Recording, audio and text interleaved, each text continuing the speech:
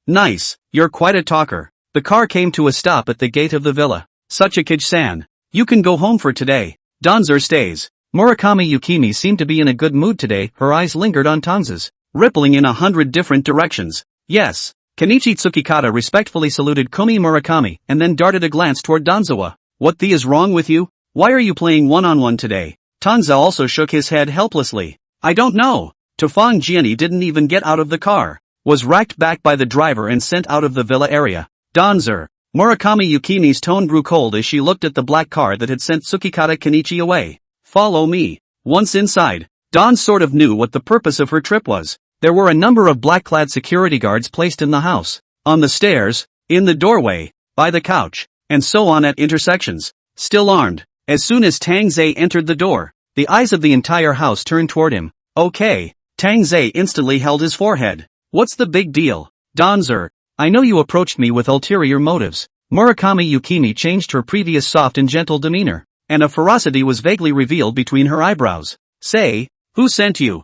Yukimi Murakami is no slouch either. Although she likes to make a big emotional statement, she's seen enough people to be able to tell who's acting and who's playing for real. After all, she was the daughter of a consortium family, and her ability to read people was already considered too basic to count for much. However, it only seemed that the Tangze in front of him had only thought about it for a little while. Gencho Hashi, and then off the top of my head. Don spoke so quickly that he instead gave Murakami Yukimi the whole won't. The surrounding bodyguards were also stunned, and individually some of them had their hands on the triggers, and when they heard Tang Ze's words, their guns almost went off. He sent you? Murakami Yukimi just felt a dizzy spell in front of her eyes. Chapter 157, Pushing by Steps. Yeah, Don's even turned the tables on him. This villa's living room is brilliant. Tang Ze with come to play like a survey of two eyes, saw the 82 years of Lafite placed on the coffee table, smiled and went over to pour himself half a cup. Ms. Komi, would you like some too? Stop it. Who told you to move?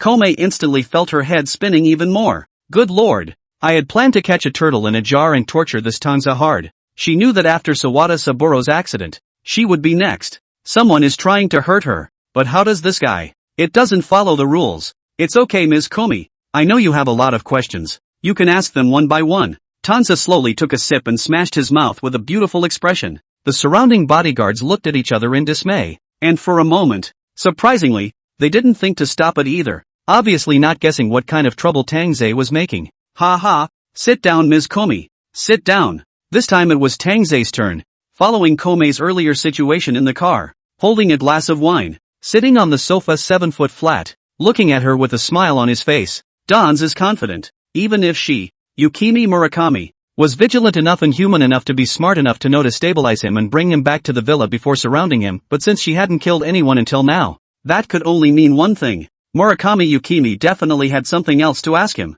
maybe quite a few questions, and he still had some value to the other rich woman. That's why we're in the situation we're in right now. Tanza didn't panic in the slightest. Tanza's behavior, in the eyes of Murakami Yukimi, seemed to have a bit of a smile between her eyebrows. Ha ha, good Tang Ze. He didn't panic even when he was ambushed from 10 sides. Let him not dare to do anything either. It's in her territory. Ha, well then, looks like you came prepared too. Ha, Yukimi Murakami smiled broadly and crossed her legs as she slowly sat down, eyes signaling the people around them to put their guns away. They had something important to talk about, that's for sure. Don's nodded. In our line of work, you have to be ready at all times. So what do? Slayer. The wine glass Tanza was holding gave a start, and a pair of eyes looked straight at Murakami Yukimi. The Gencho Hashi I was just telling you about. He's my top boss. It's really worthy of Tanza. A big thunderbolt in one sentence. Murakami Yukimi couldn't help but twitch the corners of her mouth a few times, even if she was reserved.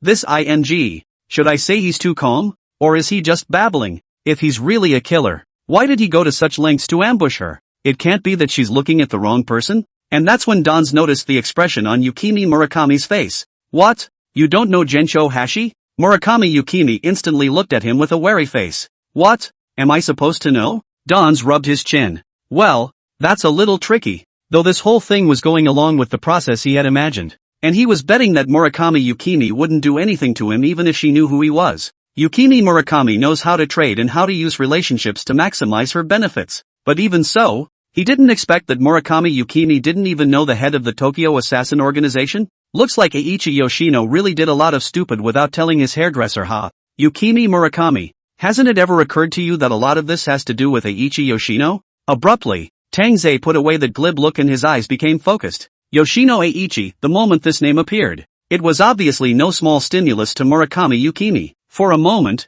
Murakami Kumi's pupils instantly followed suit, and her body then trembled slightly. Get out! All of you! Yukimi Murakami realizes the seriousness of the problem. Only Takuya Okita is left. Yes ma'am. The killers around them retreated one after another. Tang Ze had the intention to keep an eye out, but he didn't find any more killers left in this room, and almost all of the killers in view retreated. Well, it looks like the one who stayed is the one who's really good, though Dons didn't care. Since he had the confidence to go into this house with Yukimi Murakami, he had the confidence to do the whole thing. You're an assassin, and Toru Hashimoto is your leader. Did Eiichi Yoshino hire you? Yukimi Murakami strung together the clues Tangoa had given and glared at him angrily. Not really. Dons rubbed his chin. Eiichi Yoshino found our leader, but it wasn't you who was to be killed. My job, just to watch you, and then take away the evidence against Eiichi Yoshino. That's the truth, though only partially. But it's the half-truths that have the most credibility. Murakami Yukimi had already winked at the bodyguards to check it out when they exited a while ago, and right now the results were coming in quickly. Combine that with the fact that Donzer spit it out, and it's pretty obvious that the guy who died. So that's how Saburo Sawada died. Kumi Murakami's expression didn't look the least bit sad, but rather a bit relieved. Tang Ze, if you're trying to find out unfavorable information about Eiichi Yoshino from me, then I'm afraid I'm going to have to disappoint you. There was some irony in Kumi Murakami's expression. Do you think, with news that important, he would let me know? Maybe you thought there wasn't, but in our opinion, there is still something to this. Tang Ze's smile remained unchanged and gradually deepened. Well, it looks like that guy Kenichi Tsukikata is safe. The rich woman didn't even suspect that the older man who disguised himself as a wounded lone wolf was also a misanthrope. Geez, thanks for acting so seriously. But he turned out to be inferior to that lame uncle? Well, it seems that the tastes of rich women are really not something that can be easily surmised by big data. But his round of self-destruction wasn't without effect. Murakami Yukimi had only focused her attention on him, and Kenichi Tsukikata's side was well on its way to making a move. I guess. Unfortunately, I've checked what I can, and there's no luck. Murakami Yukimi had no intention of hiding anything at all, casually lighting a lady's cigarette and holding it between her two red lips. Just because you didn't find out doesn't mean we didn't, but it requires your cooperation. Kum-sama, you do realize that Eiichi Yoshino hired someone to kill Saburo Sawada and blocked the news for what purpose, right? Tang Ze's demeanor was unhurried, but his tone pressed on. Right now, the only person who knows about those messages, and who is still alive, is you, Ms. Komei. Yukimi Murakami smoked slowly and didn't reply, but was deep in thought. Chapter 158, setting himself aside. And what about your purpose? Donzer, I'm sure your leader, Gencho Hashi, he won't allow you to tell me all this. In the smoke, Yukimi Murakami slowly stared at Donz. That's for sure. Don seemed to chuckle softly. Yukimi Murakami, you're our most crucial step. Yes? Yukimi Murakami didn't care. There were plenty of people who'd said that to her, except that the Slayer's words were a first. She now kind of understands that once the Murakami Foundation's flunky, Eiichi Yoshino, after this guy secretly got rid of Saburo Sawada, who knew his secret? He was even going to kill her as planned as well. That would be no threat to him. To his consortium, I guess. Are you trying to tell me that because Saburo Sawada knew that my father didn't give the consortium to him at the time, but wanted to leave it to me, and only asked him to assist, this matter threatened his position in the consortium, right? When Tang Ze heard this, but he just laughed and didn't say anything. I was actually there that day. When a father passes away, it's natural for a daughter to be there. It's just that at the time, Murakami Yukimi couldn't feel any sadness. As the daughter of a consortium, she'd watched her father stand at the top of the consortium's pyramid for so long that she'd only felt out of reach. Even when the old man died, Murakami Yukimi just looked at him quietly without saying much. What the old man left behind was a suicide note that made it clear that she was the chairman of the foundation and that Eiichi Yoshino was the acting director. Yoshino Eiichi was definitely not happy about having his power cut in half. Murakami Yukimina would have cared very much for the only person close to her, and instead of telling the truth about the suicide note, she simply transferred some of her power to Yoshino Eiichi. True to his word, Eiichi Yoshino took the consortium in his stride. She knew that Eiichi Yoshino must have suffered a lot and done a lot of dirty things for the sake of the consortium, so even if Eiichi Yoshino did something unfaithful to her once in a while, she wouldn't say much, and didn't bother to say anything more. Only now, This Yoshino Eiichi's methods have actually reached such a cruel point? If you know, you can still watch? Tang Ze moved to swindle her again. It takes courage to surround yourself with rich women, especially surrounded by a bodyguard he hadn't even seen a shadow of. I watched, and not because I was soft. Yukimi Murakami shook her head. There are some things that are too complicated, even for me, to get involved in. You mean? Dan's carefully recognized Kumi Murakami's expression, trying to see if the guy was telling lies. You can interpret that as me defending myself. Yukimi Murakami said slowly. It's not easy for you to think of that. I can let you go today, and you should never come back to me again. Today? And what happened during this time? I can pretend that none of this happened. So, according to you, my trip was a waste? Dan's narrowed his eyes, clearly not agreeing with this. Thieves don't go empty-handed. Where else can a killer go empty-handed? Aren't you alive and well? Murakami Yukimi raised one eyebrow, a bit of provocation in her words. Oh, interesting. Tang Ze looked seriously into the eyes of Murakami Yukimi. It wasn't like the guy was joking. Sawada Saburo had died and she just watched it with cold eyes, not unmoved, and really didn't want to get involved. Plus she doesn't even care about the Murakami Foundation. I see. Seeing that the problem is not with Eiichi Yoshino, but with the Eiichi Foundation. No, I should say the Murakami Foundation. That's why you pretend you're an outsider. Blind to everything, right? Dan's narrowed his eyes, and then, judging by the somewhat startled look on Yukimi Murakami's face, he'd guessed right. You go Dans. For the sake of us getting along these days. Once again, Yukimi Murakami gave an eviction order, like a compromise. Kum-san, we don't have to go this far. If you indulge it, you won't get away with it, even if you try to avoid it. Don stood up, his eyes grim. That has nothing to do with you either. Murakami Yukimi said coldly. What? Sawada Saburo? Hasn't that guy been dead for a long time? What's the point of looking for that guy when you can't even find his body? In the Osaka office, Sakamoto Soichiro suddenly received a message from Dan's before he could call out a word of master. He was blocked by Dan's serious words. You don't have to worry about it. Tell Katsumi Shiba to check it out.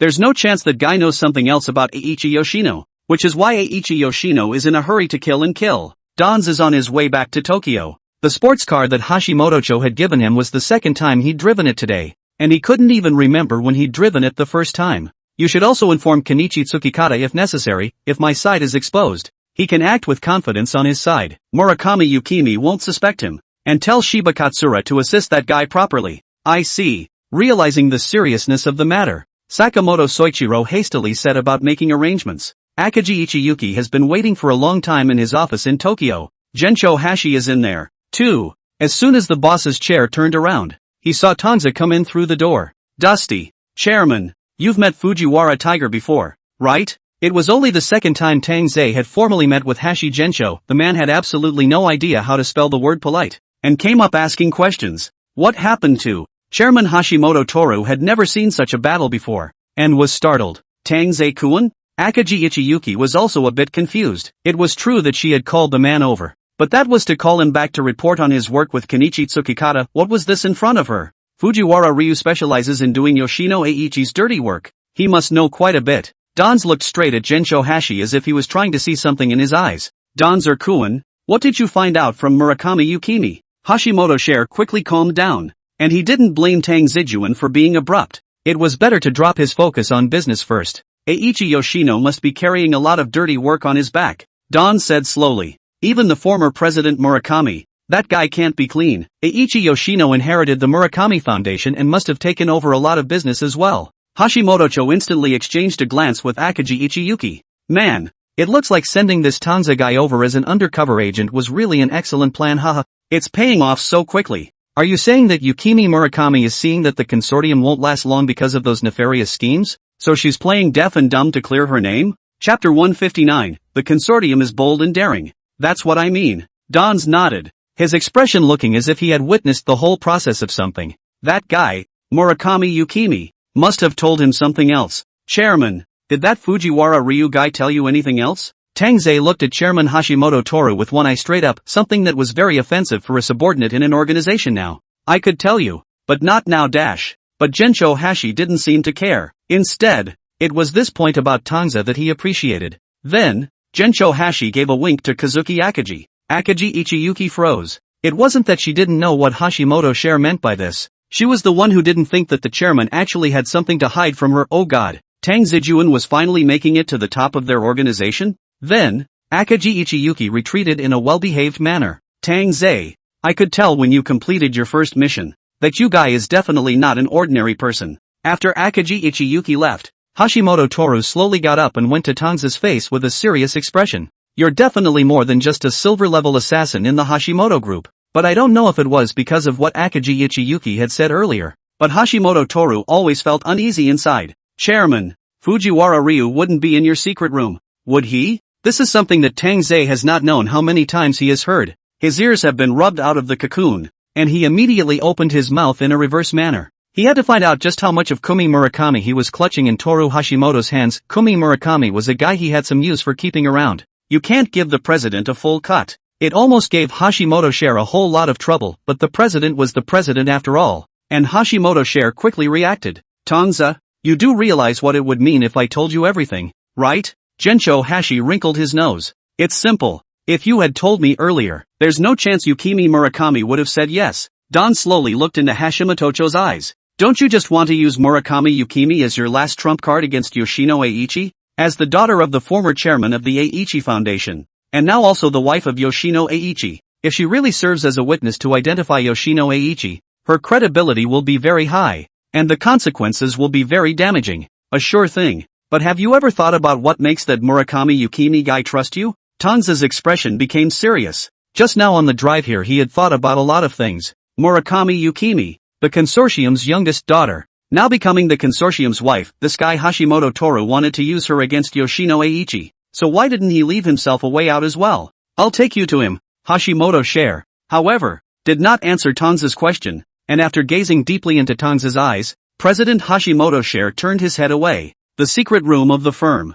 Fujiwara Ryu stood behind the conference table, staring silently into the darkness before him. There wasn't even a window in this chamber. Fujiwara Ryu couldn't bring himself to turn on the lights. It was so rare to feel as still as this, especially these days. He had to avoid Eiichi Yoshino. He couldn't let the guy find out what he had been doing lately. There was no telling what a boss like that would do inside if he found out he was dating the boss of the assassins organization he'd hired before. But Fujiwara Ryu thinks, anyway, that kind of time will come sooner or later. Then we will see whether Hashimoto Share's movements are faster or that guy finds out faster at that time. But soon, such moments are interrupted. The one who came in first was Hashimoto Toru, and the guy's expression looked serious. The guy always looked like that, but this time the guy was followed by someone else. Half of Tangoa's face was showing from behind Hashimoto's shoulder. Fujiwara Ryu understood almost instantly about this recent occurrence. President Hashimoto Share, what is this? Fujiwara Ryu couldn't help but narrow his eyes. He's Danzer. Hashimoto Toru had known that Fujiwara Ryu would ask this, so he slowly explained. A flash of shock instantly flashed across Fujiwara Ryu's face. This is the guy Eiichi Yoshino sent to assassinate Saburo Sawada, the rookie king of the Hashimoto group. The man who almost single-handedly pushed the Hashimoto group's influence to the top? Dons didn't say a word when he entered the room, just sizing up Fujiwara Ryu. The young man's appearance was nothing like as ordinary as the assassins he knew. He subconsciously believed that the most important thing for an assassin to do was to remain ordinary and get the job done unnoticed. But Tang Ze clearly defied that standard. This guy had an outstanding appearance, and really looked different from an ordinary assassin even if this guy stood in place without a word. Fujiwara Ryu could sense an aura of threat from this guy's body. The three sat down, obviously intending to talk. Fujiwara Ryu had already made plans as soon as he saw Tang Ze, although we still need to see what Hashimoto wants. But if these two guys come over to target him, but it's not so bad. Right. He is now a person. To kill or die is not simple. There's no point in getting into so much trouble, right? It's so hard to figure out what guys in killer organizations are thinking. Fujiwara Ryu suddenly kind of regretted coming over to deal with Hashimoto Toru alone. Soon enough, though, after Toru Hashimoto had described the mission roughly all the way through, as well as what Danzawa had confessed in front of that Yukimi Murakami guy, Fujiwara Ryu's entire body was in shock. Well, frankly it's risky to say that, in case they're wrong about the bet, they're probably going to have to account for the people there. But now that he was able to show up intact, the outcome of the matter was obvious. It's okay, this is actually pretty simple. Gensho Hashi nodded. Kenichi Tsukikata is also one of my men. I trust him, and you can rest assured. Fujiwara Ryu nodded, knowing the meaning behind those words. The other chairman was vouching for him. Fujiwara Ryu took a deep breath. Contraband. The other two people in the room were confused for a moment. That's all I can say, but you should be able to understand what I'm talking about. Fujiwara Ryu, however, was reluctant to say any more. There is no point in talking more about something that has already hit the bottom line. It's not just for him. It's not good for anyone. Although he had an arrow on the string, he couldn't do things without thinking about the consequences. Even if he was fighting a tiger for its skin. Contraband. Gensho Hashi's expression looked shocked. How dare that guy? Even he, the killer boss, is afraid to touch it. Where's this guy's face? Really don't want to die? Chapter 160. In that case, thus, compared to the shocked Gensho Hashi, Tang Ze's expression was much calmer. No wonder. That guy Murakami Yukimi was indifferent to such a huge consortium of his own family, and even kind of avoided it, not even caring about that guy Yoshino Eiichi treating her so coldly. It seems that Murakami Yukimi has been thinking of a way out for a long time, and even hates the idea of a clean break with Yoshino Eiichi as much as possible. In that case Murakami Yukimi, this road can already go through. Even smooth. Contraband. This kind of thing, no matter in any country in the world, it's really a state of avoidance. Things are much simpler. Dans gave a meaningful smile. This contraband thing has been going on since Murakami's old man's generation. Fujiwara Ryu nodded, indicating that he could understand what the two assassins were thinking. The Murakami Foundation was once just a very small business, and there's no way it could have gotten to where it is now. Chairman, you should know that Murakami was originally just a small workshop in the village, screwing screws, and I'm afraid that it still needs to develop for 3 more generations before it can grow to the size of a consortium like it is now. Fujiwara Ryu said slowly. It's a professional disease of his. He has to check all the master's ancestors before he serves the master before giving up. But he was going through a lot of trouble at the time is all. Old man Murakami hid it so deeply that he was on the verge of folding in the entire lives of a small band of brothers to check it out at the time. Underneath an abandoned laundry factory, there is a huge production factory, and a lot of the goods on the market come out from there. I heard Yukimi Murakami say that the old man was a chemistry senior and had won an international award. The old man was ambitious and soon became interested in the business. But business can not just have interest, but also rely on the operation. One ring after another, step by step, trickery and treachery. The old man was soon on the verge of bankruptcy and had to get his head around it. Thus, the production factory was born, located underneath the laundry. The old man made a lot of money by this. The company was brought back from the dead, and even once became a business story, saying that the old man was born to do this. Smart people really do have a great future. After all, the more lucrative the contraption, the more it touches the bottom line. The old man is so thrilled to be walking the black and white paths that he doesn't even dare to have too much contact with his family. That's why he neglected Kumi Murakami. But he probably also didn't realize that Kumi Murakami had actually known what her father had done for a long time, but she knew that he had done it all for himself, and she couldn't be bothered to resent it. But she couldn't be bothered to forgive it either. On his deathbed the old man couldn't let go of his business empire either, wanting to leave his lifelong wealth to his daughter, but naturally, Yukimi Murakami wouldn't entertain it since she knew about his hookups. But the old man will never know in his lifetime. In the contraband business, the higher the profit comes,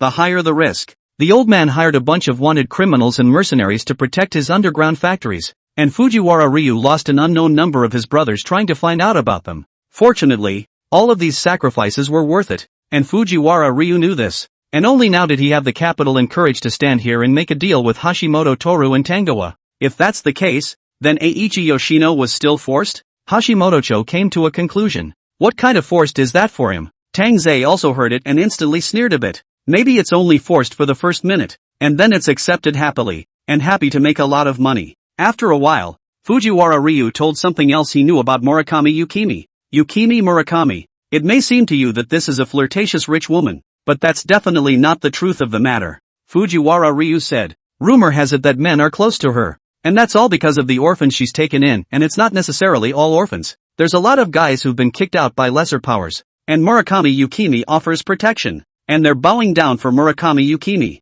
At least from this point of view, Murakami Yukimi is already much better than most of the rich women of the consortium. What's so strong about being strong? It's just casting a wide net to catch a big fish. Gensho Hashi, however, was dismissive. This can exchange for a group of loyal dead soldiers. Isn't this a sure deal? Tang Ze listened to the side without saying anything for half a day, thinking carefully. Even if they're just raised as dead soldiers, this is much better than them being hunted to death by their original gang.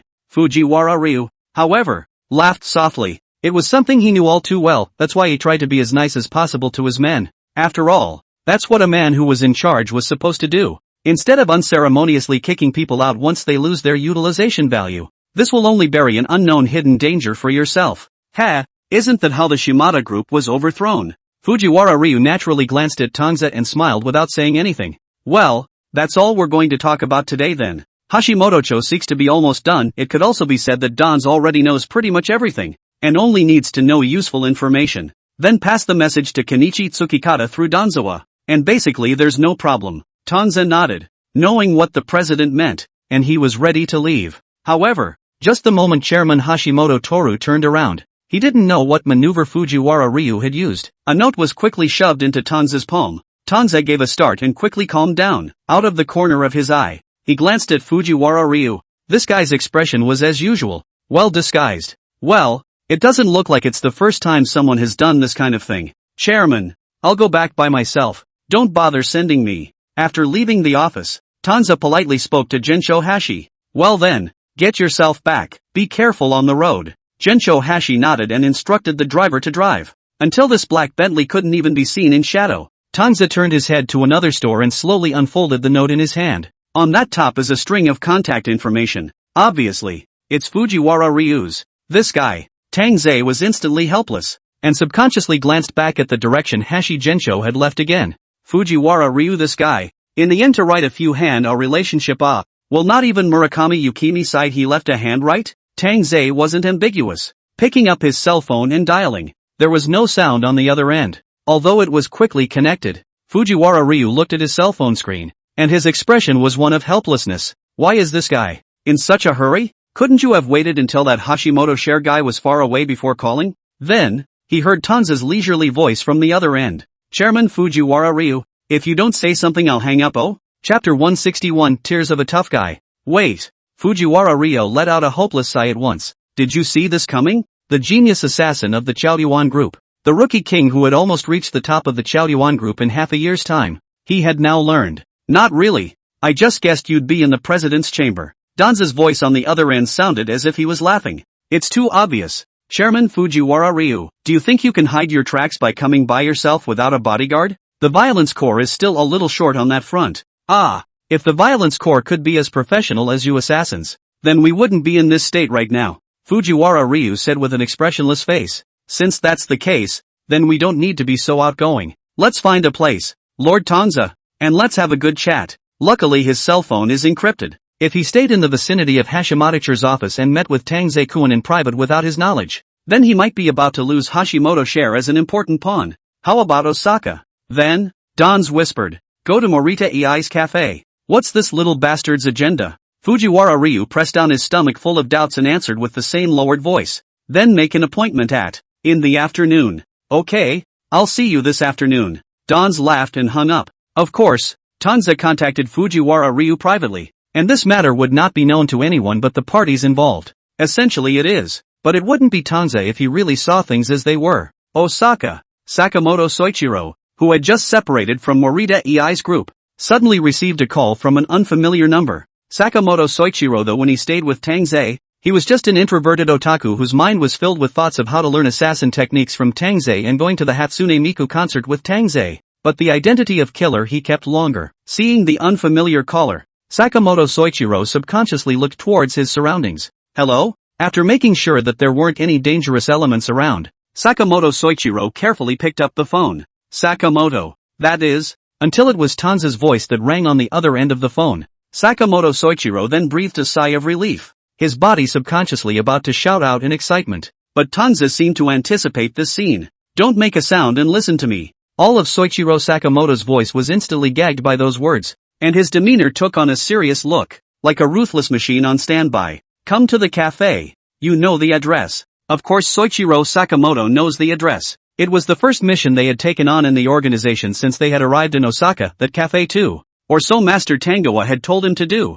But why did Master Tang Ze suddenly ask him to go there, with an unfamiliar cell phone number? Still, Sakamoto Soichiro would nod his head subconsciously as he did before, not caring at all about Master Tangoa's purpose. Okay, I'll be right there. Perhaps because of this, Tang Ze had no qualms about calling him over. Tang Ze, who hung up the phone here, turned around and walked into the cafe that was labeled closed for business. Morita EI was sitting at the innermost cardinal, stiff and tense. However, Yoshida Isamu beside him was even more nervous than him, that is. Yoshida Isamu was picking at his hands, which was a problem that only happened when he was nervous when he was a junior under Fujiwara Ryu a few years ago. It had been so long since then that even Fujiwara Ryu didn't think that this guy still retained such a problem.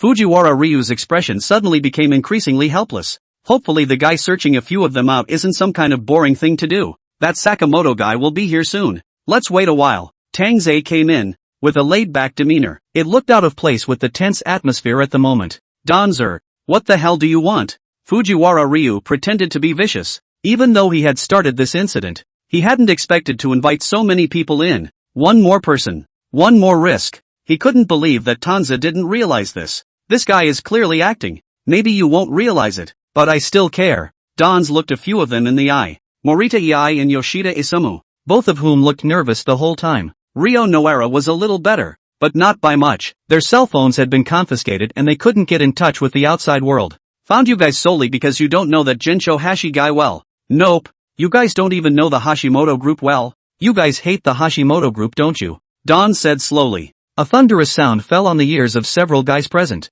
and each of them marveled out. Danzer, do you know what you're talking about? Of course I know. Tanza's expression looked very calm. It's okay. You don't have to think of me as a Hashimoto group assassin today. I can be removed from the bridge metagroup. Speaking of this, Tanza actually laughed in a low voice. Let's just pretend I'm just a regular mercenary, shall we? Would that make you guys feel better about accepting it? If you put it that way? What a common mercenary. What the hell with that?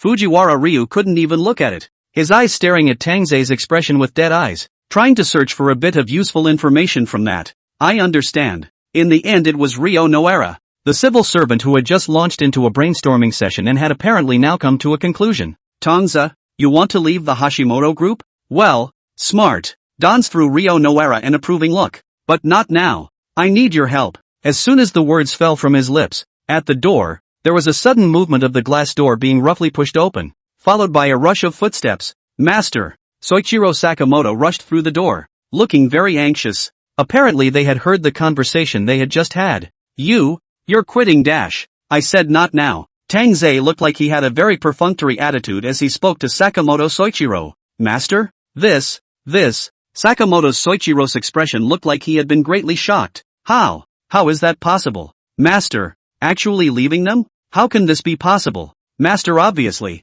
In the organization of such a high status, respected by so many killers, even the president is very favored him. Now he actually want to leave? Sakamoto Soichiro looked like a cold, older young man, obviously, with a hideous scar on his face, but from his hardened eyes, he actually squeezed out a few tears. Master, Chapter 162. Who doesn't have other plans? I said stop. We're not here for a parting meeting, okay? Fujiwara Ryu looked like he couldn't stand it. Sakamoto, you're at least a vicious dog under Kenichi Tsukikata. Why have you become a pug now? None of your business? Sakamoto Soichiro's tears were instantly held back as he cursed at Fujiwara Ryu in a vicious voice. Hey, that's right. Fujiwara Ryu sneered a few times. Sakamoto Soichiro was Kenichi Tsukikata's henchman, and that was something that was well known in Osaka. In their line of work, the Violence Corps is very similar to the Hitman organization in some ways, and they have quite a bit of crossover in terms of interests. Kenichi Tsukikata would occasionally have dealings with them, and each time the one he sent was Sakamoto Soichiro, and over time, they grew to know each other well. Sakamoto Soichiro also occasionally helps Fujiwara Ryu in gang disputes, just to make extra money. Tofang Jiani knew about these things, but he turned a blind eye to them. The killer has no discipline to speak of. As long as the critical moment to obey the orders of superiors, to ensure that the mission is completed on the line. Therefore, knowing that Sakamoto Soichiro had been sent by Tsukikata Kenichi to Tangoa, and had likewise come to Osaka, he reacted much more calmly than Morita Ei and Yoshida Isamu's gang, who had once been alarmed by their attachment to the Shimada group. But, Tang Ze-sama, you clearly have a position in the Hashimoto group that no one can surpass, right? Ryo Noara asked cautiously. As far as he knew, although Tang Ze's current rank in the assassin organization was only silver, but that didn't matter anymore. Judging by the fact that guy Gensho Hashi had given him this aspect of Osaka's business and ended up making Kenichi Tsukikata his second-in-command, a moving level like the assassin rank didn't matter at all anymore. At least not by Danzer, but still important in the eyes of the other newcomers in the organization. Status? It was never something Danzer cared about. You should stop asking questions about such things. As if he could see what the guys in front of him were thinking. Tang Ze slowly said again. Silence. But they also understand. Dons doesn't need a reason to do anything. It's just that they couldn't have guessed is all. So you want to change your identity and leave the Hashimoto group? All that being said, it finally gets to the point. Dons nodded. It wouldn't be easy to change your identity. Fujiwara Ryu chimed in. Any one of the few guys they had present could do this. It wasn't even impossible for Tang Ze to do this if he made up his mind to leave the Hashimoto group on his own. There was absolutely no need to call them here specifically. Master, what do you want? Of the bunch, Soichiro Sakamoto's mood was quite torn. He was originally from the Hashimoto group, but now he's become Tangoa's apprentice from Kenichi Tsukikata's crew. But now he was being made to hear it again. Neither as a Hashimoto group assassin nor as Danza's disciple could make him accept it. There's no rush. Let's take our time. Danzer said as much. Okita, do you think, Tanzakuen, he will come back to me? Miss, according to my advice, you'd better put your mind on Yoshino Eiichi. Hey, even you think so? At this point, Kumi Murakami's mood wasn't any easier. After Tang Ze left, not only did the mystery inside her not cut down with it, but it had a tendency to grow bigger and bigger. However, she felt that Tang Ze still had no malicious intent in the final analysis. Otherwise he might have fought Takuya Okita right then and there. I'm just drawing conclusions based on your own interests. Young lady, Takuya Okita said slowly. Yukimi Murakami. She was unfortunate. She had enough misfortune. And as his savior, he really didn't want to see the lady suffer again. So, to please Eiichi Yoshino, just do what you always do. The two of them don't bother each other. And just continue to live in respect for each other. He was sure that was what Master Murakami, who had brought him back, wanted to see. No, you don't understand. Okita. Yukimi Murakami shook her head, her eyes drifting off into the distance. The only way I can be truly free is to get out of here. The odds are that Takuya Okita has no idea what Yukimi Murakami is trying to say. But then again, although he was so intent on looking out for Kumi Murakami's immediate interests, he had forgotten what was going on inside her mind. The consortium is like a big net in which everyone is trapped, looking golden, but actually not letting anyone breathe at all. Why wouldn't Yukimi Murakami want to escape? But she couldn't do it without outside help. Besides, where else could she escape to? Miss, that, Takuya Okita was reading what Yukimi Murakami was saying. Having followed Murakami Yukimi for a decade or so, he could tell a little something about the last time the lady brought Tang Ze into the house. If, in fact, Murakami Yukimi really wants to escape, with the help of an assassin, perhaps the process will be much smoother. Why don't you call Tsukikage-san? Yukimi Murakami commanded. Yes, Takuya Okita then turned and left. At this moment, Kenichi Tsukikata was panicking inside. In a nutshell, he knew all about Tangoa. Chairman Toru Hashimoto had told him to inform him that Kenichi Tsukikata was now the only pawn around Yukimi Murakami. Only now, there's not much visible progress on the earthbound Kenichi side. Although Chairman Toru Hashimoto wasn't in a hurry, Kenichi Tsukikata always felt uneasy in his heart. That's probably inner turmoil withdrawing. He hadn't contacted Tang Ze for a long time since the last time he had listened to Hashimoto's orders and explained the situation to him. In between, Akagi Ichiyuki contacted him a few times, and Tsukikage Kenichi sidestepped him by asking about Tangoa's recent movements. But she didn't know either. The organization has now assigned those relatively simple tasks to newcomers and other assassins. Tangoa's main task was Eiichi Yoshino and Yukimi Murakami, or rather, all of this matter was triggered by that task of Saburo Sawada, and the aftermath of this matter had to be handled by him as well. The chairman guy is obviously doing it on purpose. Thinking about this, Kenichi Tsukikata couldn't help but become more suspicious of the chairman's motives. How could this guy, the chairman, not have thought of the chain of events that would unfold after Sawada Saburo's death? Only the whole thing. Earth Party Gianni always felt that something was not right. It's not the chairman, Gencho Hashi, but Tangoa. I know that guy likes to run to the custom store, but if he grabbed the tip with a rich woman to sell her good, such a thing he also cannot hesitate to do it? It even comes across as a lot more enthusiastic than he is. Perhaps Tanzakuen did enjoy himself, but with Tsukikata Kenichi's sixth sense,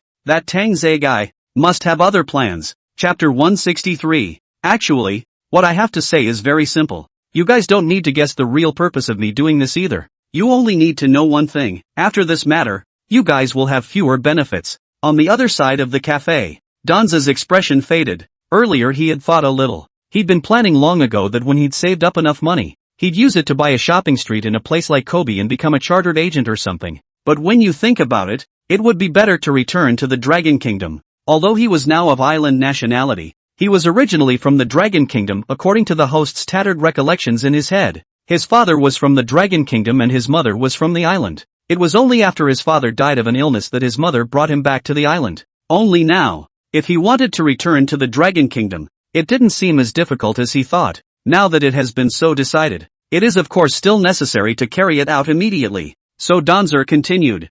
I need you guys to do something for me. You can either not keep it a secret, or you can go around talking about it, or you can even go and inform Gensho Hashi. But the consequences of doing so, Danza's smile faded as well. But the aura of danger is very strong. Harm. How could we possibly go around talking about it? We're all diehard fans of Boss Tanza. Morita Ei was the one who tried it, and was the first to pop up and make her position clear at once. Me too. Lord Tang, Tanza, we're all brothers. We'll do whatever you tell us to do. Master. With the exception of Sakamoto Soichiro, the group of people in the room went along with Tangoa's words. Sakamoto, if you want to leave, you can leave now. Danziger glanced at Soichiro Sakamoto in passing. This guy, he could still understand if he really didn't want to get involved. People lived and died as members of the Hashimoto group. No matter what, he still has an earthwork construction team leader. That guy knows him well. Tang Ze does not believe that guy can easily give up. Dans. No, I'm staying. Somewhat to Tang Ze's surprise, the guy looked like he had gone through a bit of a thought struggle before hesitating for a moment, and then suddenly raised his head with a determined face. The few guys around them didn't say anything, as if they were watching the show, or as if they were observing Tanza's reaction. Why? Dans looked steadily at Soichiro Sakamoto. This guy, I even considered him a newcomer at first. I met this guy in Osaka, and he even paid a visit, and even paid a teacher's fee. When he had carried out a mission at the amusement park, Tanza had thought that the guy was relying on luck. Well, I did not expect the back of the Akagi Ichiyuki sudden whim to say to him, the earth building a pair of Sakamoto Total Ichiro has a period of time to complete the task is very good. Called the bridge Gensho listened to all praised a few hands. It also gave Kenichi Tsukikata a bounty increase. Tang Ze then realized that this cheap disciple of his was actually something. That's why Danzer brought this guy here. If a master is going out to do something, where is the reason for an apprentice not to follow? Sakamoto Soichiro even said it with a straight face,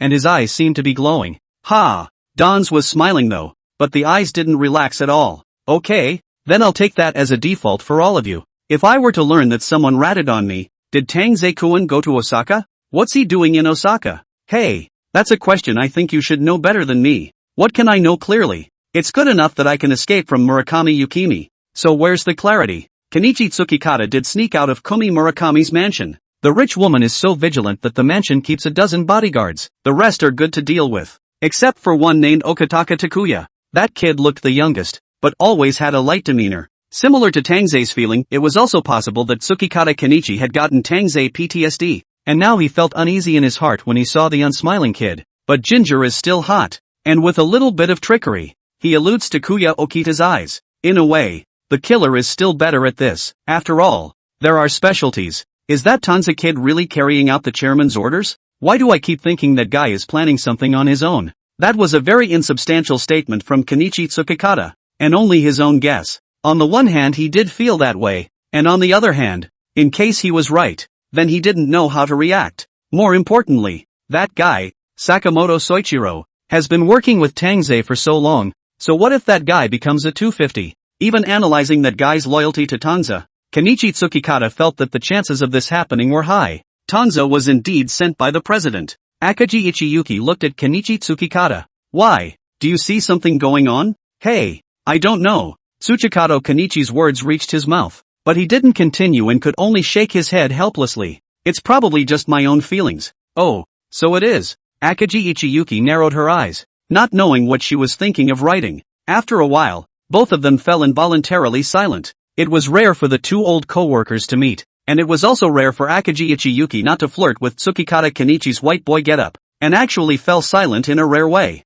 The chairman asked that guy Tanza to assist Fujiwara Ryu, so I guess that's it. Fujiwara Ryu went back to Osaka, so Tangoa went back to Osaka as well. Soichiro Sakamoto is Tangoa's protege, so it makes sense for him to go along, doesn't it? After seemingly thinking for a while, Akagi Ichiyuki rubbed his chin and said, eyes also intentionally glanced at Kenichi Tsuchikato's face for a while. Granted, she wasn't present at the time that Tangoa was called out to the office by Hashimoto-cho, but instead, it was the fact that Hashimoto-cho had ordered her out that made her guess. For the rest, all Akagi Ichiyuki had to do was to investigate Fujiwara Ryu's whereabouts a little. Then things would be easy to understand. Oh, so that's how it is. The doubts on Dakikata Kenichi's face dispelled quite a bit as he listened to Akagi Ichiyuki's words. No wonder. I said why did he blow himself up in a good way and didn't tell me? If Chairman Hashimoto shared didn't even blame him, then it means that the current situation isn't too bad for us? Kenichi Tsukikata has his own analysis. Well, if there's anything else the chairman wants to know from Murakami Yukimi,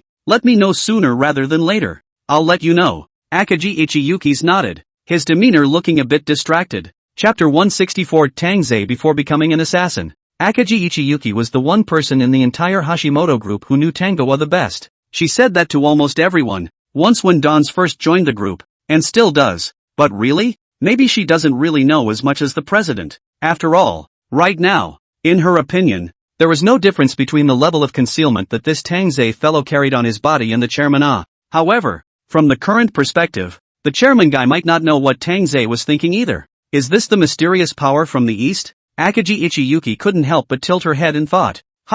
What are you talking about? He was so absorbed in his thoughts that he almost forgot that this guy, Kenichi Tsukikata, was still next to him.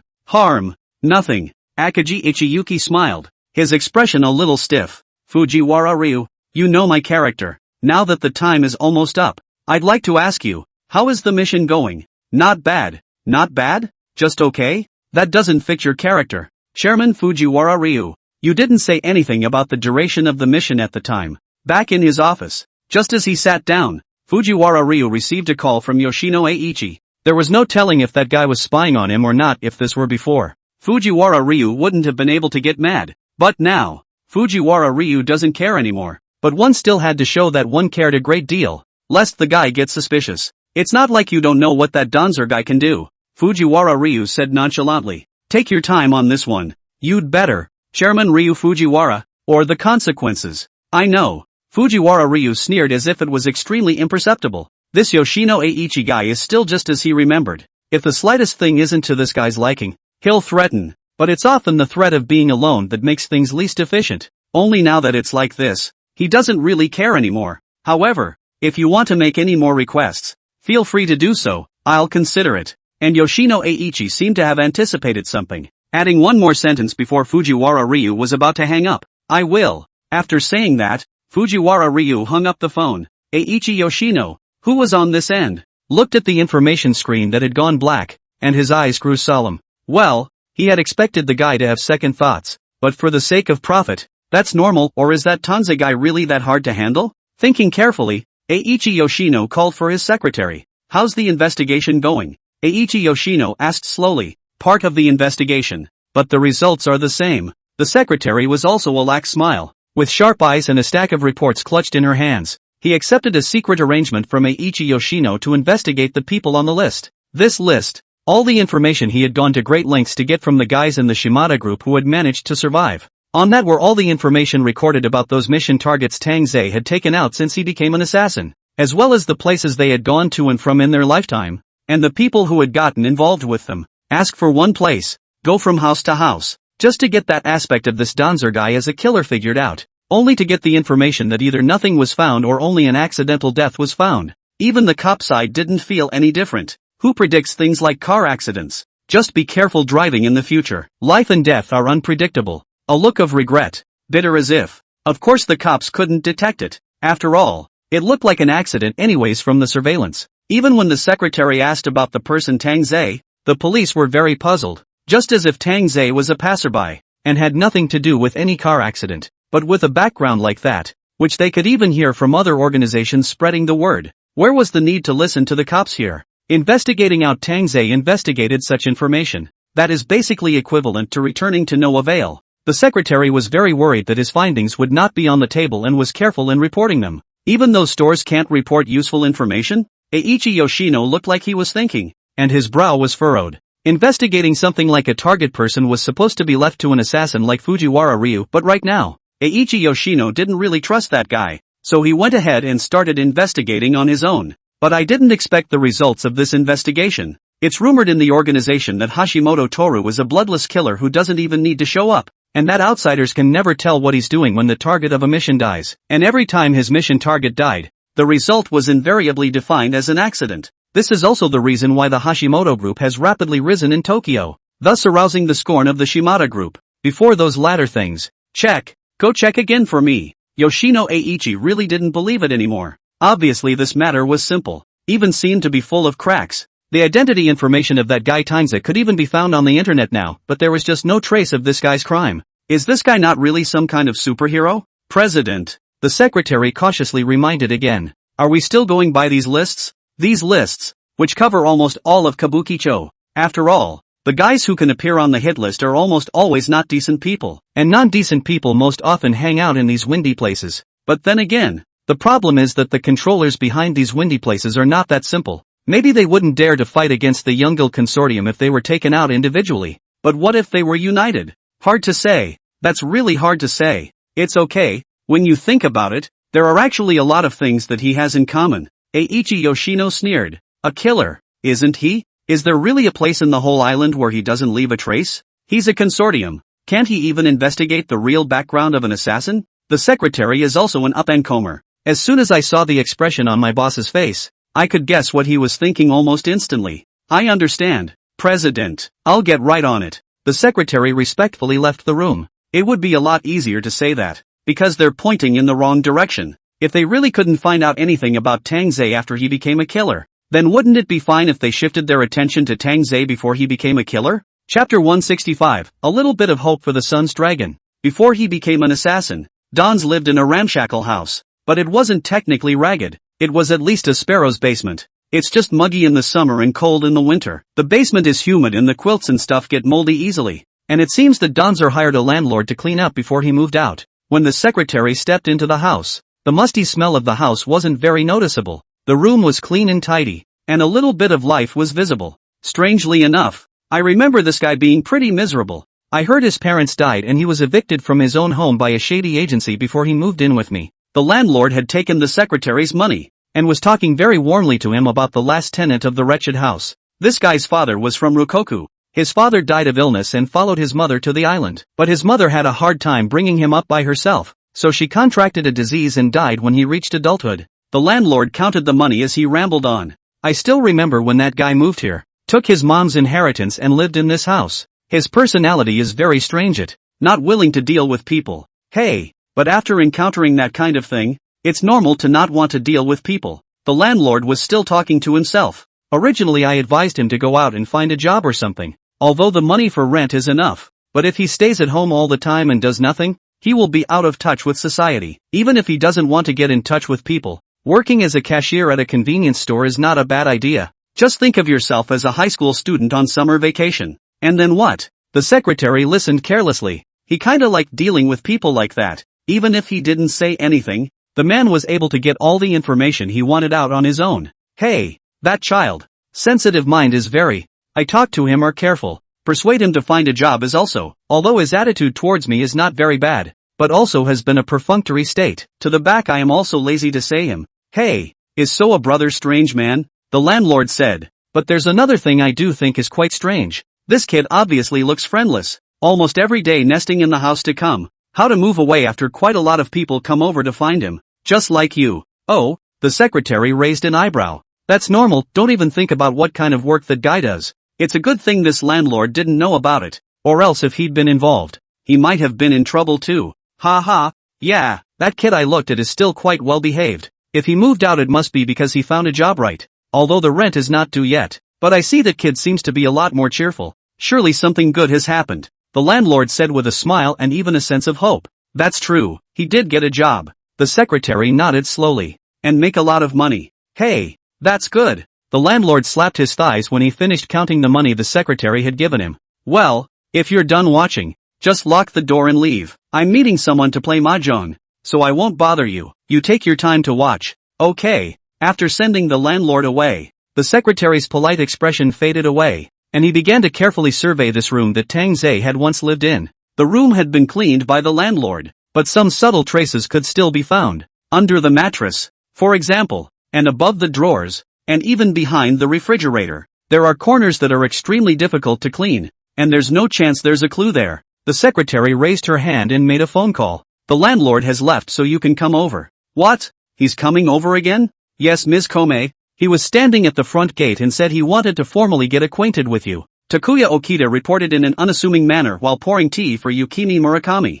Ha! Murakami Yukimi instantly held her forehead with a headache. Seriously, she thought this Tang Ze guy had just left. Right, how could he come back so squarely? You're afraid you won't tell anyone about what he's done, aren't you? And formally recognized? This guy, if he really knew her as him, did he deserve it? A killer has no identity. What the hell is this kid selling? Never mind. Let him in. Murakami Yukimi's brain CPU was going to dry burn and all she could do was wave her hand with a headache. Even Kenichi Tsukikata was sitting next to it. After hearing the information reported by Takuya Okita and Kumi Murakami's decision, he too was confused. Kum-san, he's a killer. Kenichi Tsukikata endured his headache and reported earnestly. Hey, what are these guys up to again without his knowledge? Was it the president's order this time? Too, the chairman's orders are really getting outrageous lately. Hey, so what if he's a killer? He's already a known killer. Yukimi Murakami crossed her legs and said slowly. Really? So I'm already known? Only to see that Tang Ze had already come in through the door. It was true that the guy who had removed his vest was dressed casually, not even wearing a suit, a jacket, looking casual. You guys? Murakami Yukimi couldn't help but shake her hand a few times as she held the goblet. What do you want to come over here for now? Wasn't I clear enough last time? Clear on the contrary. Dons nodded. But I wouldn't be meeting with you so formally now if I had any more questions to come to questions. You call that formal? What exactly is your misconception of the word formal? Yukari Murakami's willows twisted into twists as she watched. This guy isn't even wearing formal attire. What a way to take himself seriously. Hey, I didn't go through the front door. Donaldson also tried to defend himself. Hey, but I can't say it if your little lover is present. After saying that, he even nodded his head with such a Kenichi as if he was nothing, as if he had made a polite greeting. Earth-building eye? Are you kidding me? Murakami Yukimi, of course, didn't understand the connotations in that interaction, and could probably guess that the guy was looking for something more subtle once again, so she gave a wink towards Okita Takuya. Takuya Okita understood and turned his head to Kenichi Tsukikata, who was squeezing Yukimi Murakami's shoulder next to him. Suchikage-san. This way. Oh. Tsukikata Kenichi was so engrossed in his eye fight with Tangoa that he almost didn't slow down. Tsukikata-san, please cheer up a little. This isn't a nightclub. Giving Takuya Okita the impression that the guy was gawking, he frowned and reprimanded a few times. Chapter 166, Kill him in 3 days. Tanzo was watching that guy Kenichi Tsukikata get kicked out by Takuya Okita with a resigned face, and almost didn't die of joy. But the face still had to be a look of unperturbedness. Looking seriously at Murakami Yukimi. Yukimi Murakami, I'm here to make a deal with you. Murakami Yukimi held back the desire to almost spit out the fine wine in her mouth, and looked at Tanza fixedly. I say, Tanza, you're at least a serious assassin. Can't you be a little more normal? What? I'm not seriously making a deal with you? The smile on Tanza's face gradually deepened. Look at that. Didn't you even coax Kenichi Tsukikata away? What's it to you if I coax him away? Yukimi Murakami is really going to strain herself. Ahem. Dons also stopped teasing her. You've checked me out, right? You should know that my father is from the Dragon Kingdom. Of course he was now a dragon. And his mother hadn't transferred his citizenship after all, probably because she had left one last thought for his father. But it was also what reminded him in turn. It's only a matter of time before we do plan to go back. The identity thing, though, has to be considered in the long run. No, he came to Yukimi Murakami. To be honest, before for Tang Ze this guy, always feel with him to get along with down like a layer of veil. Cannot see this veil below the real identity is what? The bright side is that this guy was just a plain, ordinary, mediocre passerby before he joined the Hashimoto group. So all the mishaps started before he joined the Assassins organization. And what happened to the process? Nobody knows. But now, she could sort of finally see it. It's just like this guy took it upon himself to lift that veil. Donzer, I understand how you feel about doing this, but as it is, if you really want to go back, it's probably too late. Kumi Murakami's brow furrowed. They had moved from the living room to the meeting room, which was so private that not even Takuya Okita had access to it. She realized why this guy didn't go to his own chairman to discuss something, but instead came to an outsider like himself. He had gone to great lengths before, even going so far as to blow himself up. Could it be to sell her a favor? It's not too late. It's never too late. At this point Tang Ze seemed to have endless confidence as he looked at Murakami Yukimi in front of him with a smile on his face. To be honest, this is something I didn't do on a whim. Hey, there's a lot of spur-of-the-moment stuff going on. It's almost as if I've forgotten what it feels like to be circumspect about something. I say, Tang Ze, when you go back to that dragon country, isn't your situation not much different from you being here? And if you're over here, days may not be as comfortable as over there.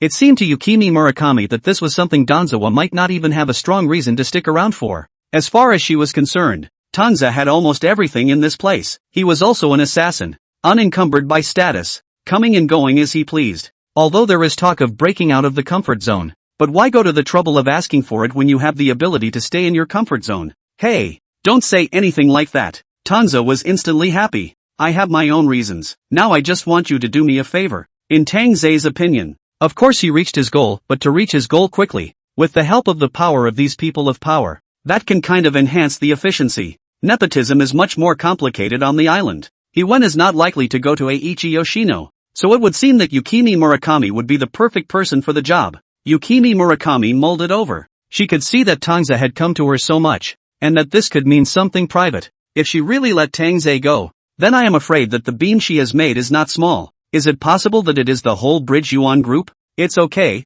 Kum-san. The Hashimoto group guys won't know. Tang Ze seemed to have seen her concerns and instantly laughed beside her. The guys in the Hashimoto group won't know about this. Even if they knew, it wouldn't reach the chairman. In this case, I have full assurance. He's not one to make rash decisions. What if I did say that? Then maybe there is some truth to it. Yukimi Murakami frowned. Are you really leaving the island? Ms. Komi, I wouldn't have come to you today if I hadn't made up my mind. Dans narrowed his eyes. He didn't even care that Tsuchikado Kenichi was present just now. He was well aware of that guy's nature, and wasn't afraid of him going to Hashimoto Toru to confront him, given Kenichi Tsukikada's personality. He'd go to Akagi Ichiyuki at most, and wait to find Akagi Ichiyuki, then go to the chairman's phone. It's too late to say anything. Okay, then. Murakami Yukimi nodded at that. You want to go back to the Dragon Kingdom? If the official way, may have to drag on for a year, too long not to mention, maybe it will also be discovered. After all,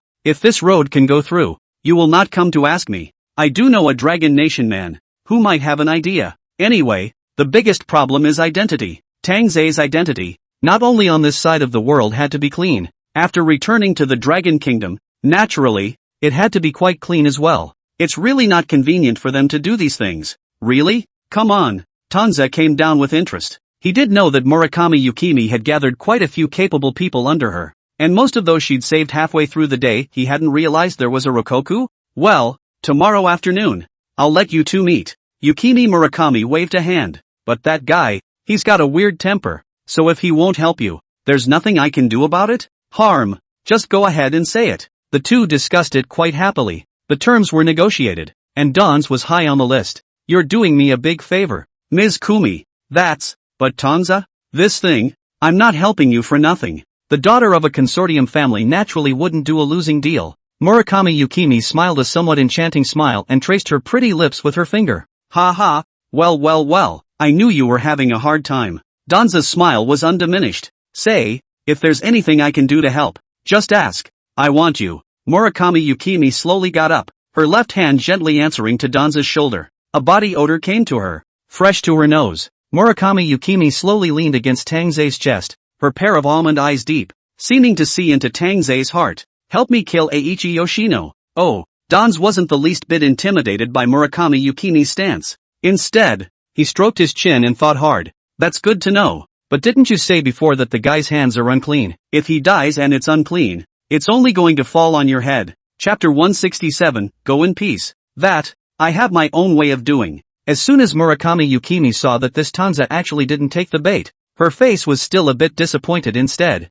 The way things are now, even if I don't do anything, things are still out of my hands. Or I'll just do what I'm doing now. Do nothing but be a poser, an outsider, and let that guy be a demon. Why don't I take over with full authority and turn this game into ashes? Telling those jackals and tigers not to get any benefit at all. Yukimi Murakami said this with a smile on her face though, but Tang Ze could see that there was a ruthlessness in this guy's eyes, a ruthlessness that had been suppressed and hidden for many years. Ha ha, if you're really determined to do this, then why didn't you think so before and drag it out until now? Now that the melon is ripe and the situation is enlightened, the Yangi consortium is bigger and stronger, and things aren't going to be many times harder again, Dawn said with a smirk. That was before. And it's really going to take a lot of determination and a lot of skill to really get this game going. I have the heart, but not the strength, Murakami Yukimi said seriously, while letting out an involuntary sigh. Then his eyes flicked back to Tang Ze. But that passed. There's a difference compared to now. Ha ha. Oh, then I see what you mean.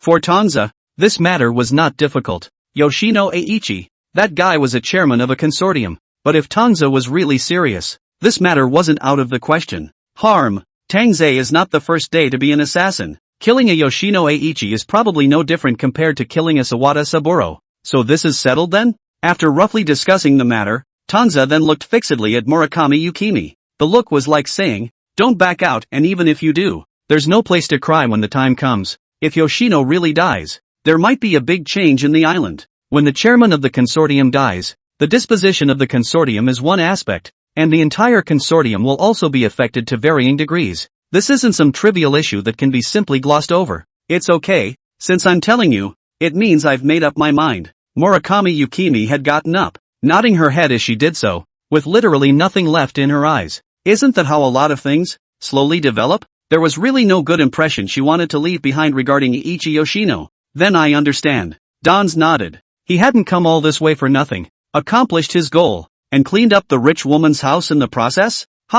It's a lot more fun than whatever assassin he's working as. Tang Ze-kun. Then let's see each other again sometime. Murakami Yukimi said while the look on her face was complicated again. Oh, there is such a thing? Yeah, you are not seeing. Today Tang Ze-gai came to the door, and said that he wants to meet with Murakami Yukimi officially, saying that he has something to ask her. That bodyguard, Kumi Murakami, even kicked me out, saying that the head of the family talks about things and they can't listen to dash. If it was anyone else, why did it have to be Tang Ze-jun? What does he want? On the other hand, after Kenichi Tsukikata came out of Yukimi Murakami's mansion, he hoofed it to find Ichiyuki Akagi. The guy was painting his nails like nobody's business. Obviously, there were still a bunch of documents from the chairman on the table, and Akagi Ichiyuki didn't even raise his eyes. Hey, what does Tang Ze-kun want? Haven't we always failed to guess? Only to see that not only did Akagi Ichiyuki not even look at the documents sent by the chairman, but he also didn't even blink when Tsukikata Kenichi arrived on his heels in a fiery hurry.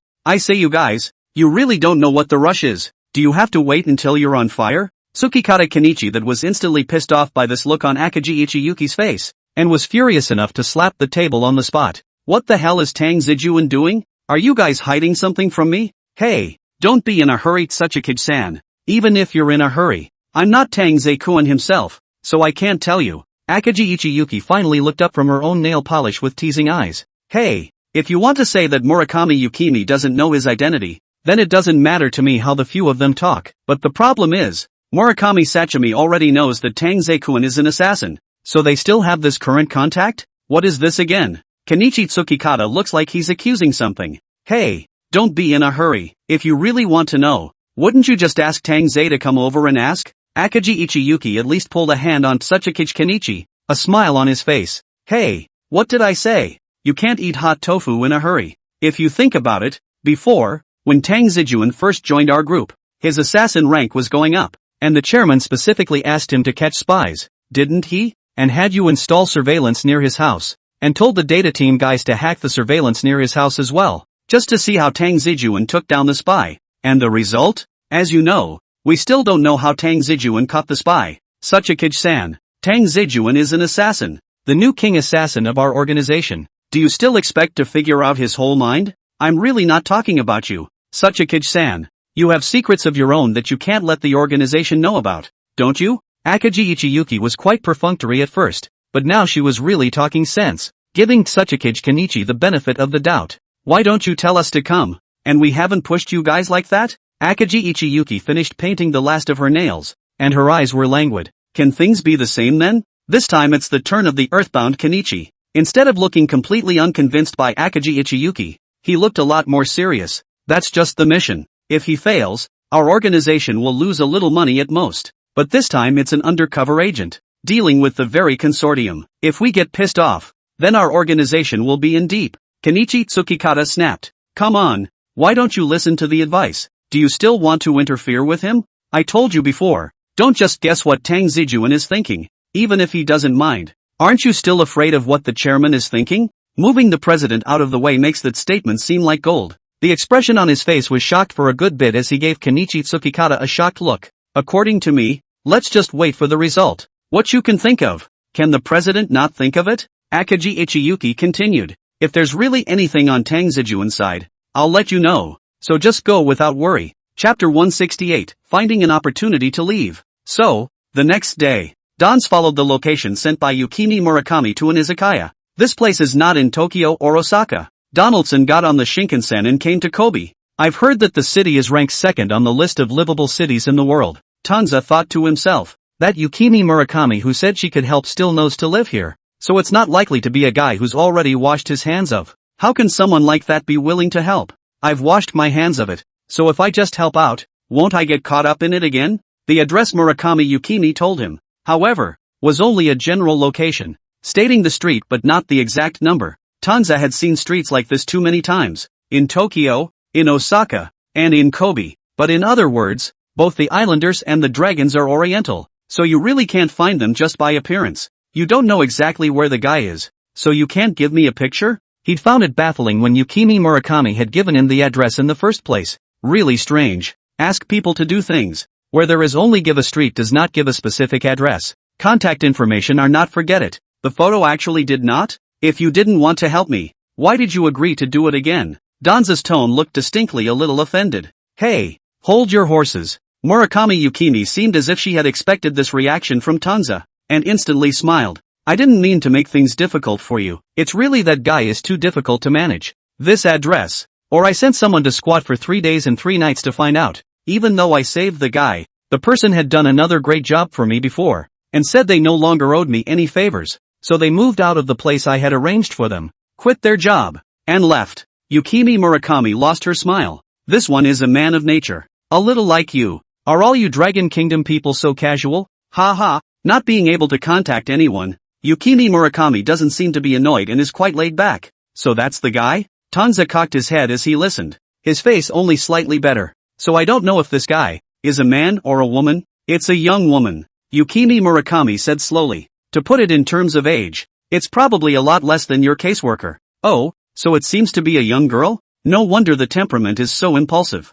Tang Ze nodded and accepted it. My caseworker? How old is that guy to be compared to someone's little girl? Ha ha, how does that compare to me? Murakami Yukimi looked at Tang Ze's appearance and seemed to have gotten up a flirtatious mindset. So she suddenly said slowly. Ha, making fun of me again? I'm not falling for it. Dons shrugged. What age group can't you find if you want to find a rich woman like you? So don't come and molest me, a young man from a good family. So I searched for the address of Murakami Kome, and that's how I came to this Rakugo town. It was an old street, with grocery stores, repair stores, and even a game hall, as well as quite a few izakayas, all decorated in the old style, simple wood-paneled structures, with quite a bit of black grime accumulating on the boards, and even some stained with quite a bit of smudged smoke, which I was told was a coloring technique. In the Kyoto style that had once been the most popular, it was a bit of an age-old flavor. No wonder it was said to be livable. It seemed that even time slowed down a lot when you got to a place like this, including this home winehouse. As soon as Tang Ze entered, he looked at the person who looked like the owner was leaning back in a recliner, eyes closed and huffing. The door is not even closed. I do not know whether the heart is too big or careless. If in the hairy thief rolled the store's money to escape, this shopkeeper is afraid that will not even wake up. Boss? Tang Ze walked all the way here, but also feel quite novel. See the boss. Find a place to sit down, waving and smiling. A short while later, there was a crisp response from behind the counter. Hey, come on. Instead of the owner who was dozing there, a young and lively looking guy came. You're here early. Our store just opened. It's island language with a slight accent. Hey, I was in a hurry to pass by, and I was starving, so I found a random place to order in and treat my stomach. Dons listened affectionately, but kept quiet. Okay then, what would you like to eat? The little brother said with a grin. Tang Ze casually reported the names of a few dishes, which were snacks that could often be found in izakaya. There was also a small bottle of wine. Ha ha, guest, you look like a connoisseur. You often go down to the restaurant to drink, right? The little brother finished carefully memorizing the names of the dishes Tang Ze had reported, and burst into laughter. Okay, you first sit down. I'll go prepare right away. After saying that, he ran to the back kitchen in a huff to get busy. Tang Ze began to take a closer look at the store. The store was similar to all the izakayas he'd been to before, with a menu hanging at the top, some proclamations from the owner in the center, some uplifting words, and a few paintings. Usually of awards. The store had one or pictures of celebrities who had come here for a group photo, or if not that, the owner making the food with his own hands. But this store seems to look a little different. This wall a painting is not, even right to the customer's signature blessing are not. The wall paste, I can see that the owner of this store on their own decoration of this piece of very not pay attention to well, we'll just have to see how the store tastes. Although Tang Ze's purpose for this visit wasn't to eat either. Soon, the few dishes Tang Ze had asked for came up. The one who served it was not the boy who had just ordered for him, but another. The meal you ordered is now being served. The young woman, with an English brow, had her hands down while her eyes were not idle, and looked him up and down with an air of scrutiny. It can't be her, can it? Tang Ze thought this inwardly and didn't show it on his face. Enjoy your meal. The female quickly finished what she was doing, put it down and left. Tang Ze looked at the departing back out of focus, seemingly thinking about something. It seems too abrupt to go over there now and say hello out of the blue. Better to find another opportunity later. But he'd been able to pinpoint the location. As long as he didn't show malice, he wasn't afraid that people would take offense. It was mostly Yukimi Murakami who had informed him of his arrival, and if he could find this place, this girl should have been able to think of this one too and not be afraid of her leaving. Tang Ze finished the meal slowly and methodically and got up to leave the small store. That's strange. How come I haven't seen a word from him? Didn't I hear someone was going to come looking for someone today? After Tang Ze left, the people in the store, who didn't know who it was, began to whisper, "Harm, what do you care who he is? Let's just go away and not be afraid that he won't come." As one man's words fell, another chimed in, "Wait and see." Chapter 169, I believe you. At this time, Osaka, Don's was the one who left after explaining things. The rest of the gang looked at each other in dismay, inwardly knowing what Tang Ze was trying to accomplish, but it was also a bit difficult to say. Hey, you guys, does this count as Tang Ze pulling away from the Hashimoto group? What's the point of pulling away? I don't see these two parties working together in good faith to begin with. Do you? Hey, I mean, you're a civil servant. Why do you say that? Can't you see that? Tang Ze is making enough money to fly solo, just like you. You were working under Fujiwara Ryu, but didn't you come out and start your own business later? Damn it, can this be the same? I came out as a whitewash, but does Lord Tang Ze want to come out as a whitewash too? And what else? How is he going to get back if he doesn't clean up his act? No, have you guys really figured out his intentions? He doesn't even need to wash his hands of it now. He doesn't even have an identity. He doesn't even need to wash his hands of it. In the maid cafe, a few big old men sat around and discussed for half a day, but they didn't come up with anything. Come on, you guys are now free to discuss here. Why don't you help Lord Tang Ze to do things earlier, so that you can also turn in earlier, saving Lord Tang Ze from thinking about it. A few people were still quite happy to do things for Tang Ze, but they just couldn't figure it out a bit. The group rambled on a bit more and slowly turned to leave. Only Sakamoto Soichiro and Fujiwara Ryu. Sakamoto, tell me about your plans. Fujiwara Ryu lit a cigarette and slowly looked at Sakamoto Soichiro. You've been with Don's the longest than anyone else in the case, and I'd like to hear your opinion. Fujiwara Ryu, although he's been closest to Sakamoto Soichiro in recent years among the gang, he was a violent group, and in the end, it was the contact with Tang Ze some time ago that made him remember the importance of the man, Sakamoto Soichiro, in the whole affair of the Shimada group's overthrow. Opinions, what else could they be? Soichiro Sakamoto's demeanor looked muddled, as if he hadn't slept for 3 days and 3 nights. Tang Ze-kun is leaving the island. Are you going to follow him? Actually, it seems to me that your path is quite rich. Fujiwara Ryu meant it. This guy can pretend nothing happened and stay in the Hashimoto group, or continue to follow Kenichi Tsukikata like before. If Tangoa leaves, the Osaka matter will eventually fall to Kenichi Tsukikata. Either that or this Sakamoto guy really did go with Tangoa. Since that guy Tang Ze was able to call Sakamoto here, he must be in a state of acquiescence at that level. Then if things really were as he suspected, then he was curious about this Sakamoto guy's choice. What's the rush? It's not there yet. Soichiro Sakamoto returned to his senses before looking at Ryu Fujiwara. You're so concerned. Do you want to leave with Master too? I would like to leave, but if I leave like this, my brothers will suffer. Fujiwara Ryu shook his head. He looks away, but things are often out of his control. Then I understand. Soichiro Sakamoto nodded. I'll keep in touch. Remember to read the messages, haha. How did you get my contact info? That's not easy. Just get the data team to find out. Soichiro Sakamoto smiled. Looks like I'm going to have to beef up my cybersecurity.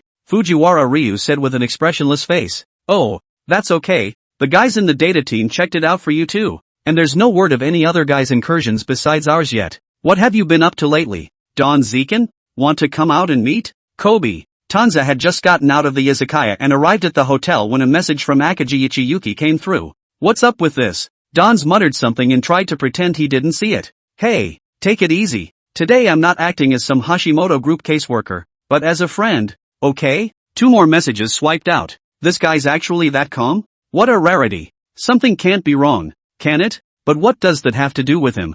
Danzer never took everything in the organization seriously except for the mission. Then you come to Kobe. Tang Ze thought about it briefly and sent his address. The place he was looking for was a long way from the hotel he was staying at, and he wasn't afraid of letting the spooky caseworker find out. But it doesn't matter if we find out. And he didn't believe that guy could really stop him? A few hours later, Akagi Ichiyuki appeared before him. Hey, Tang Ze-kun. It's obvious that we haven't seen each other for just a few days, but I feel as if several years have passed. Akagi Ichiyuki actually didn't wear any heavy makeup today, just a light one that made her look much more stable. Instead, it was the red hair that looked a little out of place, only making the guy look even more of a story to onlookers. Why? What's the president's new directive? Akagi Ichiyuki laughed. Harm, can't I? The caseworker, come to you if the chairman hasn't ordered it? Akagi Ichiyuki laughed. What are you trying to say? Tang Ze tilted his head just in time to meet Akagi Ichiyuki's somewhat serious eyes. Dans, I know what you've been doing lately.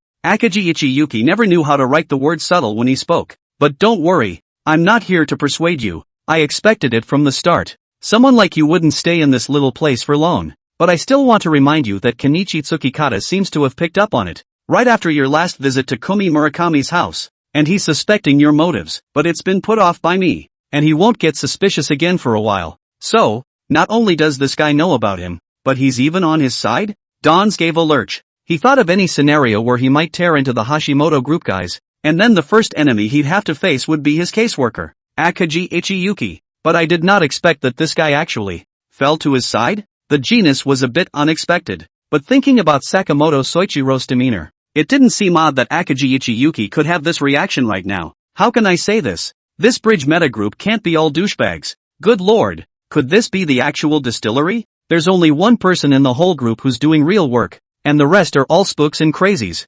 right? Tang Ze, it's best for you to be a bit more vigilant in your latter actions. I can hold you back for a while, but if the chairman checks up on a whim, there's nothing I can do about it. Akagi Ichiyuki said squarely again. I believe you. Chapter 170, this familiar feeling. This time it was Tang Ze's turn to be disbelieving. Do you know what I'm doing? Tang Ze was close to writing the words your brain is not caught in the door, right? On his face. Ah Tang Ze, you think I'm a caseworker for nothing? Akagi Ichiyuki shook his head. She was supposed to go for the intelligence piece. The caseworker needed an intelligence network that was perhaps larger than the president's own organizations to a certain extent. It's a web in which any thread can be strung together, not to mention a thing of this magnitude. Some guy doesn't know how to hide himself yet. If Akagi Ichiyuki really wanted to know what Tangoa was doing, it would be easy for her to find out. In other words, if she really wanted to know to keep this under wraps, it would be pretty easy. That guy Kenichi Tsukikata had been jealous of her getting several times the bounty, and Tang Ze was to blame for that,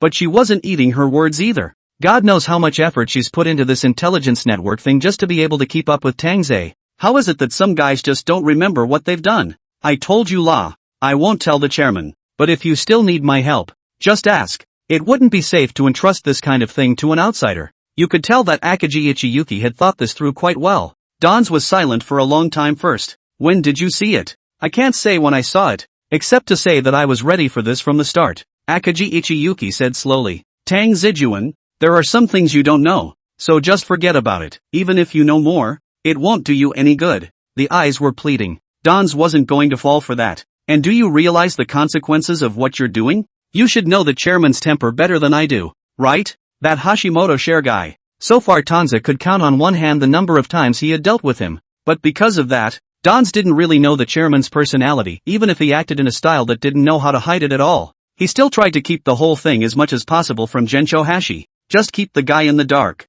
Doesn't matter. Akagi Ichiyuki, however, laughed. Do you think we didn't find a way back? Hey, everyone is going ashore. You don't think you're the only one, do you? Well, when Tang Ze heard this, he froze. Then he went into thought. Oh, my god, is it true that they're all two-timers? Then it made sense if you put it that way. Tang Ze had actually been prepared to deal with Hashimoto Toro at first, but the fact was that after waiting for half a day, there was only an Akagi Ichiyuki at the moment, still talking about supporting him. No wonder. He then said that with the efficiency with which this organization has grown, there is no reason why it should only be in Tokyo now, and has not yet grown nationwide. Dare I say that's the problem? Never mind. That wasn't his business anyway. It was just something to think about. But Akagi Ichiyuki didn't make this trip for nothing. I'll cover for you on Kenichi Tsukikata's side, and on the chairman's side. He hasn't been at the office lately. My informant said he once saw him heading over to Osaka a lot. I don't know what he was up to. Still,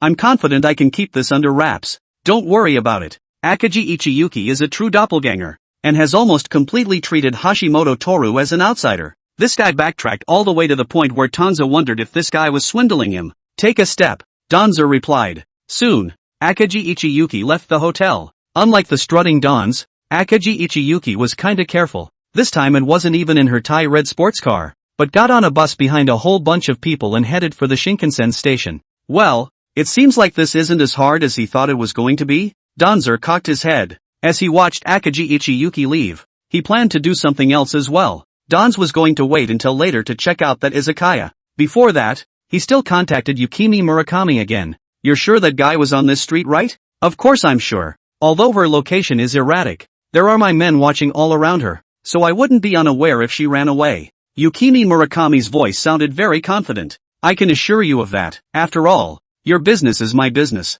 By the way, there's one more thing. What I told you before, you'd better take out that Eiichi Yoshino guy first. You don't think about your family chairman, but this Yoshino Eiichi guy, he's a lot more sinister than you think, and if he knows about your plans, then things will be a lot harder for you. Listen to me. You only have to take care of that guy and things will be a lot easier for you. Tang Ze did understand what Murakami Yukimi was worried about. Just disregarding the situation at the moment, he had to find out whether this informant that Murakami Yukimi was talking about was true or not before he could judge. So in the evening, Tang Ze re-entered the street. The atmosphere of the izakaya was much better than when he came during the day. It was filled with customers. The store was not big but it was packed with people at this time. The atmosphere looked hot and lively. Tang Ze stood at the door and even kind of didn't know where to enter from. And the number of waiters here seemed to be only as high as the number Tang Ze had when he first entered the store before. Hello, would you like to come in for a drink? During the day, the uncle that Tang Ze thought was the store manager, who was lounging in a chair and resting. At this time also the store leaped back and forth like a swimming fish. There was even room to see him standing in the doorway, and came over to say hello to him. Hey, I'd love to come in. It's not like you have a seat here, is it? Tang Ze stroked his chin and said with a hesitant look. Goo, then you can't underestimate my store. There are also private rooms upstairs. There's also a small box for single people. The older man's eyes narrowed for a moment, revealing something calculating. As long as you have this money in place, then there's nothing that can't be done. Money is not an issue. Okay, upstairs, please. We'll bring you the best dishes in the store. The uncle was a passionate one, and seeing that Tang Ze was a rich man, he almost coaxed Tang Ze towards the upper floor. One in the upstairs box. Hey, Xiao Lu, help with the reception There seemed to be two more at the door, and the older man, sharp-eyed, was just about to pass when he pulled over a young waiter next to him. Okay. Little brother happened to finish wiping the table and raised his eyes to see Tang Ze. Yo, aren't you the one who came during the day? Half a day is like 3 years. Little brother is passionate as hell. Come, upstairs please. Chapter 171, I'm here to find someone. Tang Ze looked familiar, so he smiled and asked a couple questions.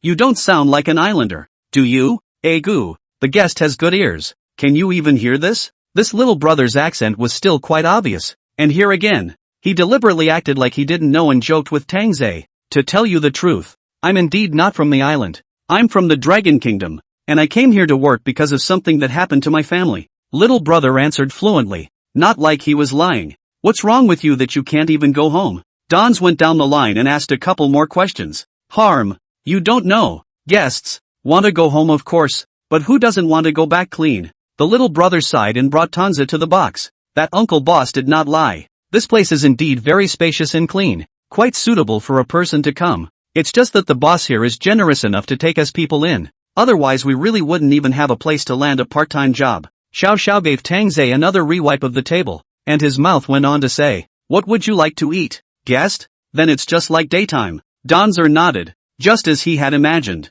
Most of these people were probably black, and even now, there were a lot of such cases, and not just from the Dragon Kingdom. Tang Ze also saw quite a few people who were obviously from other countries when he first came up here, and they worked here, with the boss giving them shelter and providing them with food and lodging. Although it is said that this is against the law, in other words, these guys are cheaply paid. less than half of a normal islander's salary, and will have very low living requirements, saving very much in one way or another. Even if they were caught, then it would be the gang of black laborers who would suffer serious consequences, and it would not fall on the boss's head. And experienced bosses, they will also play good relations with the police, so that the police in the routine arrests will also turn a blind eye with them, a little fine and go away, and will not be seriously dealt with. Such a set of practices had undoubtedly given rise to the birth of such places as well on this street. Tang Ze saw, in addition to this, a repair store, a custom store, and some scattered casinos, as well as quite a few intermediary agencies. It was simply a good place to hide dirt and grime. Tang Ze also had a hard time not associating these things with Murakami Yukimi, and I'm afraid that the fact that such a place could have existed for so long was inextricably linked to the consortium as well. It's like a village of black pots here. They can barely make ends meet. The local forces provide them with the basics of survival, but at the cost of being at risk of being kicked out and threatened with their lives the day they break through the window paper. Holler, you wait a minute. The little brother didn't see Tang Ze's eyes with a different meaning, collected the menu, smiled politely at Tang Ze, and turned his head to go down. This small box was lit with cheap incense, a standard tatami mat structure, and an ancient painting hung on the wall to match the atmosphere, but unfortunately, Tang Ze didn't like this kind of island tatami mat, and even more so, he didn't like sitting with his legs crossed. Instead of being pleasant, the smoky incense in the box choked him. Fortunately, this compartment had a window, and when you pushed it open, you could see directly into the street, but it was better than being bored here. Dons took a big gulp of fresh air. Damn. This damn place was a disaster. He was clearly here to find someone, not to suffer in this place. Hello, you will now be served. A waiter's voice came from the doorway, but it didn't sound like the one who had just lured Tang Ze in. Could it be someone who was going to make a connection with himself? Swish swish, the door to the box opened. A female respectfully walked in, kneeling in the doorway, and one by one, she laid out the dishes for Tang Ze. The place is run down, but the manners are pretty good. Although this seems to make the whole atmosphere in the box look even more cutthroat, but it didn't matter. As far as Tang Ze was concerned, it wasn't like his purpose for being here today was to eat anyway. Are you bored? The female seemed to notice that Tang Ze had left the window open, and instantly asked carefully, shall I change your compartment? But this is the last single compartment. You can upgrade to a double if you want, the young woman said gently. That's it. Don shook his head, a pair of eyes staring at her involuntarily, listening to the accent. Yes, it's from the Dragon Kingdom. Looking at her appearance, Tang Ze couldn't take in all of her eyes because she kept her head down, but from the thin white neck that was exposed,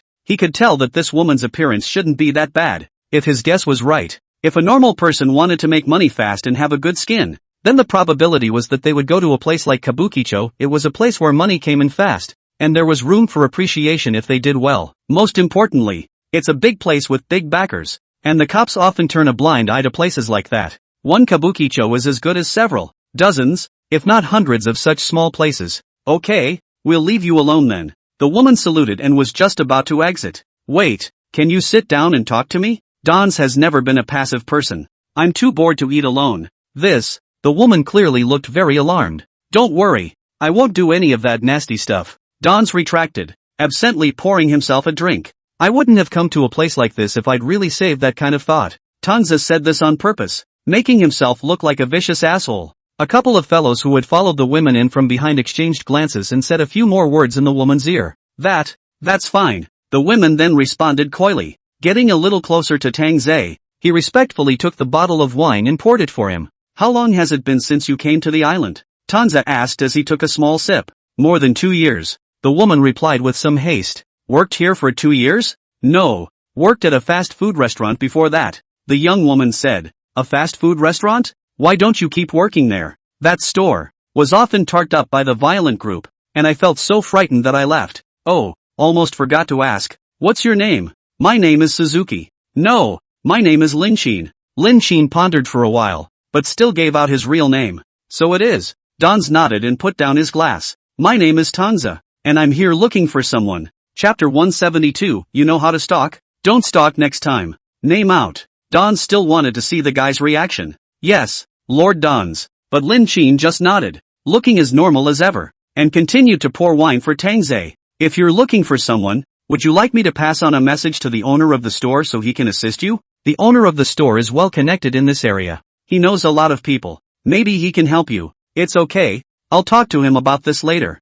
Tang Ze observed Lin Xin for a while longer. This guy's presence in a place like this was really suspicious, but there was really no way to verify this if you just relied on observation. Let's finish this meal first before we talk about it, Tang Ze thought as he drank. At least now it's a bit of progress and it's not like being headless. He wasn't going to bother the store manager, thinking that he could just make contact privately, and he figured that the guy didn't want to make a big deal out of it. It would be a real non-event if we got into other trouble through the store manager level. The meal was suffocating for Tang Ze, but the good thing is that the food tasted good, and the mental aggravation was made up for a little bit physically. You take care of yourself, Lord Tang Ze.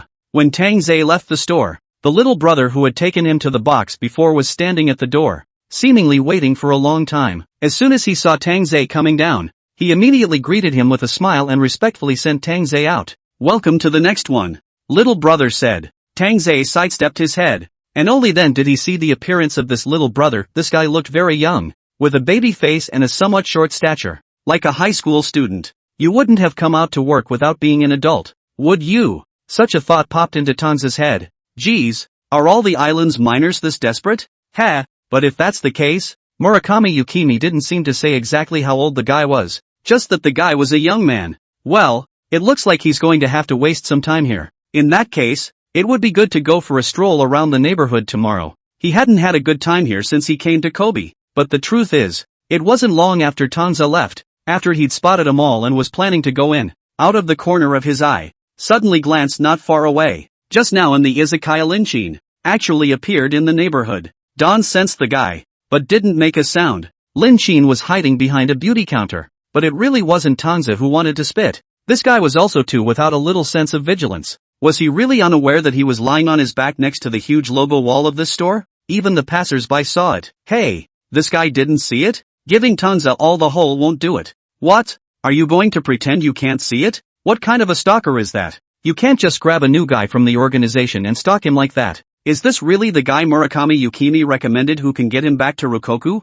If he stood still and pretended he didn't see it, would the guy walk up on his own? While strolling carelessly, a bold idea suddenly arose in Tang Ze's mind. But what Tang Ze didn't know was that Lin Xin wasn't the person he was looking for. Lin Xin was also sent out, and that guy had a rude attitude. Even Lin Xin was going to cut her off if she didn't do her this favor. Why are you like this? If you skip work the store manager will be angry, eh? Lin Xin was helpless. Hey, he's just going to dock your paycheck if he's angry?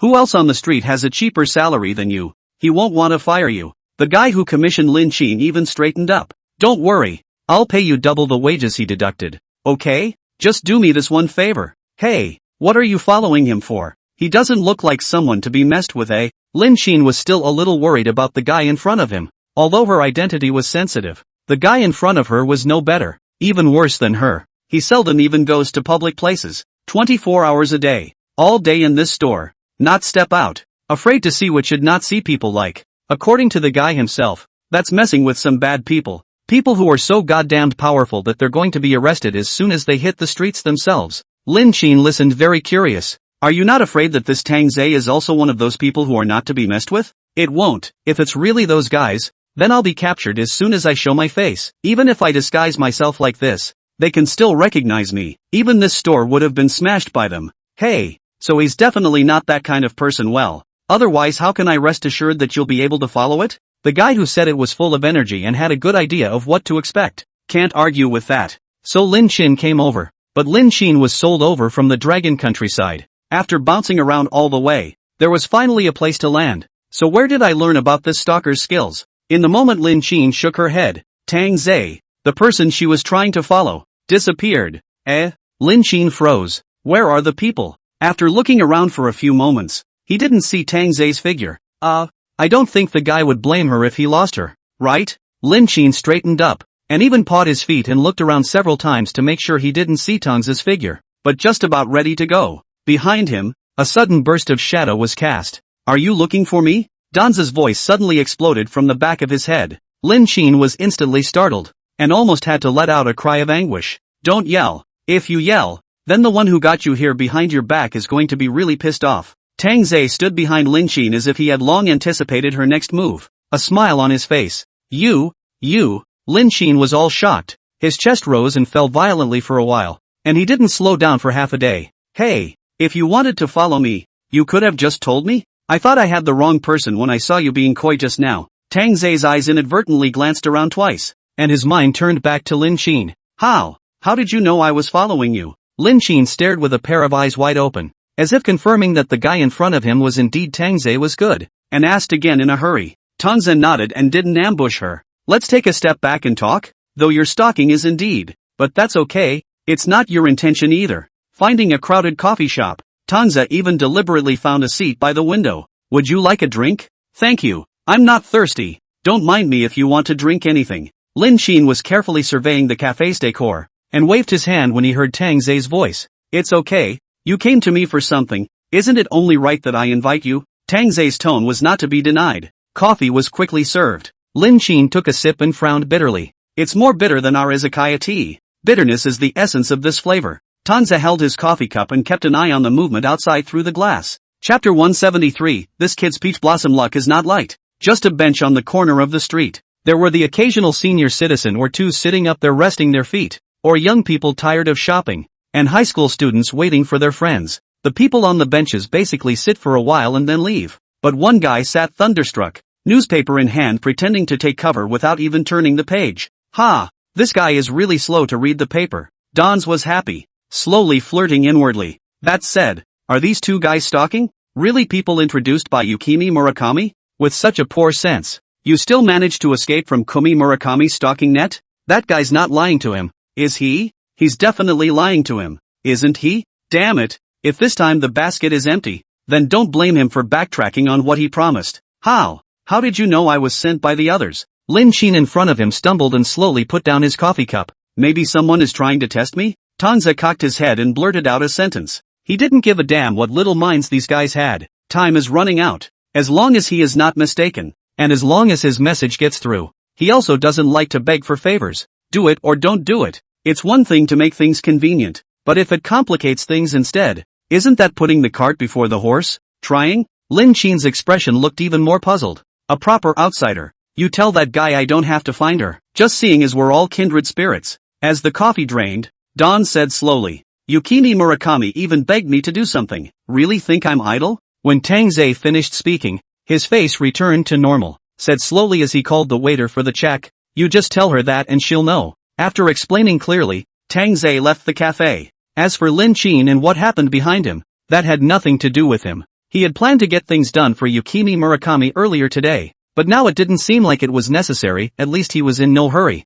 But while Tang Ze was in no hurry, the guys who had been instructed by Tang Ze earlier were in a monkey's hurry. There are plenty of people who haven't slept for days and nights, working their asses off. Did you find out clearly? What was Lord Tanza's status in the Dragon Kingdom before? Check it out my ass. Even the Shimada group didn't dig it out before. What can we do with just a few of us? Hey, you can't say that. Then at least we know that Lord Tanza's hometown is in the capital city, isn't it? That's a good place. Dash. You can shut up. The capital city is the capital of the Dragon Kingdom. Can that be bad? Osaka's group of people. The territory is different. Running around is too much trouble. Simply in Yoshida Isamu's nightclub to find a box. A group of people gathered inside to discuss things. Come on. It's been a busy few days. All for nothing. Isamu Yoshida sat at the marble table with a greasy head, hanging his head. I thought before that the Hashimoto group was deliberately hiding it, making up a random nonsense to fool us amateurs, but I didn't realize it was actually serious. Harm. Who says it isn't?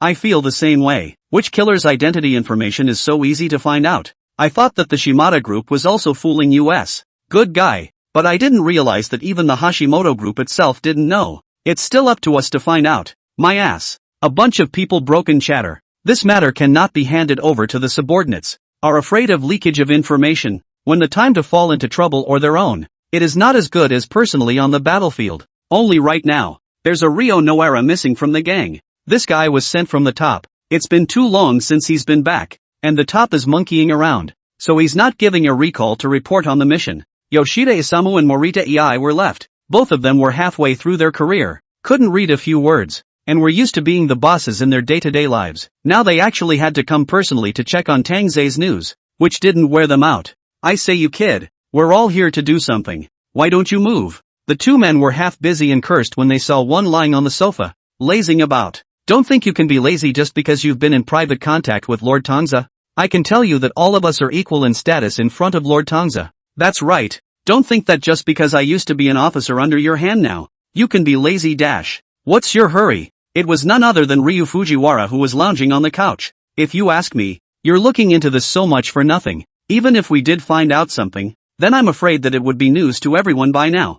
Fujiwara Ryu said slowly. Why don't you focus on the Dragon Kingdom side and send someone over to ask? And pick up the slack in the meantime. This is if Lord Tang Ze goes back. Your people on the Dragon Country side will also be able to leave a path for the people on this side. Of course these two guys don't know what's planned for the back end, but Fujiwara Ryu does. And with what's going on over here, Hashimoto Toru is still in the dark. And there's no telling how long he can keep things hidden from Akagi Ichiyuki's side. Everything was done on the safe side. Sooner or later something will happen if we keep looking into it like this on the island. Oh, easy for you to say. We have to be careful on our own turf. And you want us to put our hands on someone else's turf? Isn't this a death wish? Yoshida Isamu almost cursed. What else would Lord Tangoa have gathered them together for? Wasn't that so we could get this done quietly? That doesn't see it. Fujiwara Ryu, however, waved his hands. Just reach your goal. You guys don't really think a Hashimoto group can trap Lord Tangoa, do you? If you ask me, a Hashimoto share is still too young compared to Lord Tang Ze. What? He really said that? Yes, that's what I remember very well. It's his exact words, word for word. Izakaya. Now that there was a lot less traffic, Lin Qin was sitting in a seat leaning in, and was slowly talking to the person in front of him about what had happened during the day. This guy really doesn't seem to have the wrong guy. The one sitting in front of Lin Qin was the same little brother who had lured Tang Ze into the box during the day. AI. At times like this Kome-san can really find things for me to do. If the cops find out about this, how can I still hang out in this place? This little brother's eyebrows were clear, and his brows were slightly knitted, speaking and feeling impatient. With a lift of his right hand he lifted his hat. The green silk-like hair scattered. Lin Qin looked dumbfounded and reacted in a hurry, reaching out to stop the right hand that was holding the hat. Lin Mo. There are still customers in the store. If the store manager finds out, he'll punish you again. Hey, the penalty is just a penalty. The quality of this hat is too poor. It is not breathable at all. And it is stuffy. Lin Mo smoothed her hair. Her body sat up straight, and her rough clothes clung to her body, her soft curves hidden. Chapter 174, It's only a matter of time. No, Lin Qin, if you get targeted by the store manager again, he's going to kick you out. Compared to Lin Mo, Lin Qin looked much more nervous, especially after Lin Mo took the hat off his head and even shook his hair as if it was nothing. Why? He can't afford to kick me out. Lin Mo glanced absently at the hall. The two were staying inside the box, but they had opened it a crack to get a better view of the outside in case someone suddenly broke in, just in time to see the scene outside. Hey, where's that Dragon Kingdom brat from your store? Call him out. I haven't finished talking to him yesterday. An older man clutching a beer bottle is mumbling. I say, shopkeeper, I like this brat's character. Why don't you sell him to me? There are many more such regulars in the store. Maybe some of them really want to get this poor little kid from out of town out of a place like this. But the other guy contains what kind of mind? That is unknown. How could a money-grubbing guy let go of the money tree so easily? Lin Mo was looking out through the crack, absently. It's just that it's not a long-term solution to stay like this. It was only a matter of time before she left. And right now, she was one chance away. Lin Qin froze and looked at her. The two men, despite their similar names, started out as strangers in passing. Lin Qin came first and Lin Mo came later. Lin Qin was sold here cheaply by human traffickers. She's good-looking, and it's reasonable to assume that selling her to a consortium with strange XP would get her a pretty good paycheck. But because of the ambush by the cops, the traffickers went into hiding and had no choice but to sell her cheap. The owner of this store bought her quickly because she was black and cheap. She only needed to be paid a very, very low salary, which was equivalent to whoring for nothing. All that was needed was food and shelter. Although the days were hard, they were considered lucky for Lin Qin. This shopkeeper, although greedy for money, great, but not close to women. He has a big body and often throws out customers who drink and make trouble. Sold over to Lin Qin. He barely makes ends meet at this home liquor store. On this rundown street, Lin Qin wanted to go back. But in this situation now, there was no way for her to leave. She has to wait for a chance. But then Lin Ma doesn't hurt. Lin Mo came to the door on his own. She accurately analyzed the strengths and weaknesses of the store, and helped the store manager manage the store, and occasionally stood at the door to solicit customers. Lin Mo has a lively personality and is also very talkative, and many customers like her. Seeing that, the store manager had recruited her as well, although the salary paid was not much higher than hers, and she was often docked for skipping work. Lin Mo didn't seem to care at all. She seemed to be hiding from someone. This place, as if it was just a temporary place for her to stay. Don't worry, Lin Chin. I'll be fine. Lin Mo could see Lin Chin's worry. This guy was genuinely worried about her. Lin Mo patted Lin Chin's hand so as to reassure her. And you'll be fine.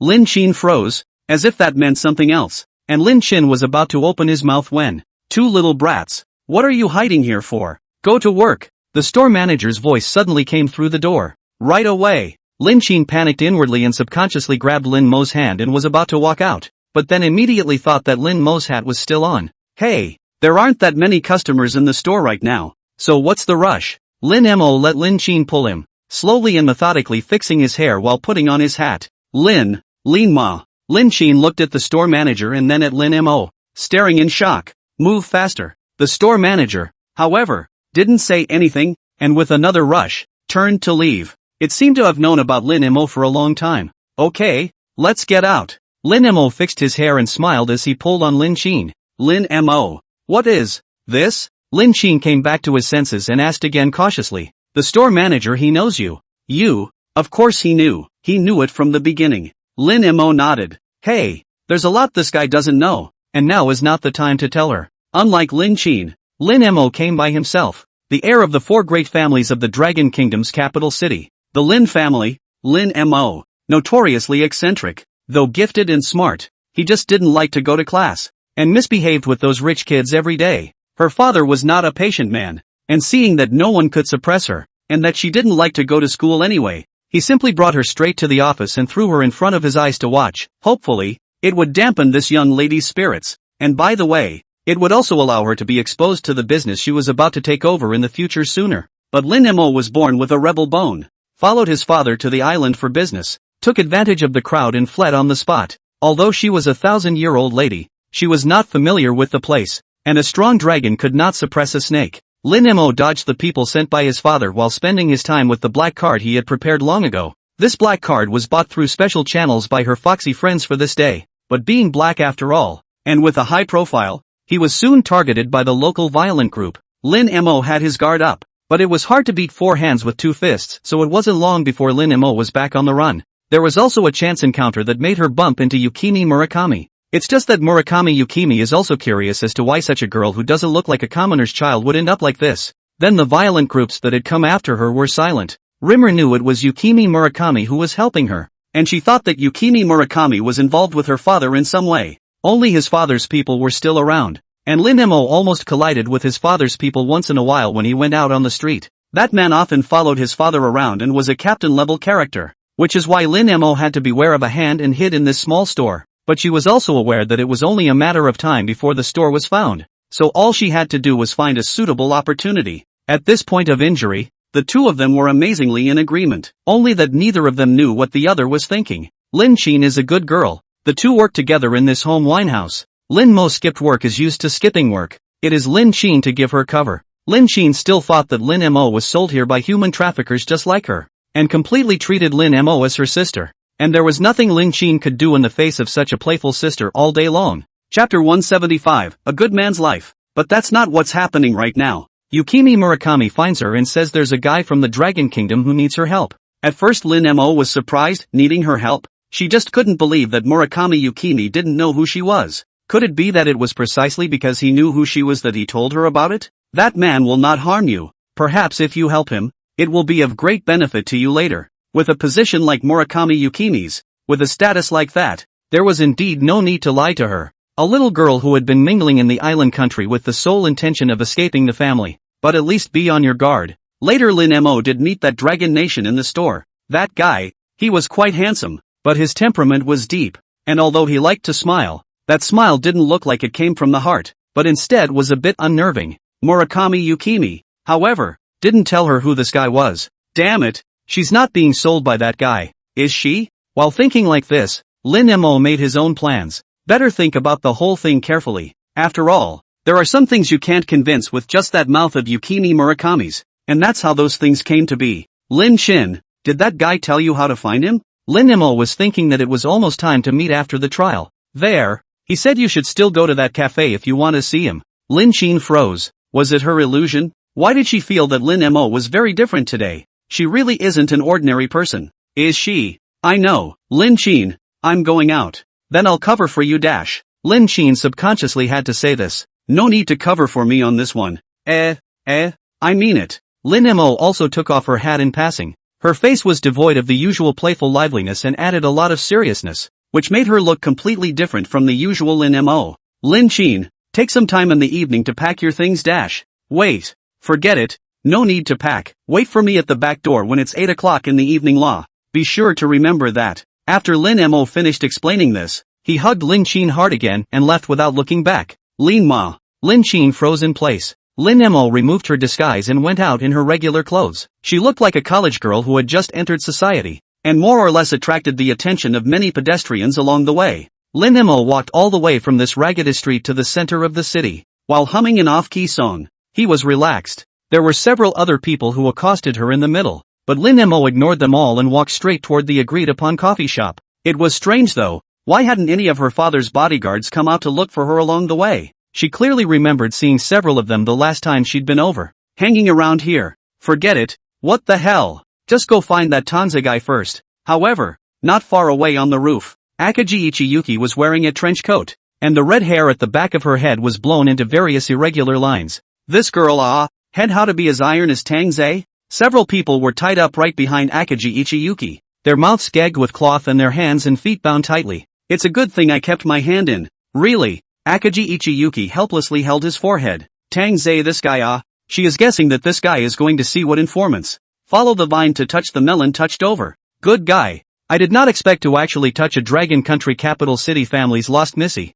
Holy, how can there be a windfall? And following this line, Akaji Ichiyuki also found the mercenaries who were searching the streets for the millenarian. Yes, I think it must be that Master Kyung who can't find his daughter and is so desperate that he has upgraded from his own bodyguard to a mercenary. But thinking with his heels, Akaji Ichiyuki knew that these guys would interfere with Tangoa's plans, so he simply arrested them all. Let's wait to hear what Tang Ze has to say when he's done with his side of the story, and then decide if we should put it up or not. Keep an eye on these guys and don't let any of them out. Yes, Akaji Ichiyuki got off the rooftop and ordered this much more, turning his head to leave. The rest she'd have to go and see how the talks went over at Donzer's. That said, Tang Ze didn't even seem to know she was around, so would that guy get mad if he just showed up like that? Forget it. No chance of exacerbating the risk of exposure. I couldn't hide it from Hashimoto-cho anymore. Akaji-sama, we have a meeting with the chairman in an hour, so we can start working on it now. The henchman seemed to have sensed this hesitant look on Akaji Ichiyuki's face, and immediately opened his mouth to remind him.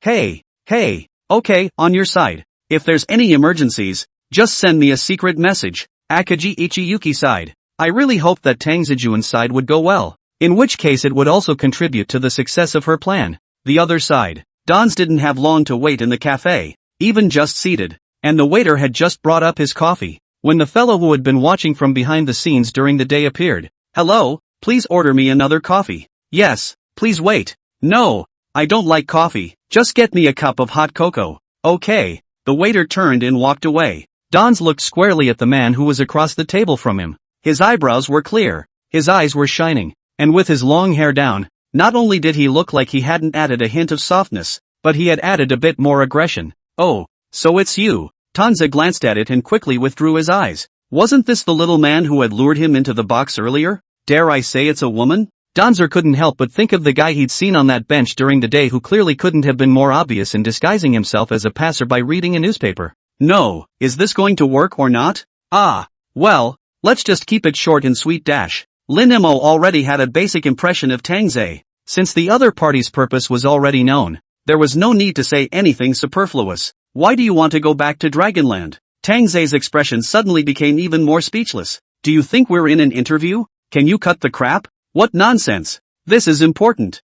I need to know what your motives are. What would happen if you put scum in there? It's already a capital offense for her to sneak out. If she taints the family business. She didn't dare think about it anymore. Donzer barely tensed. Come on, you're using patriotism as an excuse, aren't you? I'm a jobless man.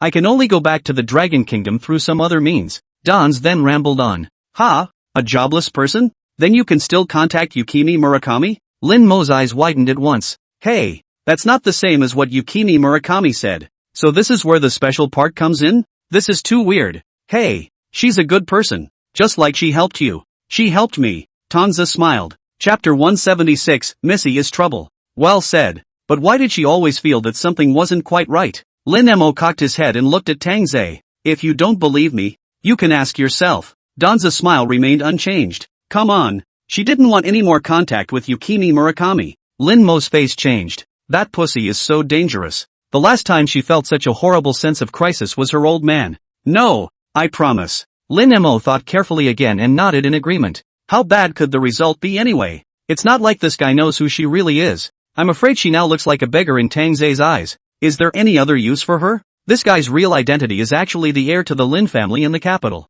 Mr. Lin loved her and raised her as his sole heir to this day, but she escaped while the Lin family came to the island to do business. Let's hope that these things that are currently happening on the island will teach her a lesson. It's too much of a shame for the heir of a family to always act recklessly like a little kid until she has a certain amount of power, and have to have other people help her clean up after herself. Half an hour ago, in a half-threatening, half-polite tone from Don's, Murakami Yukimi sighed and told him everything. You're really playing a good game, and sold the Lin family such a big favor? The then Donzer replied with a grin. No wonder. A guy like that doesn't care if the consortium is completely controlled by someone else even if he's not in Eiichi Yoshino's sights. The mere fact that such stakes were involved would have left her high and dry. Ah, speaking of which, it was about time he brought up the Yoshino Eiichi thing a little bit earlier in the recent past. After all, it's a bit much time to waste on this guy. Tang Ze looked at Lin Mo. His eyes gradually cold. She's the only one of my men who has the ability to do that. But she's a bit of a handful at the moment. But handling her well will help you a lot when you get back home.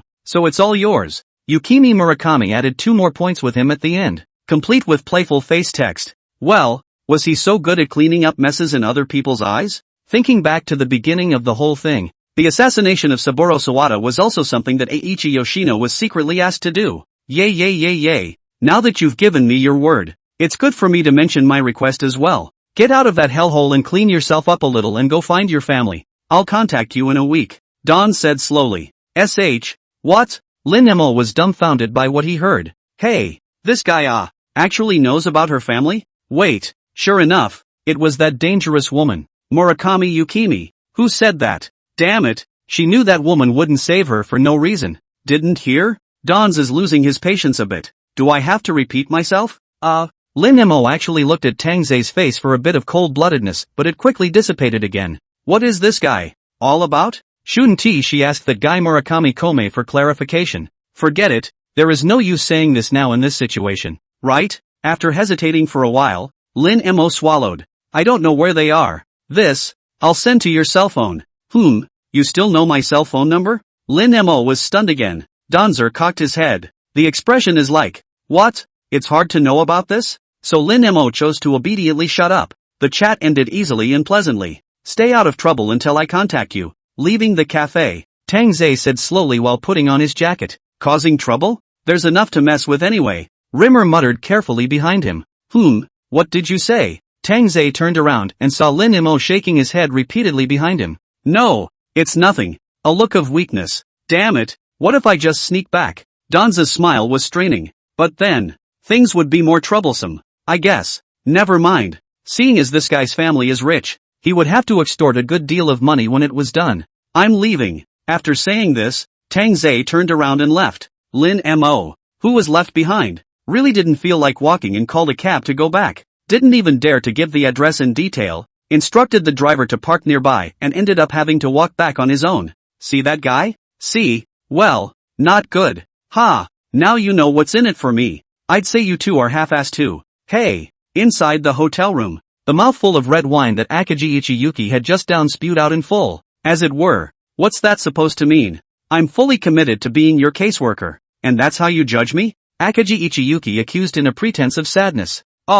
You've used that to make enough money for retirement too, right? And now you're talking about it here for what? It was unceremoniously dismantled by Don's. Hey, what a heartless man. Donzer-kun. Akagi Ichiyuki put down her goblet and looked over at Don's. That said, a discerning person can hear the meaning of the words. Don's did listen, and then have to pretend you don't understand. You know I'm heartless, so why don't you leave me alone? By the way, he looked at Akagi Ichiyuki. This guy, every time he goes in and out of his room it's like his own home. Light makeup and a bathrobe. The neckline was pulled down pretty low, and I had just been drinking a little wine. You've been spending a lot of money, haven't you? Come on, Donzer-kun, I just wanted to catch up with you. Akaji Ichiyuki sighed slowly. I was not expecting I'd meet a guy like you in a hellhole like this. Probably I'll never win another lottery ticket in my next life. Akaji Ichiyuki laughed. It's okay. You've earned it. Dons laughed along with him. Almost choked on Akaji Ichiyuki again. Ahem. In short,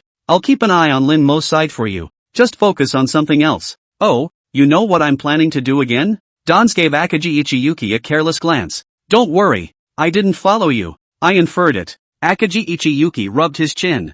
I'm afraid that the only one who can know Rinmo's identity is Yukimi Murakami. And you're going to work for Yukimi Murakami. He's the only one I can think of. Hey, it's a difficult task this time. Tang Ze-kun, I can't give you any support. Say it like you've ever backed me up. You really don't leave any room for error in your speech. You bastard. I've given you plenty of information on previous missions. Yeah. It turns out that intel didn't come in handy much at all. Chapter 177, The Men Are All Dead. Late at night, Lin Mo finally returned to the izakaya. Lin Mo had never been out for so long before, and he had never come back so late. At this moment, when Lin Mo raised his head, he could just see a bright and clear moon hanging in the night sky. It's a beautiful night tonight. Rimmer, where have you been? What took you so long to come back? The store manager, he got so mad he said he was going to kick you out. At the back door of the izakaya, Lin Shin was there, finally catching a glimpse of Lin Mo, who was slowly pacing over this way, and shouted out in some alarm. Lin Shin. However, Lin Mo acted as if he hadn't heard what Lin Shin had said, and with a glance at her person, he happily hugged her. I asked you to pack during the day. Did you do it? What? Seeing Lin Shin's dismayed expression, Lin Mo subconsciously recalled that she and Tang Ze had just been in the cafe. I'm afraid I had that same look on my face at the time. Lin Mo's heart burst with helplessness. We're, getting out of here. Lin Mo looked at Lin Shin and said firmly, where to? Going home. Of course, Lin Mo said. Lin Shin fell silent. Don't worry, I'll figure it out. Lin Mo saw through Lin Shin's mind, but she wasn't the one who started it all, and she had to do what she said she was going to do. Not to mention that the idea isn't a day or two old. Lin Mo, let's go talk to the store manager. Maybe he'll agree to let you stay? He'll probably punish you by making you clean the whole store, but that's okay, I'll help you along. Rimmer. Lin Shin shook his head and pulled hard on Lin Shin's hand. That's why I've been putting it off until now. There's no way to explain this situation. Lin Mo held his forehead with some headache as if he had suddenly lost his patience. Lin Shin, do you want to be with me? Lin Mo's eyes were very serious, the kind of seriousness Lin Shin had never seen before. We're friends, right?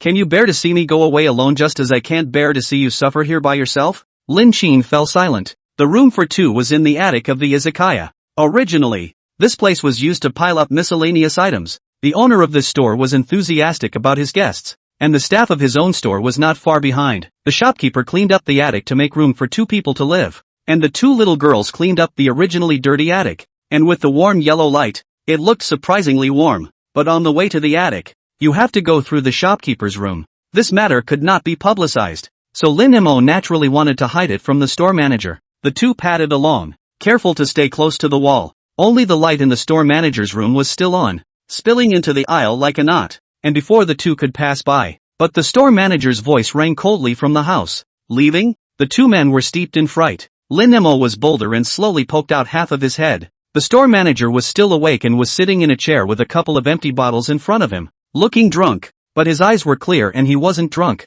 Store manager. Lin Shin cringed for a while and seemed to want to say something else. Shopkeeper, I've been troubling you for your care all this time. It was snatched up by Lin Mo at once. Only Lin Mo had a serious expression and respectfully bowed towards the store manager. Even if I go back, I won't forget you. The store manager didn't say anything, just watched the two men quietly. A half-hearted sigh. Hey, with you two gone, I don't know how much money I'm going to lose in this store. The store manager looked like he was talking to himself again. What's the point of talking about it at a time like this? Lin Mo glanced away. It's not the money you care about, ahem. Store manager, I'll come to see you more often in the future. I'll take Lin Shin with me. Oh, after saying that, he smiled at the store manager and pulled Lin Shin away. That, Lin Mo, you talked to the store manager. Lin Shin was simply confused as he watched Lin Mo pack up his bed while doing so. She kind of knew why the store manager never heavily punished Lin Mo, who liked to be lazy, so it seemed like the two were still on good terms,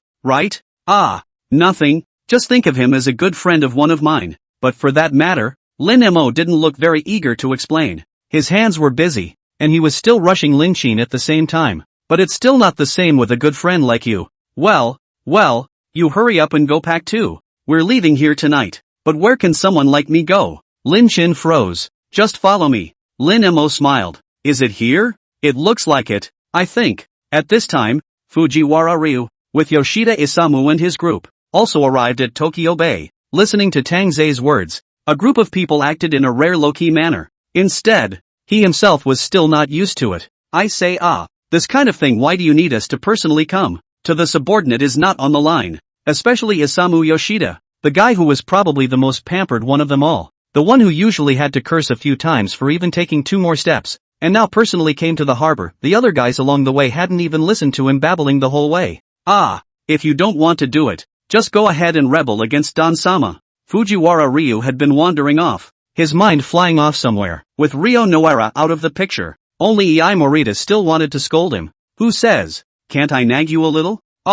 Just shut up. We had a hard time getting in touch with the connector. We can't let it all be corrupted by one guy like you. Morita Ei's tone instantly rose several degrees. If things go wrong, I won't hesitate to sell you out. What a villain you are. No love at all after 5 or 6 years together. Since we've had 5 or 6 years together, can't you look at that and consider how we have to feel? Fine. Listen to you. Really? Wouldn't you have done it earlier? Hey, shut up, all of you. That guy's coming. Seeing that the two were about to argue, it was the wandering Fujiwara Ryu who spotted the ship and spoke up to stop it. Say, aren't you guys a bit of a boss? Working the ground yourself too? Yoshida Isamu, don't think you can push Rai just because you're out on your own. Fujiwara Ryu isn't as good-natured as Morita Ei. The way you're standing right now, I could break your spine with one kick. It's horrible. Yoshida Isamu sighed. He'd gotten on board anyway, and he no longer cared what happened next. On the sea, black ships approached. It was a rusty fishing boat, and out of the cockpit came a dark-skinned older man with a towel tied around his neck and a cigarette dangling from his mouth, squinting as he surveyed the few men on shore. What's going on? The older man on the fishing boat cracked a mouthful of yellow teeth and burst out laughing. Are all your men dead? I can't believe I'm seeing a few of you together. Chapter 178, Eiichi Foundation. Cut the crap. Is everything done? Half and half. What do you mean half and half? Do you know who you're working for now? Who? Of course. Morita Ei cursed and was about to say something when he was suddenly punched from the side by Yoshida Isamu. The pain shook Morita Ei's body, and his body lurched, barely able to fall into the sea with his head. That's something you don't need to know.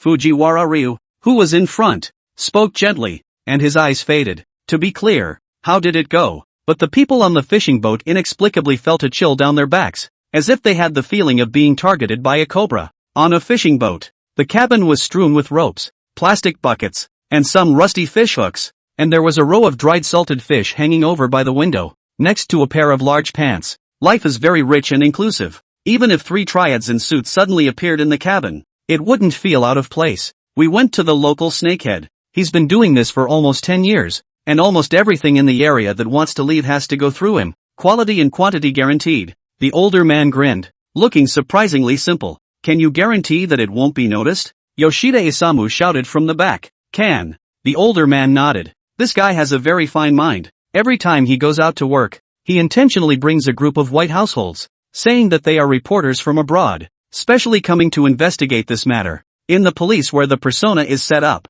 a trip out to work can be eaten for half a year, but also often drink with the police. Yes, a professional. Morita Ei cast an approving glance. That's true, but anyone who has moved in that direction, then there's no one who doesn't know him. The older man nodded, his expression still proud on. Yeah, why haven't I heard of him? What's his name?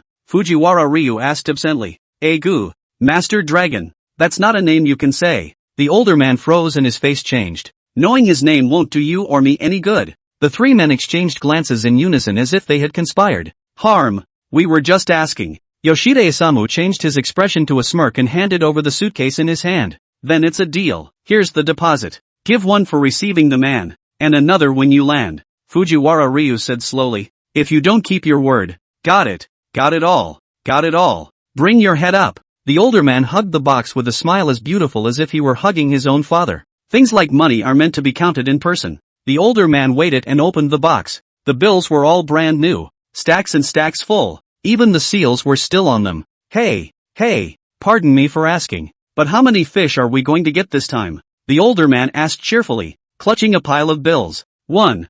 Fujiwara Ryu said. At those words, Morita Ei and Yoshida Isamu subconsciously looked at each other. A head of steam. Wait a minute, Don-sama didn't say how many people on his side. What makes this guy so sure? That'll do. I need to be sure of the numbers or I can't answer to Snakehead. The uncle seemed to be completely oblivious to the movements of the few people over here. His attention all on the banknotes in his hands. Very good. The smile on Fujiwara Ryu's face remained unchanged. If this goes well, there will be an added bonus. Aichi Consortium. From the Murakami Foundation, which used to be one of the dozens of assembly line-like consortia in Tokyo, it is Eiichi Yoshino's credit that he has become one of the leading companies today. But to speak of its means, it is not known to be clean. But when it comes to the real business, not many people have clean hands. Until the end, it was as if the fight was almost all about luck. A lot of things don't go the same way as you think at first. Backtracking and even losing your life. So what? Mortal birds have to die sometime. Alright,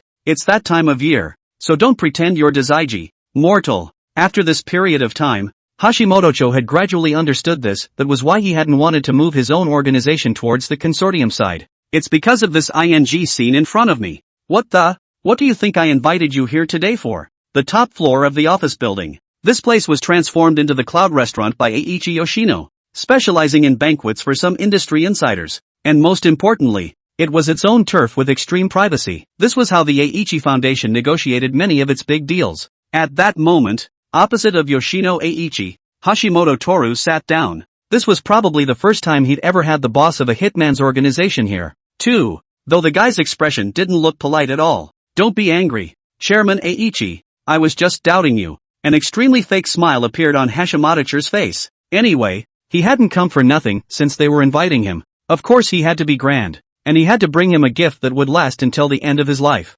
Okay, let's get down to business. Eiichi Yoshino narrowed his expression, his eyes staring at Gensho Hashi like a hawk. I've long heard of the Hashimoto Group's great name. It's really not easy to invite Chairman Hashimoto for once. Hey, it's not their fault. Although we are greedy for money and rely on doing quests mainly, we don't take on every garbage quest. Gensho Hashi feigned a sigh and shook his head. This guy has been here half a day, and he's not doing anything. Yoshino Eiichi's head was vaguely bruised, but it was stiffly held back. Chairman Hashimoto, I know you've always disliked dealing with the consortium, and I wouldn't have come to ask you if it weren't for the fact that this time the situation is truly unique. Eiichi Yoshino's expression clouded over. But I can assure you that if you do this job, it will at least cover your Bridge Gen team's expenses for a year. Oh, really? That sounds like bragging. But when one thinks of the purpose of one's visit today, forget it, it doesn't matter. Gensho Hashi has a happy expression on his face. Tell me about it? No. Hashimoto President, you are a smart person. There is no way you don't know this rule. Yoshino Eiichi's expression gradually turned grim as well. Oh, well, that's why I say you consortiums just have a lot of ass. Hashimoto feigned disdain. Tomorrow night, my men are going to make a deal with the Aoki Foundation. I'll arrange for our men to go later, and it's your job to keep an eye on them and make sure the whole deal goes through. Eiichi Yoshino said slowly. That's it? It doesn't sound like it makes a difference. Hashimoto smiled and called out that one could not see his emotions at all. Chapter 179. Then, kill them all again. Eiichi Yoshino said. So, the consortium's reputation is getting worse and worse because you guys like to mess around. Hashimoto took a sip of his drink with an expressionless face. Everyone likes to get a little mobbed up. How come you like to break the rules when it comes to you? How can we all eat if we smash the pot? Things like rules are meant to be broken. As if he could see through what Toru Hashimoto was saying in his mind, Eiichi Yoshino elegantly sliced his steak without raising his eyes. If I don't, how can I keep costs down and grow the consortium? Looking for you to say so. We who earn hard-earned money doing small business are not allowed to die right away. Gensho Hashi shook his head straight as he listened. Say, didn't you study at America? What? No, I'm just reasoning from the available clues. Well, stop being shady. Gensho Hashi. Eiichi Yoshino's eyes gradually fell on Toru Hashimoto's face. This single mission, do you take it or not? Answer it. Why not? Why would I mess with money? Gensho Hashi stroked his chin and agreed after some thought. Aoki Group. If I heard correctly, that seems to be a rising star business. The main business is that of opening a chain of laundromats. Although it's just a rising star company, it inexplicably has business dealings with all the major consortiums in Tokyo. There are even companies in important areas such as Osaka, Kobe, and Ginza. What? Is it possible that such a tiny conglomerate is going to do the laundry for half of the island's economy? Hashi Gensho smiled without saying anything. Looks like it was a bloody good trip. Then, at 7 o'clock in the evening, the address will be sent to you promptly. Eiichi Yoshino nodded, his expression finally softening a bit. It went a little wrong in the middle, but the process is always good. It's true that even the most bloodthirsty killers in the world can be trapped by money, but that's exactly why. That's why I'm taking advantage of him. The moment he put down his wine glass, Eiichi Yoshino's expression turned cold. Those who are greedy for money will never make it big. That's it then. Chairman Eiichi, let's meet again sometime. President Hashimoto nodded, and that smile was as if it was welded to his face from start to finish. The two of them were quite pleasant, and after the meal, Eiichi Yoshino, being the good guy he is, sent someone to send Toru Hashimoto back. The silver-gray sports car raced down the road. It was none other than Gensho Hashi who drove the car. He certainly wasn't stupid enough to actually have someone take him back to the office. And after making up a random place for someone to drop him off, Gensho Hashi planned to go back on his own. But this place was quite far from the office. And after looking around, Gensho Hashi saw a Porsche dealership. That's scary. Chairman, your superpower wouldn't just be money, would it? Don sat in the backseat inside as he surveyed the space inside the brand new car. You like it? I'll give it to you if you like it. Hashimoto-cho seemed to be in a good mood today, driving himself, not to mention letting Tang Ze sit in the back seat, though Donzer would have stayed in the neighborhood. When I get to the office, you can take this car back. The film on the interior mirror has not been removed. Tang Ze couldn't read Hashimoto-cho's expression. It feels like it's been a while since I've sent you a bounty, and I'm still a little out of practice.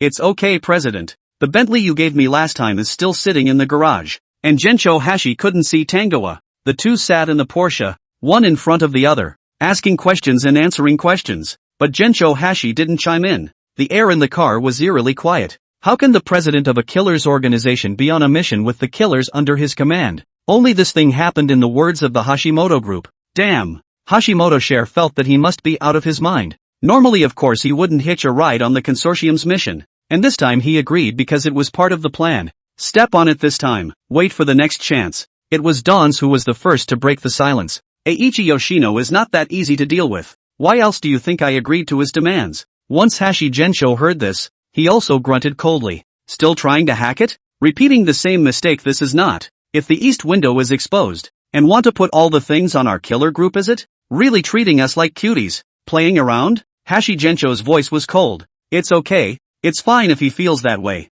Don's was in no hurry. Seeing that there was freshly purchased wine in the car, he leisurely poured himself a glass. If he knew that he died at Cutie's hands, he would probably die in peace. Though this time Hashimoto-cho sought him out. He didn't expect. But when you think about it, it's not unreasonable. These guys have their hearts in the right place and like to count and count and count and count. Can't guarantee that you'll still be killed by the assassin you hired? That's why Tang Ze didn't want to stay in this hellhole. His chairman was going to take out Eiichi Yoshino, which had been a mission for the Hashimoto group a long time ago. Now that Hashimoto Toru had approached him for a mission, it was completely expected. Not much of a problem. Anyway, all of them have the same purpose. All of them. The smile on Tang Ze's face gradually deepened. President, would you like some? No, you can drink it yourself. That looks like it's from the car dealership.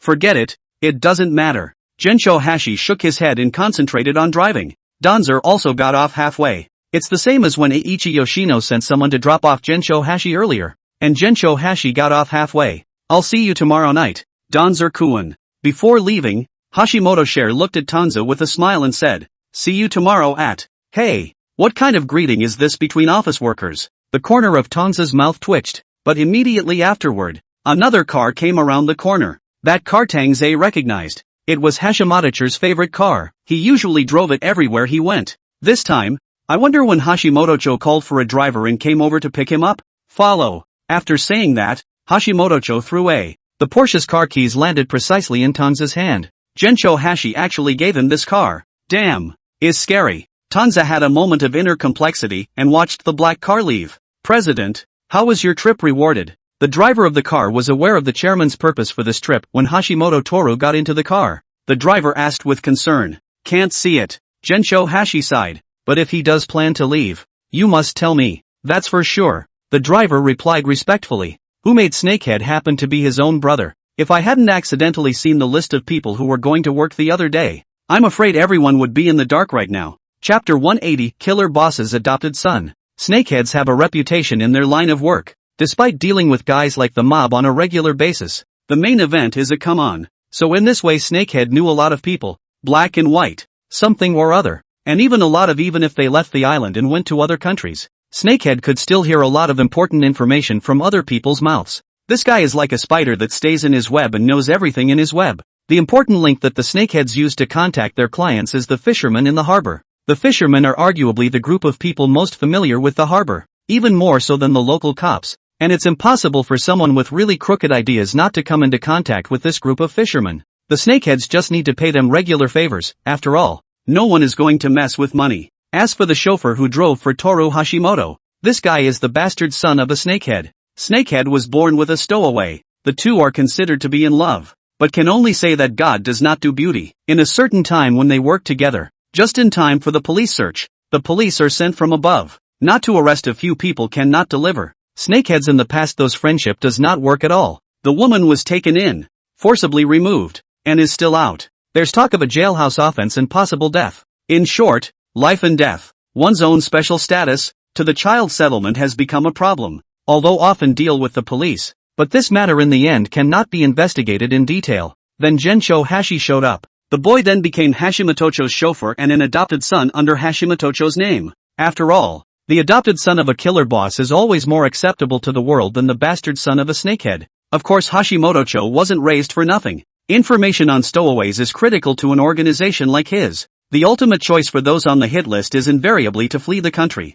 So they came to this agreement, and Hashimoto took his illegitimate son with him and gave him a family name. The snakeheads were to regularly hand over information about the smugglers to Hashimoto. This hidden line of intelligence was known only to the three of them. Even Akagi Ichiyuki and Kenichi Tsukikata don't know. Gensho Hashi may have his own lieutenants and many brothers who were born and died together, but this is the only line that he has not announced to anyone. It's not like anyone would suspect where that information came from anyway. To a certain extent, this bastard son named Suzuki Kaito was the real heart of Hashimoto Toru. Hashimoto told no one about this, and the entire organization was kept in the dark by him. But as president, it's not impossible to have a few things to hide from everyone. For once, Hashi Gensho was even incredibly glad that he had made this decision back in the day. If it weren't for that, he probably wouldn't have been able to find out in his lifetime. That guy, he's actually planning to leave the island. Really, it's a shame I'm being so nice to him. Half of Hashimoto's face was buried in the shadows, so even Suzuki Kaito couldn't see his expression.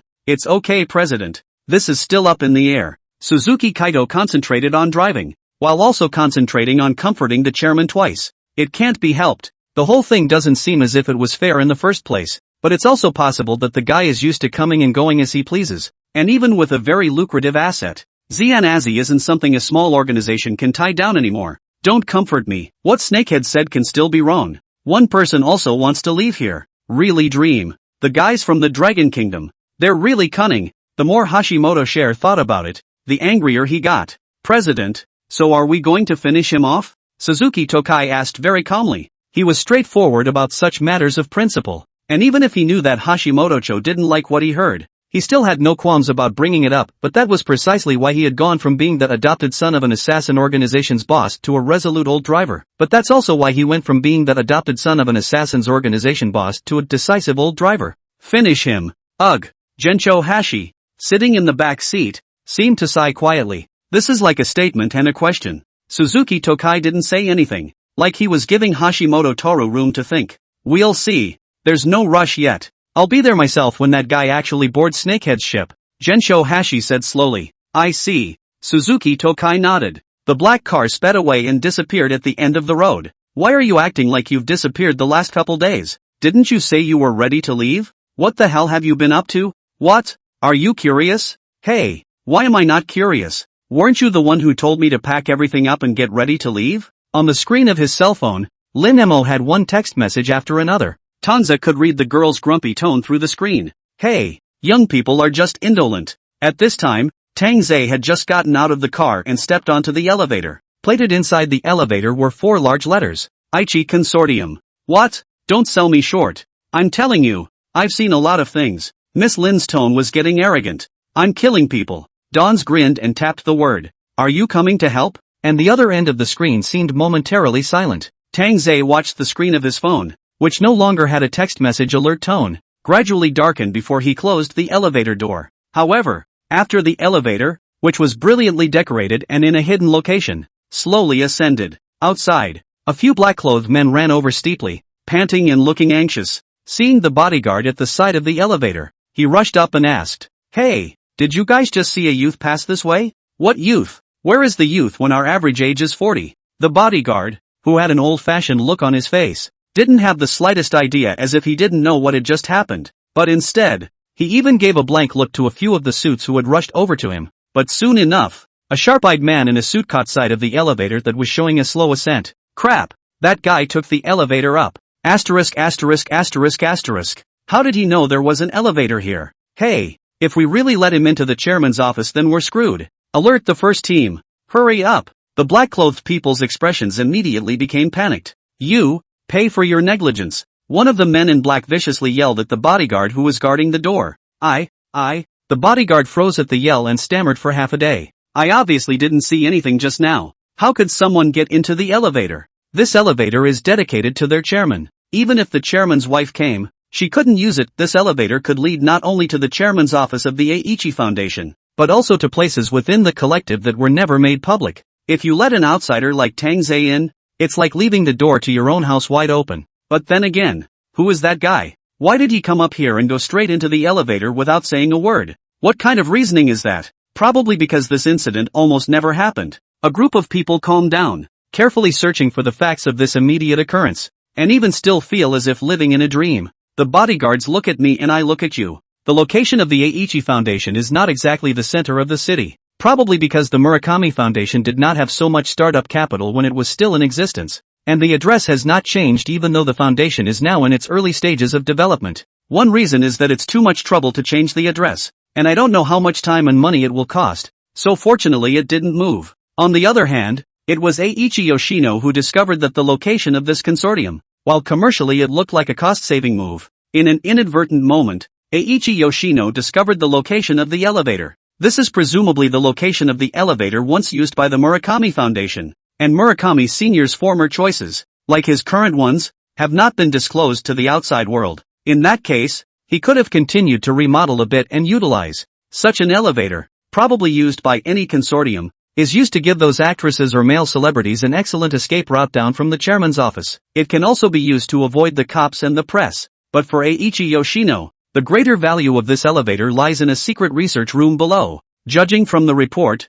this research lab had been around for a long time, so long that even that woman, Murakami Yukimi, didn't know where it came from, and the data showed that it seemed that a large portion of the Murakami Group's hidden income came from this lab.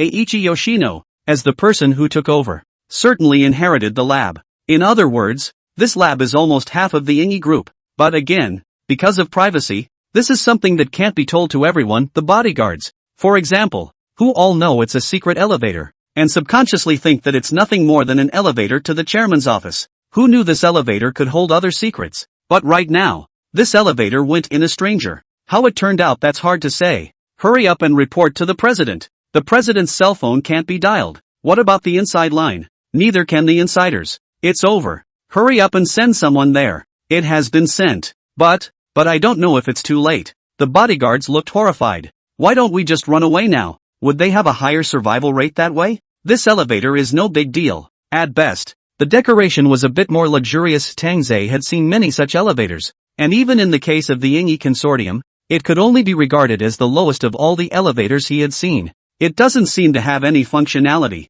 The only thing I found curious was that the buttons in this elevator weren't distributed by floor, where the layers were supposed to be. All that was displayed were inexplicable letters. Donzer just went in there and pressed a button on whatever, so the elevator ran slowly, and now, slowly stopped. The door opens. Inside, it appears to be storage. Tang Ze saw a number of huge plastic bins stacked neatly and orderly in this place. The air was still filled with a very unpleasant odor, but the sanitation was clean and almost spotless. Oh, Don steeped in interest and probed around the warehouse, knocking on these huge plastic bins. They are solid inside and seem to be fully loaded. It feels as if I've discovered something extraordinary. Don's narrowed his eyes, still in a good mood. Soon, however, Don saw the camera located on the ceiling. The camera glowed red and still captured movement, and wherever Tang Ze went, the thing tracked him. But not only did Tang Ze not have the slightest panic that he had been discovered, His demeanor looked even more excited. This place, it looks really a natural grotto of gold.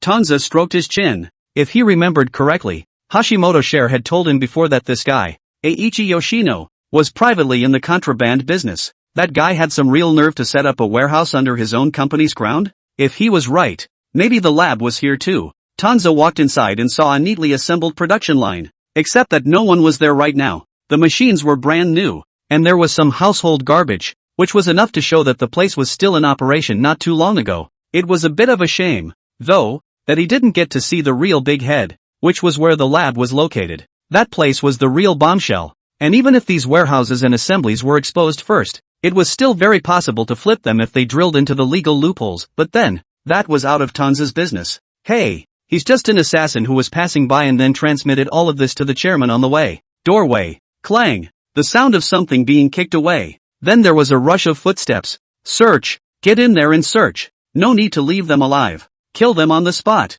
Every now and then there were a few roars of anger. At this time, Tang Ze, who had already shrunk in the ventilation duct, rubbed his chin, unable to see the situation outside, and could only make his own blind guesses. Doesn't that sound like Eiichi Yoshino? Hey, it doesn't look like it's too serious. Hasn't the guy come out himself yet? So it looks like the lab isn't there. Don shrugged and continued to climb the pipe.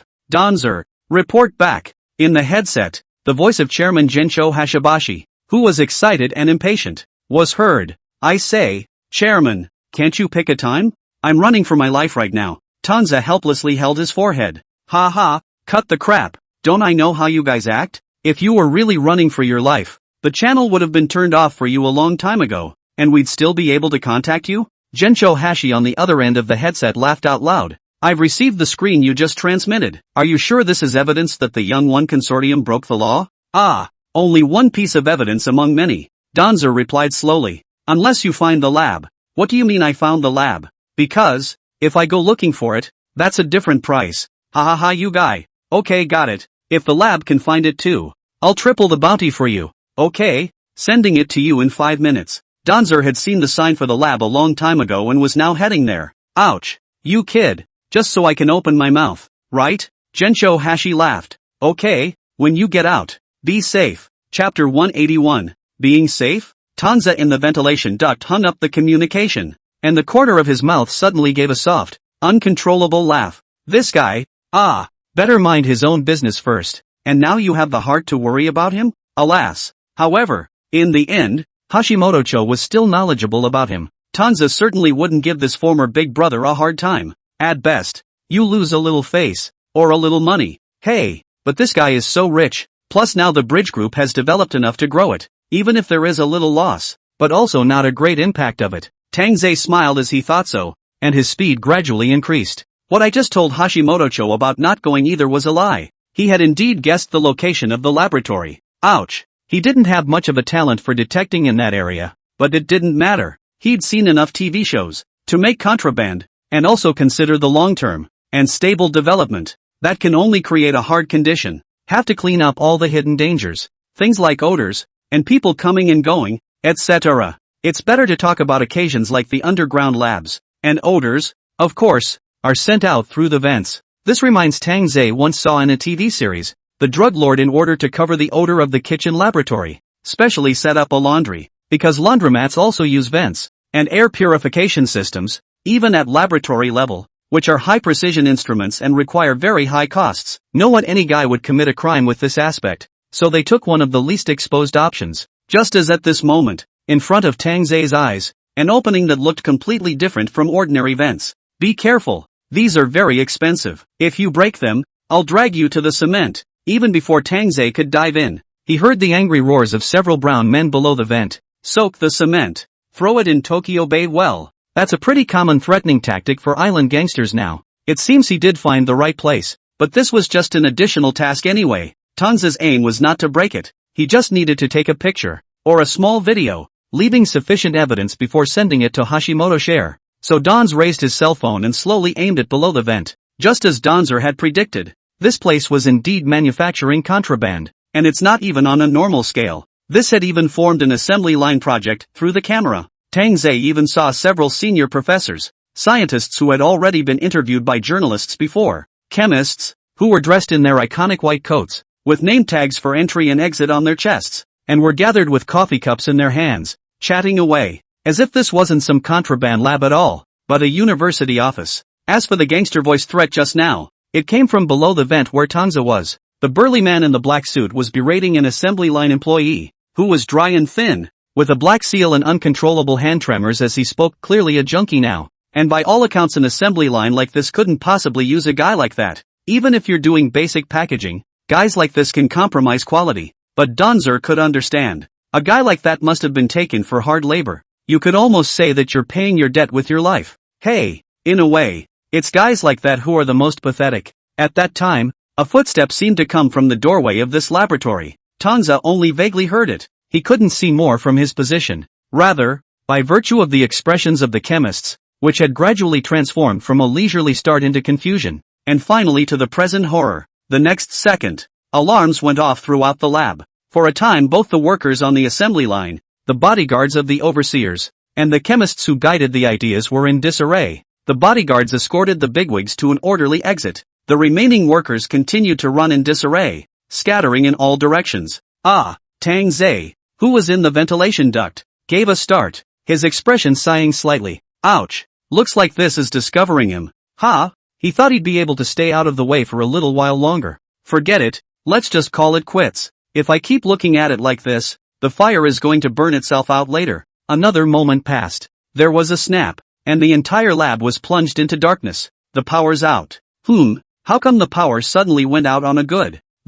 Please wait while I ascertain the situation. And at that moment, inside the hall of the Aichi Foundation, Lin Mo and Lin Qin, who had already changed into their regular clothes, were sitting in the VIP room. The two of them had just been received as heavyweight investors from the Dragon Kingdom, but who knew that they hadn't talked for long? The whole consortium suddenly lost power. The receptionist looked visibly uncomfortable and left in a hurry. The two of them, Lin Mo and Lin Qin, were left behind. Why don't we just get the hell out of here? Right now the whole group hall is noisy, although it cannot talk about the black light, but the situation is chaotic enough. Outside the door there were also constantly bodyguards in black suits with fierce expressions rushing in, fiercely maintaining order at the scene. It doesn't look like a normal blackout at all. Although Lin Qin could see that the situation at hand was wrong, she was timid and subconsciously wanted to leave. What's the rush? We're the active party now. There's no need to be so passive. Lin Mo is indeed a bold one. After all, before in the Dragon Kingdom, in his own territory, Lin Mo had never been afraid of anyone, although coming to the island had suffered a lot of setbacks. But right now, anyway, the identity had been exposed, and Lin Mo's guts had grown even bigger. She just couldn't believe it. Which power in the island country had the guts to make a move on her? So tired of living. Lin Mo's face was all smiles as he crossed his legs while enjoying the tea that was brought up by the Ing Foundation's hostesses earlier. No, the man you're talking about. Did he send us here to show us this? Although Lin Qin had Lin Mo accompanying her and felt a lot more at ease in her heart, she was naturally sensitive and still couldn't help but ask a few more questions. Oh, Tang Ze, that guy did not say anything else. Just let me stay here in the hall, and then he will come over to us of his own accord. Lin Mo rubbed his chin and glanced at the clock. Now at this point, it seems to be about the time he said it would be. Why haven't you come yet? Is that guy going back on his word? Lin Mo leisurely put down his cup. Earlier, Tang Ze had told her to look for the forces sent by his own family, and had sent her an address, and sure enough, after she followed the address and looked for it, she did see the leader who often followed her father around. The leader was an older man, but his appearance was quite ordinary, especially now that he was wearing a white coat, carrying a thermos cup in his left hand and his right hand on the door handle. He looked no different from the kind of late-night drunken uncle in a bar. Lin Mo all but thought he had the wrong address. Big lady? Not to mention Lin Mo. This time Lin Jian opened the door and saw that his hard search for Miss Lin Mo in the island country had not been successful. At this time, actually intact to find their own door. Lin Jian almost didn't hold back and sprayed the tea in his mouth as it was. Damn you. God knows how long he's been searching in the island, just long enough that he thought Lin Mo, the eldest lady, the sole heir of the Lin group, was really going to be folded up in this hellhole of an island, and that he didn't have the face to go back to see Lin Laozi, and that he was even on the verge of contemplating cutting himself off. Then at this time, Lin Mo appeared. Missy, over 100-years-old uncle's face is incredibly sad, but also full of emotion. Looks just like a grandfather who has just recovered his lost granddaughter. Uncle Lin, don't cry. Although at that time Lin Mo had already thought about this scene before he came. But right now really see this usually in the identity of the old man killed and resolute and unsmiling uncle so moved look. Lin Mo's heart really have to be a little complicated. But this wasn't the time to catch up, the address was still from Tang Ze. And she had something important on her mind right now. Well, are back. Lin Jian wiped his tears and invited Lin Mo into the house. Lin Jian was raised in the Lin family from a young age. And back then was spotted by Lin Mo's grandfather from the orphanage and then brought back, taking the Lin family's surname. And also being groomed by the Lin family as a secret sharp edge on the spot. And Lin Jiangwo had proven to be worthy of this trust from the Lin family. Since the old master's death, he had become a sharp blade at Lin Mo's father's side and now had traveled thousands of miles to come to the island in search of Lin Mo. Although Lin Jian is to help the Lin family to do the dirty work of the same existence. But Lin Jian for Lin Mo, the heir to the Lin group, the entire family pearl, naturally is also 100% care, as their own granddaughter-like view. This time Lin Mo left the Lin family without authorization. Although Lin Jian also had blame in his heart. But at this time, seeing the real person, Lin Jian had all kinds of helplessness in his heart. And in the end, he was only left with the joy after being reunited. You don't tell Pops yet. If that old geezer knows about it, he's probably going to take me back right now.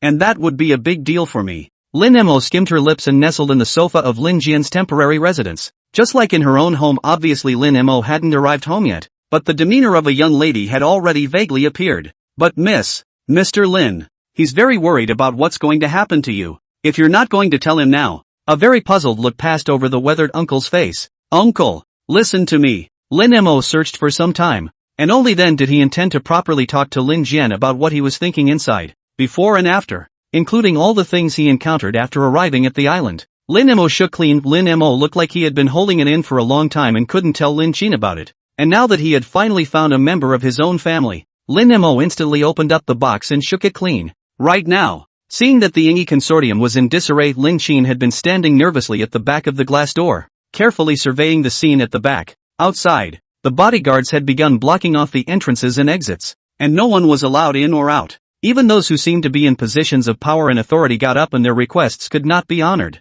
The bodyguards looked bad, and anyone who asked was met with a no comment. Murmur, can you get in touch with that person? Now this situation looks bad. Lin Qin looked shocked and couldn't help but turn his head to ask Lin Mo again. Lin Mo was observing his surroundings. This place sure didn't look any better. Lin Mo subconsciously trusted Tang Ze, but if she couldn't get out as well, wouldn't she be in even more trouble? Lin Mo couldn't help but remember what Lin Jian told her before she left. In either case, never go alone by yourself. For Lin Jian, in either case, if she was harmed in the slightest, the result would not be cost-effective. Hey, you don't get a tiger without entering the tiger's den. At that time Lin Mo simply wouldn't listen to Lin Jian's advice. At this time Lin Jian in her eyes had already completed the transformation from a long time no-see old friend to the devil's old man's devil henchman. Lin Jian's words again couldn't be listened to by Lin Mo. Hey, okay, then, miss, you must be careful. Of course, how well Lin Jian knew Lin Mo. Just by looking at Lin Mo's expression he knew what Lin Mo was thinking.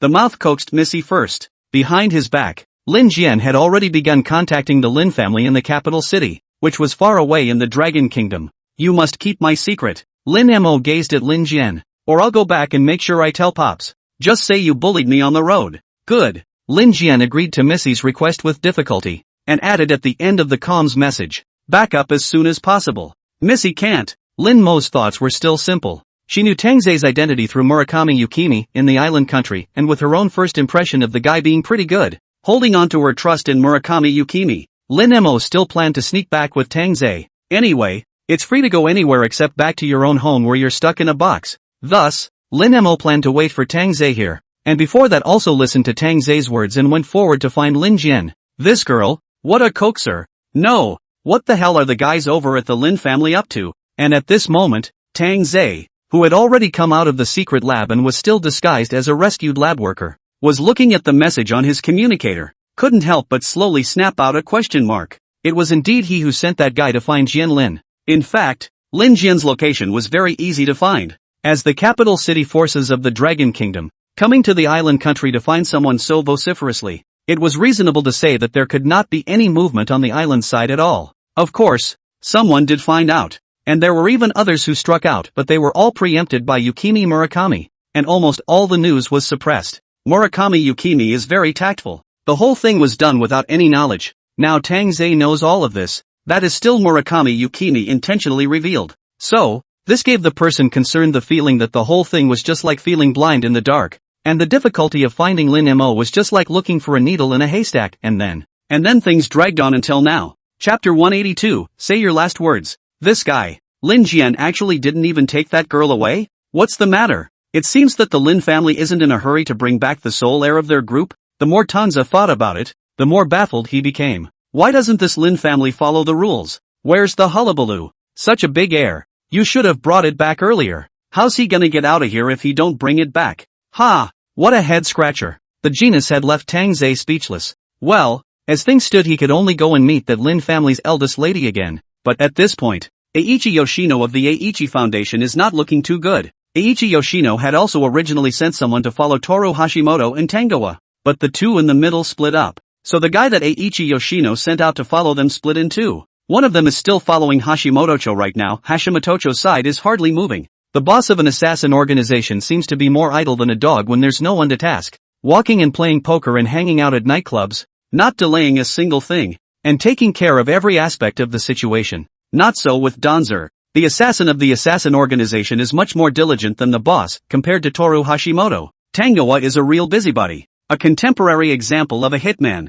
Since Tang Ze had separated from Hashimoto Toru, he first went to a cafe to meet a girl. It was strange to say the least. The girl clearly didn't look like an islander, but it was a coincidence that he couldn't find out any information about this person. Not even him. Eiichi Yoshino was the type of person who wouldn't let go of any clues he could, especially if it was someone related to this Tang Ze guy. There was no reason for him to let it go. However, just as Eiichi Yoshino was about to call for another thorough investigation, his underground laboratory, something happened. What is going on here? Eiichi Yoshino is impotently furious. Called for a surveillance camera, but it had broken down at some point. Finally found one that was still intact, but the picture looked like it had been hacked, either static or a blur. Calling someone to check the traces of that guy Tang Ze's entrances and exits. The result of course was that nothing could be found out, even if someone had seen Tang Ze once entering and exiting the elevator with their own eyes. But now that the lab had already had a break-in, there was no use in knowing about it. And right now, with such a large laboratory, such a large IE consortium, catching a Tang Ze is more or less over the top in terms of difficulty. And so, this creates the situation at hand. Yoshino Eiichi directly pulled the electric switch and called for the blockade of all Eiichi consortium entrances and exits. To catch a turtle in a jar. He knew that he could lose a lot of financial benefits by doing so, but if they don't do it, and really put that guy Tang Ze out, then what the IE consortium is facing is not just a simple matter of economic loss. Boss, we've searched the lab, and we haven't found Tang Ze. At that moment, the contact meter in Eiichi Yoshino's hand transmitted a burst of feeble shouts from his men. Asterisk asterisk asterisk asterisk. What the hell? When I think of the deal I made with that guy Hashimoto Toru before, Yoshino Eiichi seems to be dripping blood inside. It feels like he is walking on the road well, suddenly bitten by a dog. He chased the dog for several miles. Not only did the dog fail to catch up, but he also ran off a shoe. At that moment, however, suddenly, Eiichi Yoshino suddenly thought of something. Damn. No wonder that Hashimoto share guy agreed to come over and trade with him so quickly before. Dare I say the pit is buried here? This guy, Hashimoto share, never intended to help him in the first place, but instead, he's still trying to use this opportunity to get Tangoa good enough to sneak up on his lab. But as the layers deepened, Eiichi Yoshino steeply realized one more thing. How did that Don's guy know that the lab was underneath his Aichi Consortium headquarters? It couldn't be helped, and now that the situation was urgent, he couldn't be bothered to think about that. Other than capturing Tang Ze, there was no other effective way they could use. Spot Tang Ze, spot Tangoa, in the NS2 pipeline in the lab. In the control room, the bouncer heckled a yell. Chase, go after me. Apparently Eiichi Yoshino, who was next to him, also saw the scene and became even more agitated, with veins on his neck and a louder voice. Yes, yes. The bodyguards in the control room followed suit. In the large control room, only 2 controllers remained after an order. Where's that Donzer guy? Still in the vent pipe? Eiichi Yoshino's tone trembled. And as he watched his men pouring out on the other side of the screen, he could actually feel an indescribable pleasure inside. Chairman, that guy is still in there and hasn't moved. Where's the picture? Cut the picture out for me. Eiichi Yoshino roared again. Chairman, the cameras are all destroyed. This is the only one that can see the footage from the ventilation ducts. The controller of the control screen stumbled. The one and only. That may not sound different at first glance, but if you think about it,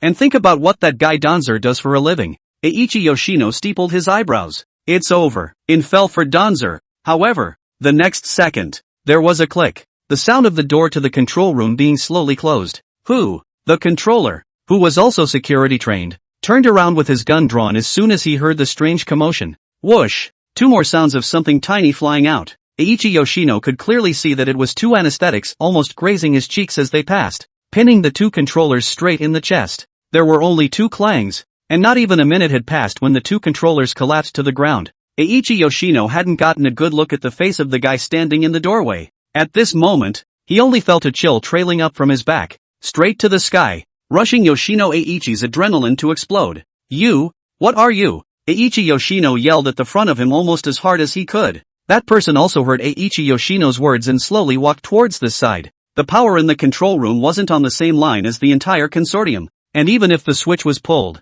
there wouldn't be a blackout, but somehow at this point, the light in the control room was pitifully rare, with only a little visible light shining down from the vent, the monitor with the red light. Half of Tangoa's face shone in the red light, and he raised his eyes to look slyly at Eiichi Yoshino. I heard, you tried to kill me. Ha! Eiichi Yoshino's heart beat wildly as he jerked backward. This guy is deliberately sidetracking the bodyguards, but your people are too stupid to let a target in their sights get away, so they sent themselves to the door. Don said slowly. Eiichi Yoshino, is there anything you'd like to say? Chapter 183 changed. Everything's changed. The tone of the words was flat, but to Eiichi Yoshino, it had seemed like the obligatory process for an assassin that Tangoa was going to make him give his last words before he killed him in pain. I can pay you. I have money. There's plenty of money. As much as you want. Tang Ze just stood there without moving, and an indescribable sense of oppression instantly forced its way over. The pressure made Eiichi Yoshino gasp for air, his legs weakening as he held onto the console behind him, almost sitting on his butt on the ground. You think I'm here for your money? Dons looked up and asked. The expression looked surprisingly innocent, but to Eiichi Yoshino, the expression on the guy's face when he said that was like pronouncing some sort of death sentence. If it weren't for those two controllers, would it be him lying at his feet with a tranquilizer dart now? That must be it. It absolutely must be. But the question really did get to Eiichi Yoshino. Is this guy really after his money? This guy Tang Ze? Then it can't be that Hashimoto didn't give enough money to him, right? This amateur can be all heard. Bridge Yuan group of newcomer king killer. The president smashed money smashed with no money like, so it is always impossible or a lack of money lord it. However, then again, if Tang Ze doesn't covet his money, then what else can he covet? Eiichi Yoshino didn't dare think about it anymore. Inside the controls, alarms blared throughout the room. On the ground, two controllers who had been hit with tranquilizer darts fell to the ground and slept soundly. Outside the door, there was a cacophony of people and noise and footsteps intertwined. Eiichi Yoshino sat down on the bench. The hairspray on his head had lost its smile and his hair hung down in a messy fashion. The tie was also loose, twisted and torn aside. Eiichi Yoshino sat with his head bowed, trembling uncontrollably. Take it easy, President. I have a few more questions for you. In front of him, the all-black Dons had put away the tranquilizer gun and tucked it into the barrel on his back. Tang Ze had never dressed so formally since joining the assassin organization. Bulletproof vests, high-tech goggles, and a lot of gadgets he couldn't name, and already an assortment of guns. But considering that this might be his last mission as an island assassin, it was better to respect the profession a little at the last minute. Tang Ze couldn't help but smile at Eiichi Yoshino, though instead of feeling Tang Ze's friendliness, Yoshino Eiichi was stirred up with goosebumps. Aren't you curious how I found you? Don sat down across from Eiichi Yoshino. This control room has a lot of space, and there is also a resting place set up. It was utilized just right at this time. Not curious. An extremely ugly smile appeared on Eiichi Yoshino's face. Eiichi Yoshino was probably more curious about him finding the lab, but how he found himself. As the president of the consortium, I don't know how many people I'd been approached by myself, but as dangerous as this is indeed a first. Eiichi Yoshino didn't dare to speak at all. Ah, so you're curious about what happened to you today? Dons looked at him with a smirk. Osaka. Osaka at night has the same sparkling neon as Tokyo. If you look at it from a distance, you can't really tell whether it's Tokyo or Osaka for a while. Chairman, what do you think Tang Ze is doing right now? Ah, if you miss him so much, why don't you just call and ask? Ha, what if I call now and disturb him at work? Ah, you knew he had to work too? Even Tang Ze knows he has to work. How come you don't know? Rooftop.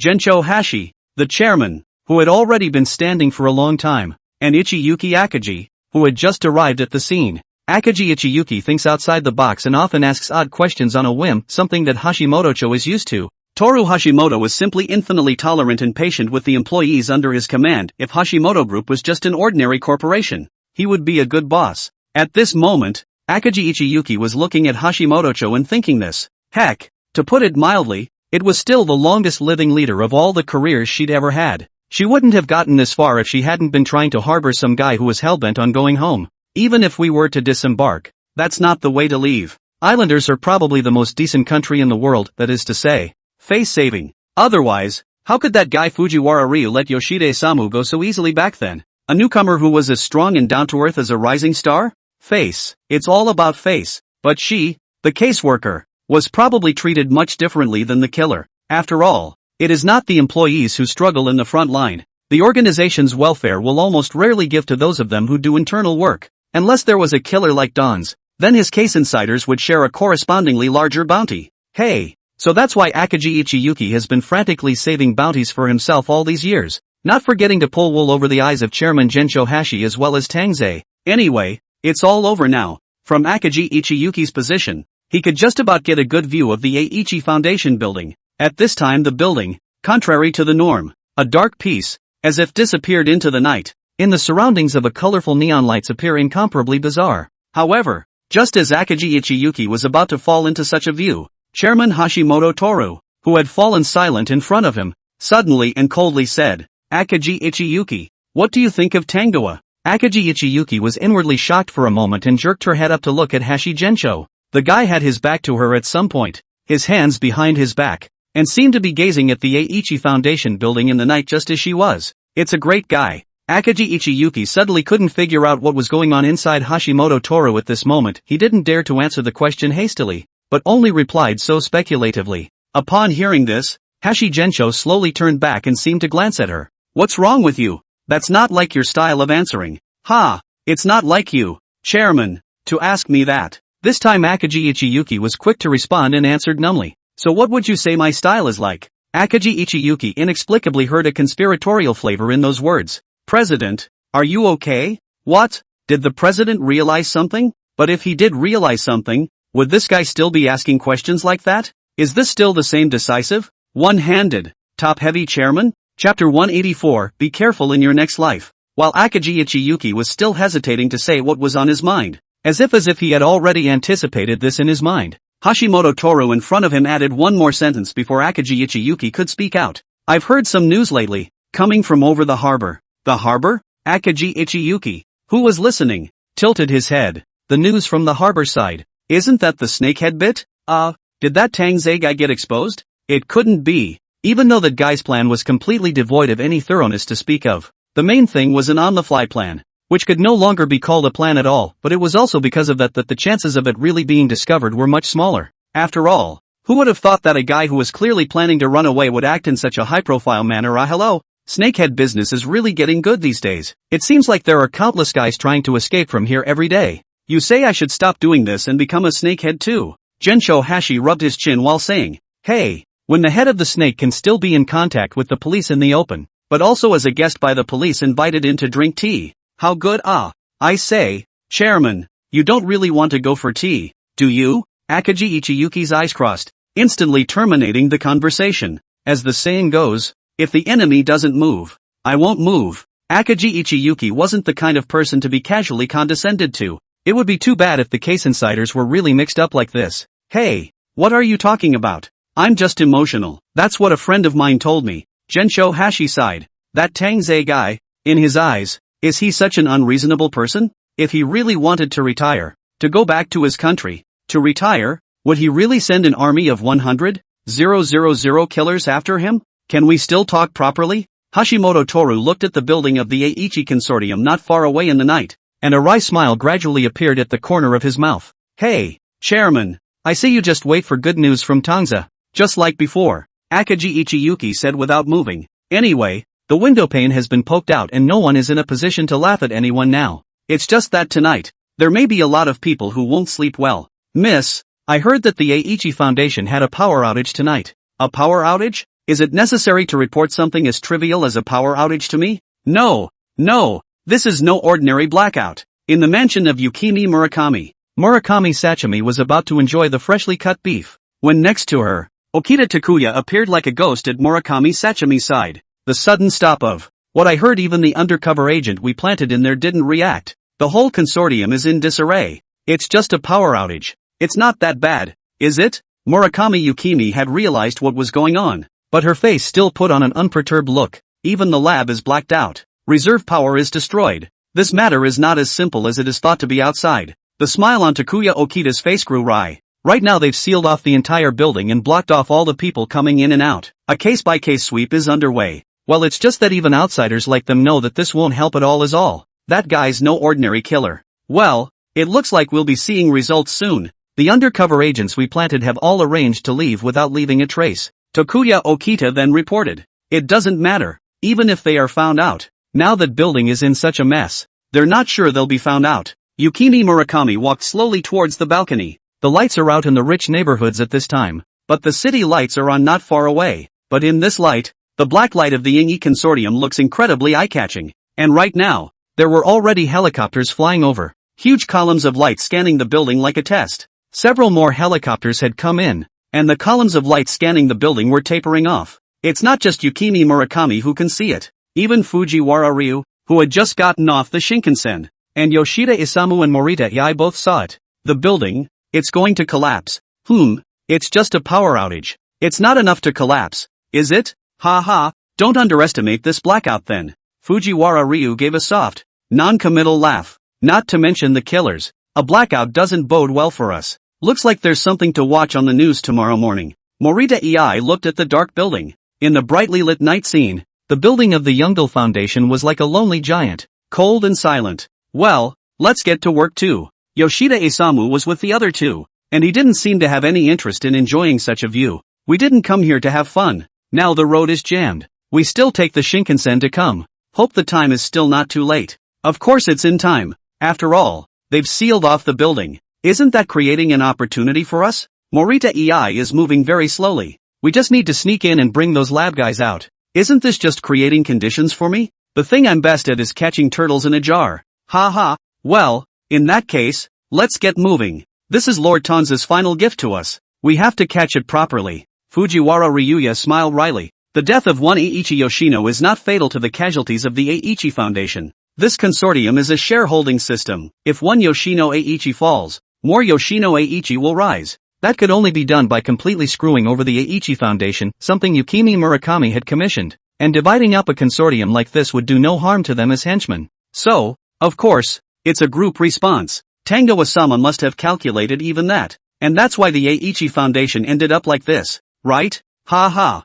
Fujiwara Ryu's expression was cold, but a few moments of admiration grew within him. When I think about it like this, if only I could have gotten to know Lord Tanza earlier, I would have directly let Lord Tanza be the boss. In that case maybe they would be the #1 violent group in Osaka. Ha ha, hey, if I had known that I would have called out a few more minions to hold up the fort. Yoshida Isamu laughed. What's the use of shouting out a few more minions? Face to face you'll be found out by that guy Eiichi Yoshino and drilled. Morita Ei demolished it without mercy. I say you guys, can you talk with some face? Yoshida Isamu was helpless. I'm sincerely working for Lord Tanza. Can you say something nice? Chapter 185, True Value. See how you say that? As if anyone isn't working for Lord Tanza right now. Okay, since we're all on business, can you guys be quiet? What's up? Isn't that a habit we've always gotten into? Pre-game trash talk time. A few people exited the station. It was still quite a distance from the Aichi Consortium, and several people got into a stretch Lincoln parked in the underground parking lot.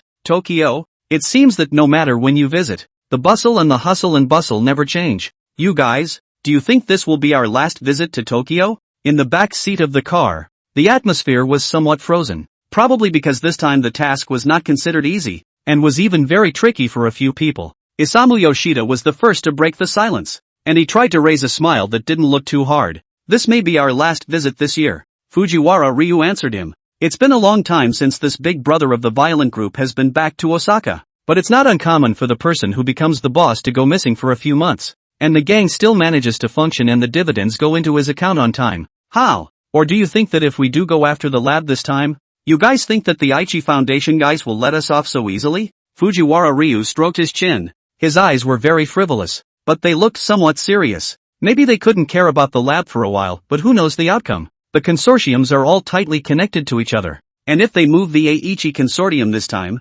maybe they'll pull out someone else. No, that's just one of the possibilities you're talking about. The topic was started, and Morita EI chimed in. Who knows if the Young One consortium will be cannibalized by other predators on this web? You look at these consortiums as if they are glamorous and each one of them is a member of society's upper class. But in fact, their relationships with each other are not necessarily as solid as we think. Once anyone's line breaks, instead of giving a helping hand, the other guys are likely to devour them. Morita EI was considered the most experienced of the bunch. He had far more experience dealing with the consortium, and he knew how to get in and out of their presence, having once even touched the threshold of the consortium. But it's also because he's touched the threshold that Morita EI won't set his sights on the little bit of petty gains that he has to fight the syndicates to get. Just open your own underground casino honestly for the consortium's amusement. As long as he didn't stay on the same level as the consortium, even if the consortium caught fire one day, it couldn't possibly burn to his side. But now, the beast of yesteryear had become a piece of carrion, and it was naturally time for them, the flies, to get out of the way. Ha ha, you're not wrong, just a little bit. Fujiwara Ryu laughed out loud. It's precisely because they have relevant interests. Although there are some consortia that like to play the annexation and hostile takeover bit, but not all consortia like to play that bit with their lips. Just you wait and see. Our mission this time is really not considered easy. We even have to estimate the secrecy. This alone is enough to cost us our lives. It doesn't matter. Lord Tang Ze is in there now anyway. Compared to Morita EI and Fujiwara Ryu, Yoshida Isamu looks the other way. If I can really die with Lord Tang Ze, this isn't impossible. Think about how many guys can die at the hands of Lord Tang Ze in this life. Ha. You guys, you've got it all wrong. Morita EI didn't even bother to spit. The stretch Lincoln sped down the road and faded away. Ing-E Consortium's underground laboratory. This was originally a very private place. Even the entrance had several barriers set up. But now, because of the power outage, and also because of the leakage of relevant information from within the consortium, the people in the lab had rushed out completely uncontrollably. Privacy is null and void. Ah, no wonder Don-sama said we don't need an address. We'll see it as soon as we get here. Isamu Yoshida got out of the car. Several people were standing at the intersection, and before they could reach the place, they saw several people rushing out from a direction where there could be no one at all. The place was the back door of a private VIP passageway, which only allowed the consortium's top executives to pass through, and no vehicles as well as uninvolved people were allowed to pass by the entrance. But at that moment the gate had been pried open by something, and from it several men rushed out from time to time. Help! Help! Poison gas leak! There's a gas leak inside! Someone is trying to kill us! The guy who rushed out of it was shouting wildly. Pudgy, still wearing the uniform of the Aichi Consortium, and even had the lab's access card on his chest. And the Ing-E Consortium's surroundings have long been surrounded by journalists. Now see someone rushed out from the door. And even from the secret passageway, journalists have not cared about the Ing-E Consortium's block. The barricades are in vain. The media swarmed up. Are you okay? Did you come out of the Aichi Foundation's underground lab? I've heard that contraband is being mass-produced there. Does this matter concern you? What do you mean by what you just said? Does the Aichi Foundation want to have you lab workers killed and silenced? In this way, the entrance that was considered a secret is no longer a secret at all. Even if the three of them walked in with a big smile, as if they were taking a walk, no one would care anymore. Strange, didn't Lord Tang Ze say there would be bodyguards in this place? How come there aren't any? Ah, then you must have forgotten that Lord Tang Ze also said later that the bodyguards will definitely all be transferred inside the lab at a later stage, and those lingering personnel outside are already completely out of control. Morita EI said slowly. So the guy who rushed out was really a lab worker?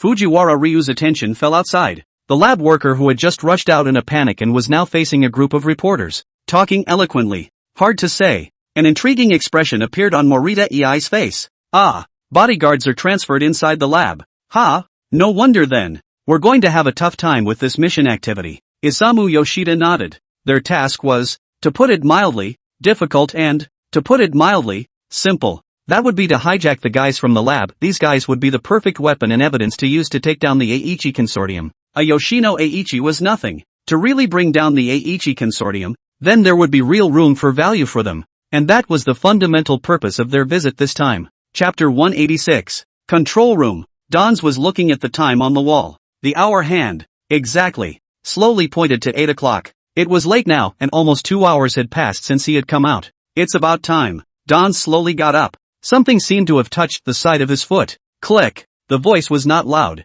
but it reached Eiichi Yoshino's ears clearly and unmistakably. Yoshino Eiichi instantly winced. His eyes, which were already disoriented, instantly focused, and the familiar feeling of fear once again filled the air. I have to go. Immediately after that, it was Tang Ze's voice that came through clearly and unmistakably. Feel free to call the police if you want, but if you think calling the police will help. The voice was light. Listening to it, Eiichi Yoshino's pupils tightened again. What the hell do you want? You're from the Hashimoto group, aren't you? I've heard that Hashimoto share guy mention you. I have no grudge against you, right? Why are you doing this to me? Eiichi Yoshino roared out. Hey, if you know who I am, why are you asking me again? The footsteps stopped and Tang Ze's voice came next. Have you ever seen an assassin need a reason to clean up a mission target? That was the equivalent of a hint. Mission. Eiichi Yoshino also reacted quickly. Who hired you? The voice, however, disappeared. Along with it, the last of the red light in the entire control room disappeared.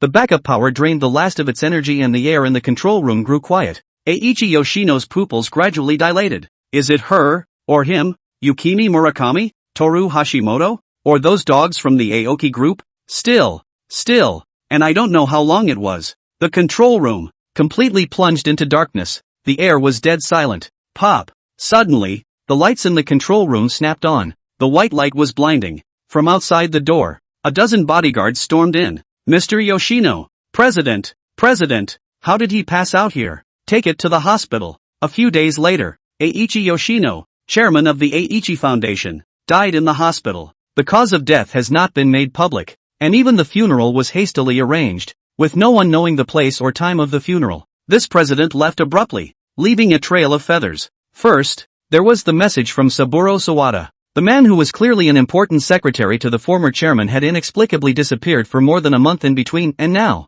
after Eiichi Yoshino's death, news about it had come to light one after the other. His body, however, was not found by a passerby, it was found in a hospital freezer, and it is assumed that an order was issued to suppress the news. And now that the person who issued the order is no longer around, the news can't be suppressed. Then, all the news related to Eiichi Yoshino from Saburo Sawada's life came to light. Rumor has it that Eiichi Yoshino is not the heir to the Murakami Foundation, that the old man's will has been tampered with, and that the real heir is Yukimi Murakami. Rumor has it that Saburo Sawada didn't simply discover that Eiichi Yoshino had altered the will, but also discovered the Foundation's fake accounts, those specifically designed to cover up the huge sums of income from unknown sources, which were secretly carried out under Eiichi Yoshino's orders. Rumor has it that underneath the Ingi Foundation, there is a laboratory dedicated to the production of contraband, and chemists and scientists from all walks of life have been invited, and the benefit income is very substantial, and built on such a foundation. The Ingi Foundation has been able to rise to such a position.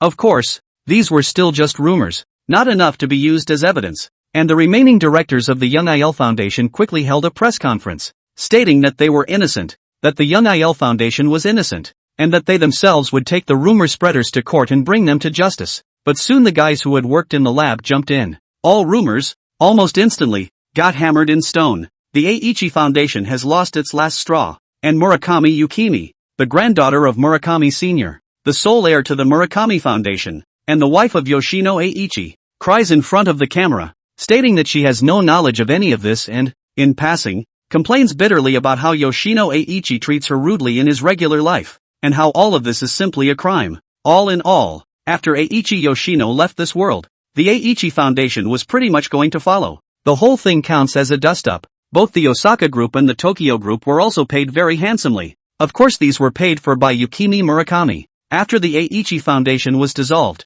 she received a large sum of compensation. The bounty paid out is just a fraction of the compensation. That's scary. Remember brothers, you can't mess with a woman like that in the future. Yoshida Isamasa counts the money while still nagging Morita ei. It's just like that. You can't even sleep at night. You might suddenly be dismantled into your belly and eaten one day, and you don't even know how you'll die. Ha! What's wrong with such? You don't think about how much we've only done, and we've even borrowed this win from Lord Tang Ze, and people are still willing to pay the original price, which is already remarkable. Morita ei looked unconcerned, not even counting the money. Two huge suitcases laying next to each other. He was not even looking at them. Ah, so where's Don-sama? Did you guys see him when you first came out? The three men were coming out of Kumi Murakami's mansion. The secret passage was taken. but Murakami Yukimi received them in the lobby. That hall can be two hall. As if the entire first floor of the villa is just a hall. Simply comparable to the grandeur of the central bank of the island. Even so, not only did they not see Tangoa, but even Yukimi Murakami didn't mention it. Smiling, he paid and sent them on their way. Not a single superfluous word was said. What a horrible woman. What? Are you missing him? Fujiwara Ryu, who had been silent, suddenly laughed. Harm. Don't tell me. I'm really curious. After we finish this order, will we really not be able to see Lord Tang Ze? If you go to the Dragon Kingdom, you might get to see it. Morita Ei, who was next to him with her eyes closed, chimed in again. In his opinion, even if Lord Tang Ze did leave, there was indeed no need to greet them. That's what happens between an ordinary person and an ordinary person, let alone a killer. Ah, going to the Dragon Kingdom like me? Pull back. I guess I'll be in the police station just after landing. Isamu Yoshida was pretty prescient. I hope we can still meet a killer like Lord Tang Ze in the future. Wait, killers are excused. I'm afraid I wouldn't survive 3 days if I had to deal with killers like that on a regular basis. Chapter 187, Plow the Land Well at Night. And over the next few days, Tang Ze did indeed disappear as if he had disappeared. There's no sign of him anywhere. Whether it's Osaka's top nightclubs, Tokyo's Kabukicho, the new pachinko parlor down the road.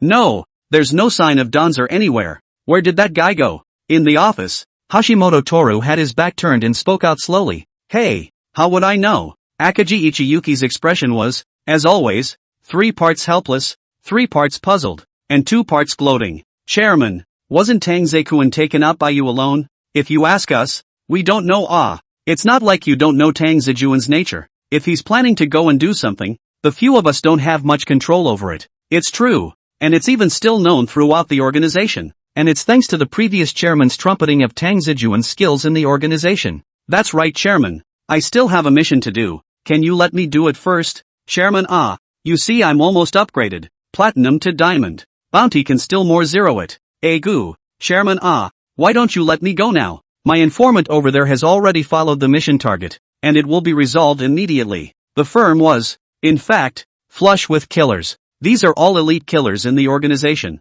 The lowest is a platinum one, and the highest is a grandmaster level killer. They were all summoned here at this time by Gensho Hashi. Just for one thing. Shut up. Hashi Gensho let out a roar. I've raised you guys for so long, and I can't get you to do such a little thing? Still pushing around with me here? You guys, if you don't find Tang Ze-jun in 3 days, your year-end awards will be cancelled this year. As soon as the words left his mouth, the firm was instantly in mourning. Asterisk cancelling the year-end awards? I say, Chairman, you have to not be so excessive, hey. Asterisk.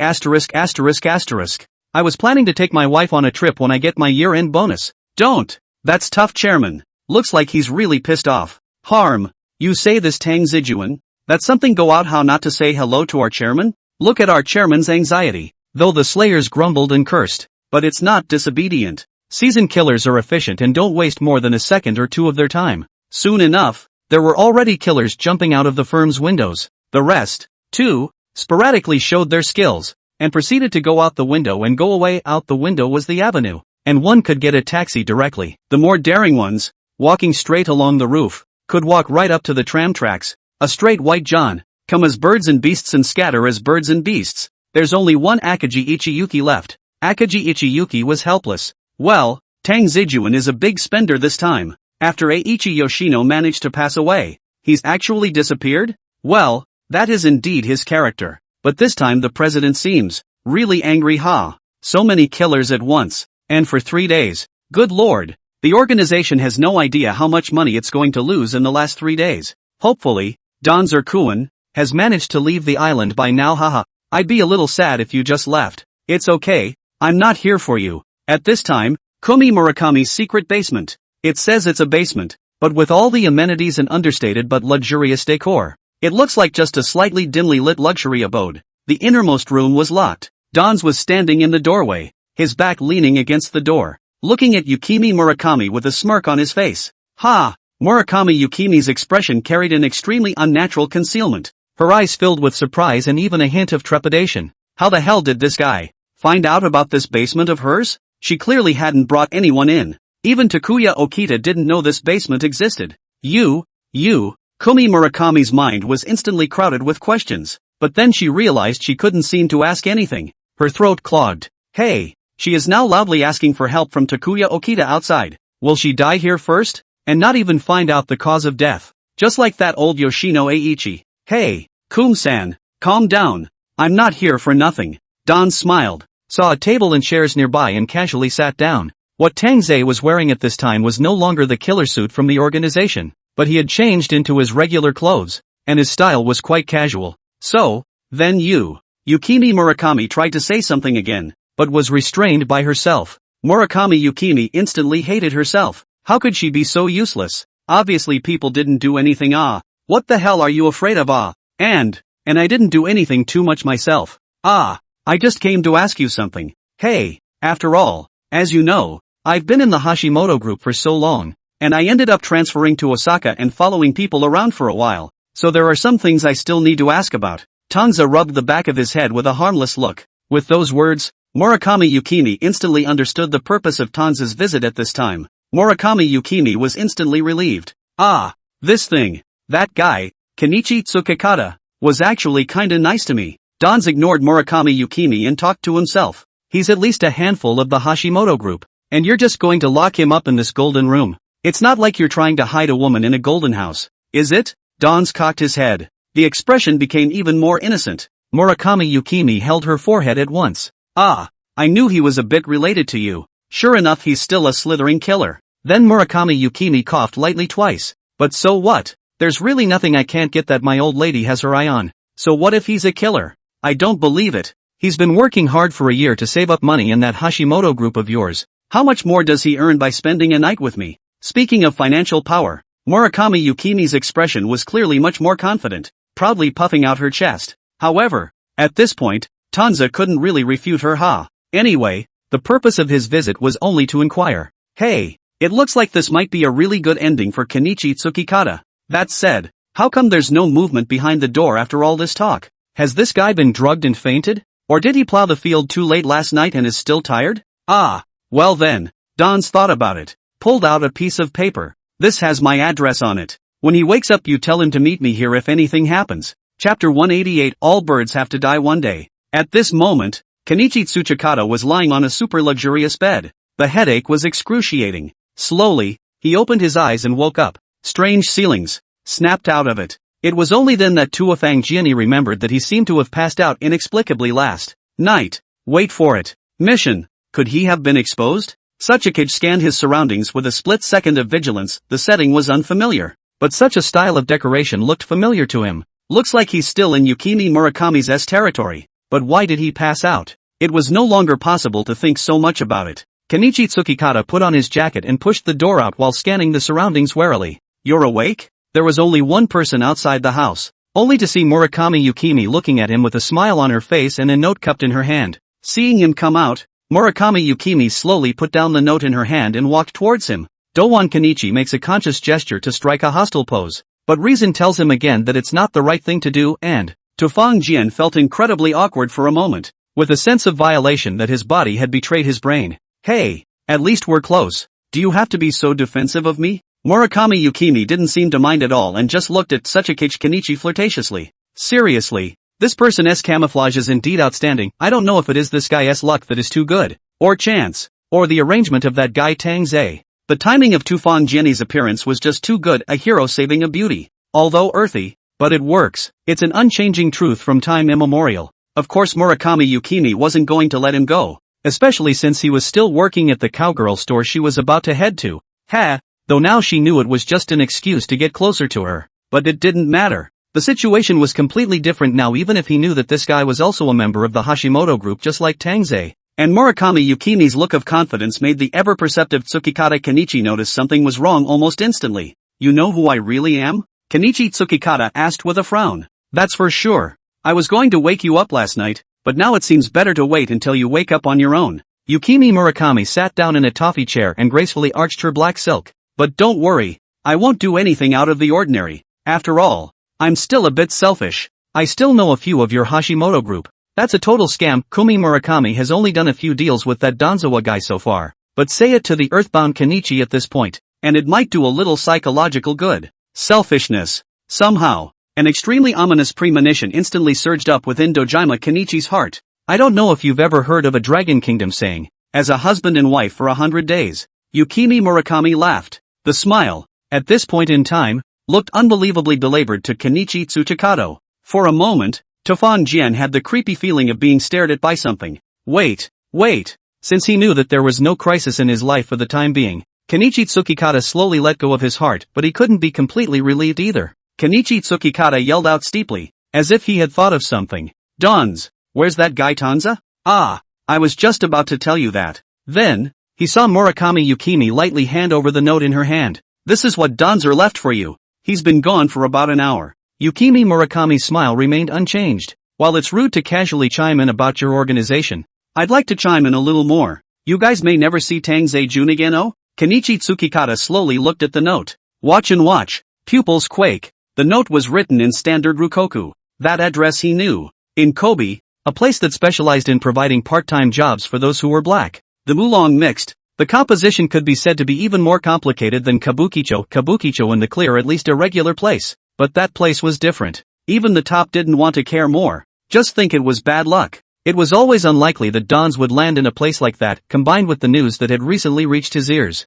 There's a good chance that Guy Tanze is just like what Akaji Ichiyuki said. He's going back to Rokoku and only left one last clue that could lead to him on that street that doesn't even care about the top. Not, that guy just left? Just walk away after leaving a mess behind? Hey, what am I going to say? Do I have to say I'm sorry for your loss? Murakami Yukimi looked at Tsukikata Kenichi as if she had long expected him to have this expression. Is Tanza the only assassin left in your entire Hashimoto group? Murakami Yukimi had even heard that guy Hashimoto Toru had sent out almost his entire organization's assassins to find Tangoa. Hey, what a futile endeavor. However, she had also inquired before, and the most famous snakehead in the underworld had actually had to host someone back in the Dragon Kingdom recently. I don't know if it's Don's either, but if things are really like this, good guy, then Tanza 1T really be arrested back, right? Murakami Yukimi instantly thought with interest. Ha, if that guy Tanza is captured back, things will soon become more interesting, right? By the way, you haven't been out of the house for a few days.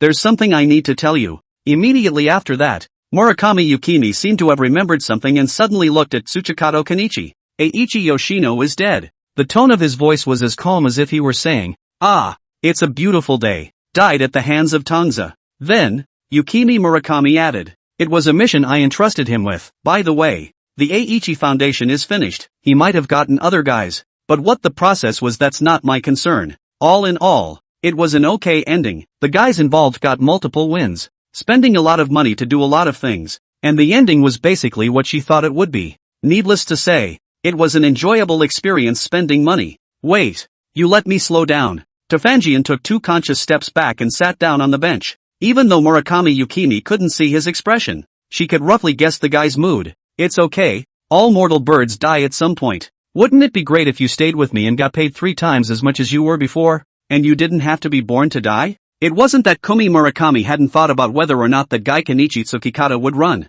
This guy is still a bit scary to Yukimi Murakami after all the stuff he did in Osaka. Chapter 189, What's a killer if he's not free? It wasn't as if she hadn't thought to ask Tanza for after-sales service, but as it turned out, this point also old and just on Danza's mind. He won't say no. Oh, maybe a little resistant at first. After all, the killer, or a veteran. Self-esteem, this hurdle still have to pass. So said Danza at the time, but as long as you do all the appearances, he won't likely go along with the steps. Danza's expression smirked.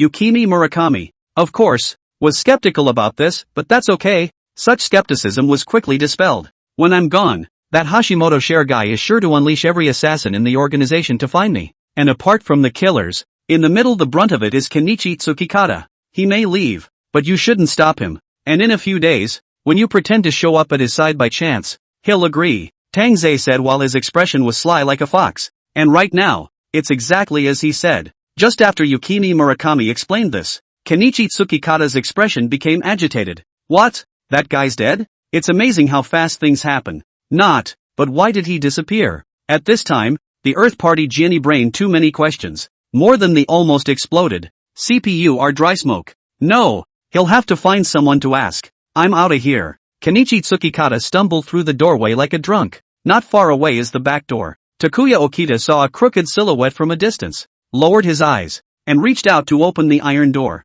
Sure enough, it's just like what Ms. said. Even at the door, there was a car ready to take him away. As soon as Tufang Jiani saw the iron gate slowly open, he couldn't think carefully inside, got into the car, and sped away. What bullying of honest people. It's outrageous. That is to say, why didn't any of you tell me? Ah, you don't understand, Sachikage-san. It's all for your protection. At this time, Akagi Ichiyuki's house. Tsuchikato Kenichi had come to the house that Akagi Ichiyuki often referred to as the pure land of the soul for the first time. But now, instead of taking in the surroundings, he was raging at the table. Ha? Protection? Where did you get the face to say that? Sachikage-san. The fewer people who know about this matter the better for Danzakukuin. Akagi Ichiyuki was leisurely painting her nails while doing so. Do you know why Tangoa revealed himself to be an undercover agent in front of Murakami Yukimi before? It was all to divert attention to protect you.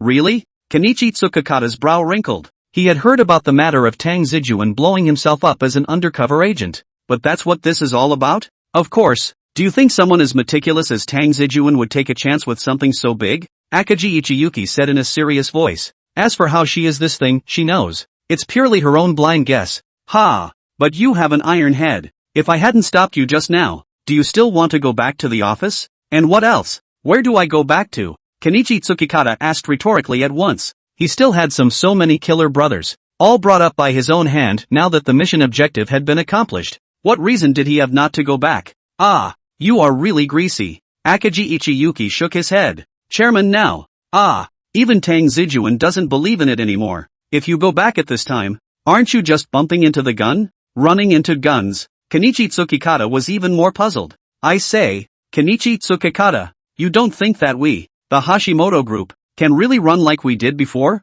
Akagi Ichiyuki looked at him expressionlessly. We've been exposed. How long do you think the people up there will hold back from taking us down in one fell swoop? Just think of all the politicians and chairmen who have died at our hands over the years. And now there's another one. Do you really think that the people up there who turn a blind eye on weekdays are really going to leave these things alone? Wake up, Tsukikata-san. Tanzakuin has already found you an underling. Don't be ungrateful. Akagi Ichiyuki patted Sachikage-san's shoulder. By all rights, the consequences of getting rid of Eiichi Yoshino, and all the other aspects of it, should not have gone unthought of by Toru Hashimoto, but even though he had a policy to deal with it, he probably didn't realize that this guy Tangoa would suddenly disappear. With the organization having lost its backbone, how can this Hashimoto-cho guy not be in a state of turmoil? Not to mention dealing with the people above him. And after Akagi Ichiyuki said that, Tsukikata Kenichi really calmed down quite a bit, and his expression gradually eased from the grimace he had at the beginning. No wonder, when he first left Komi Murakami's house,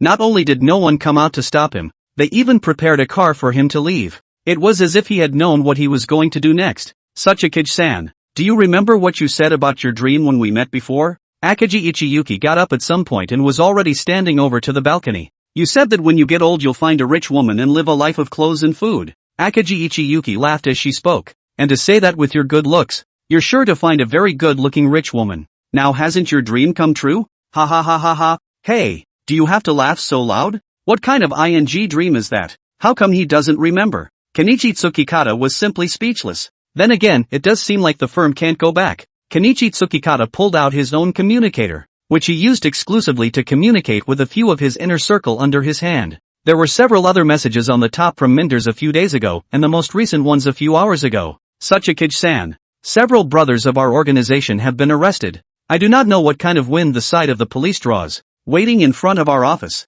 squatting several at once. Tsukikata, the president urgently informed us to hide. Did you get the message? We may not be able to contact each other lately. Sachikage-san, the brothers are at the usual place. If you have time, come over and leave a code word. We'll tell each other when we see it. Blah, blah, blah. Is our group going to repeat the mistakes of the Shimada group? Kenichi Tsukikata muttered. That's certainly not possible. Akagi Ichiyuki had pulled a suitcase out of nowhere and was loading it with stuff. Kenichi Tsukikata fixed his eyes on it. And good lord, it was all ing gold bars. How can the above let such a good organization perish? That at most is the surface to say that a major killer organization has been eliminated, and then privately recruited. You still do not understand the nature of the guys above. Akagi Ichiyuki said with a smirk. We've been free for so long. Do you want to go back to being a civil servant? That can't be, can it? Chapter 190, the rest of the cash is here. Yukimi Murakami originally took 2 days by herself. He's probably saying goodbye to his brothers in the Hashimoto group, like when a senior in the workplace retires. Listen to Tang Ze guy said about this Earth Square Jenny before in the bridge meta group as her instructor of a kind of work. Must be more cut off from the organization. Right. Hey, after all, is also the organization of the mixing in the wind and water of the guy. Steep to leave. Cold and quiet a person. May also be a little uncomfortable. Yukimi Murakami ranted on and on about the empty mansion. It's like taking on something you love, and now it's finally coming back on its own. And when you think about it, it's a pretty exciting thing to do. Kum-sama. I think the assassin organization might not play the careerist thing. Takuya Okita stood next to him with a look on his face that looked a bit like he wanted to say something. If you find it difficult to wait, wouldn't you just contact Akagi Ichiyuki directly? Akagi Ichiyuki's trick was something that Murakami Yukimi had thought of herself. Tang Ze had also said before that although Tsukikata Kenichi was the proper hand in the organization, but also probably because of the special nature of the organization, the only colleague who was still on good terms with Tsukikata Kenichi and who had frequent dealings with him was Akagi Ichiyuki.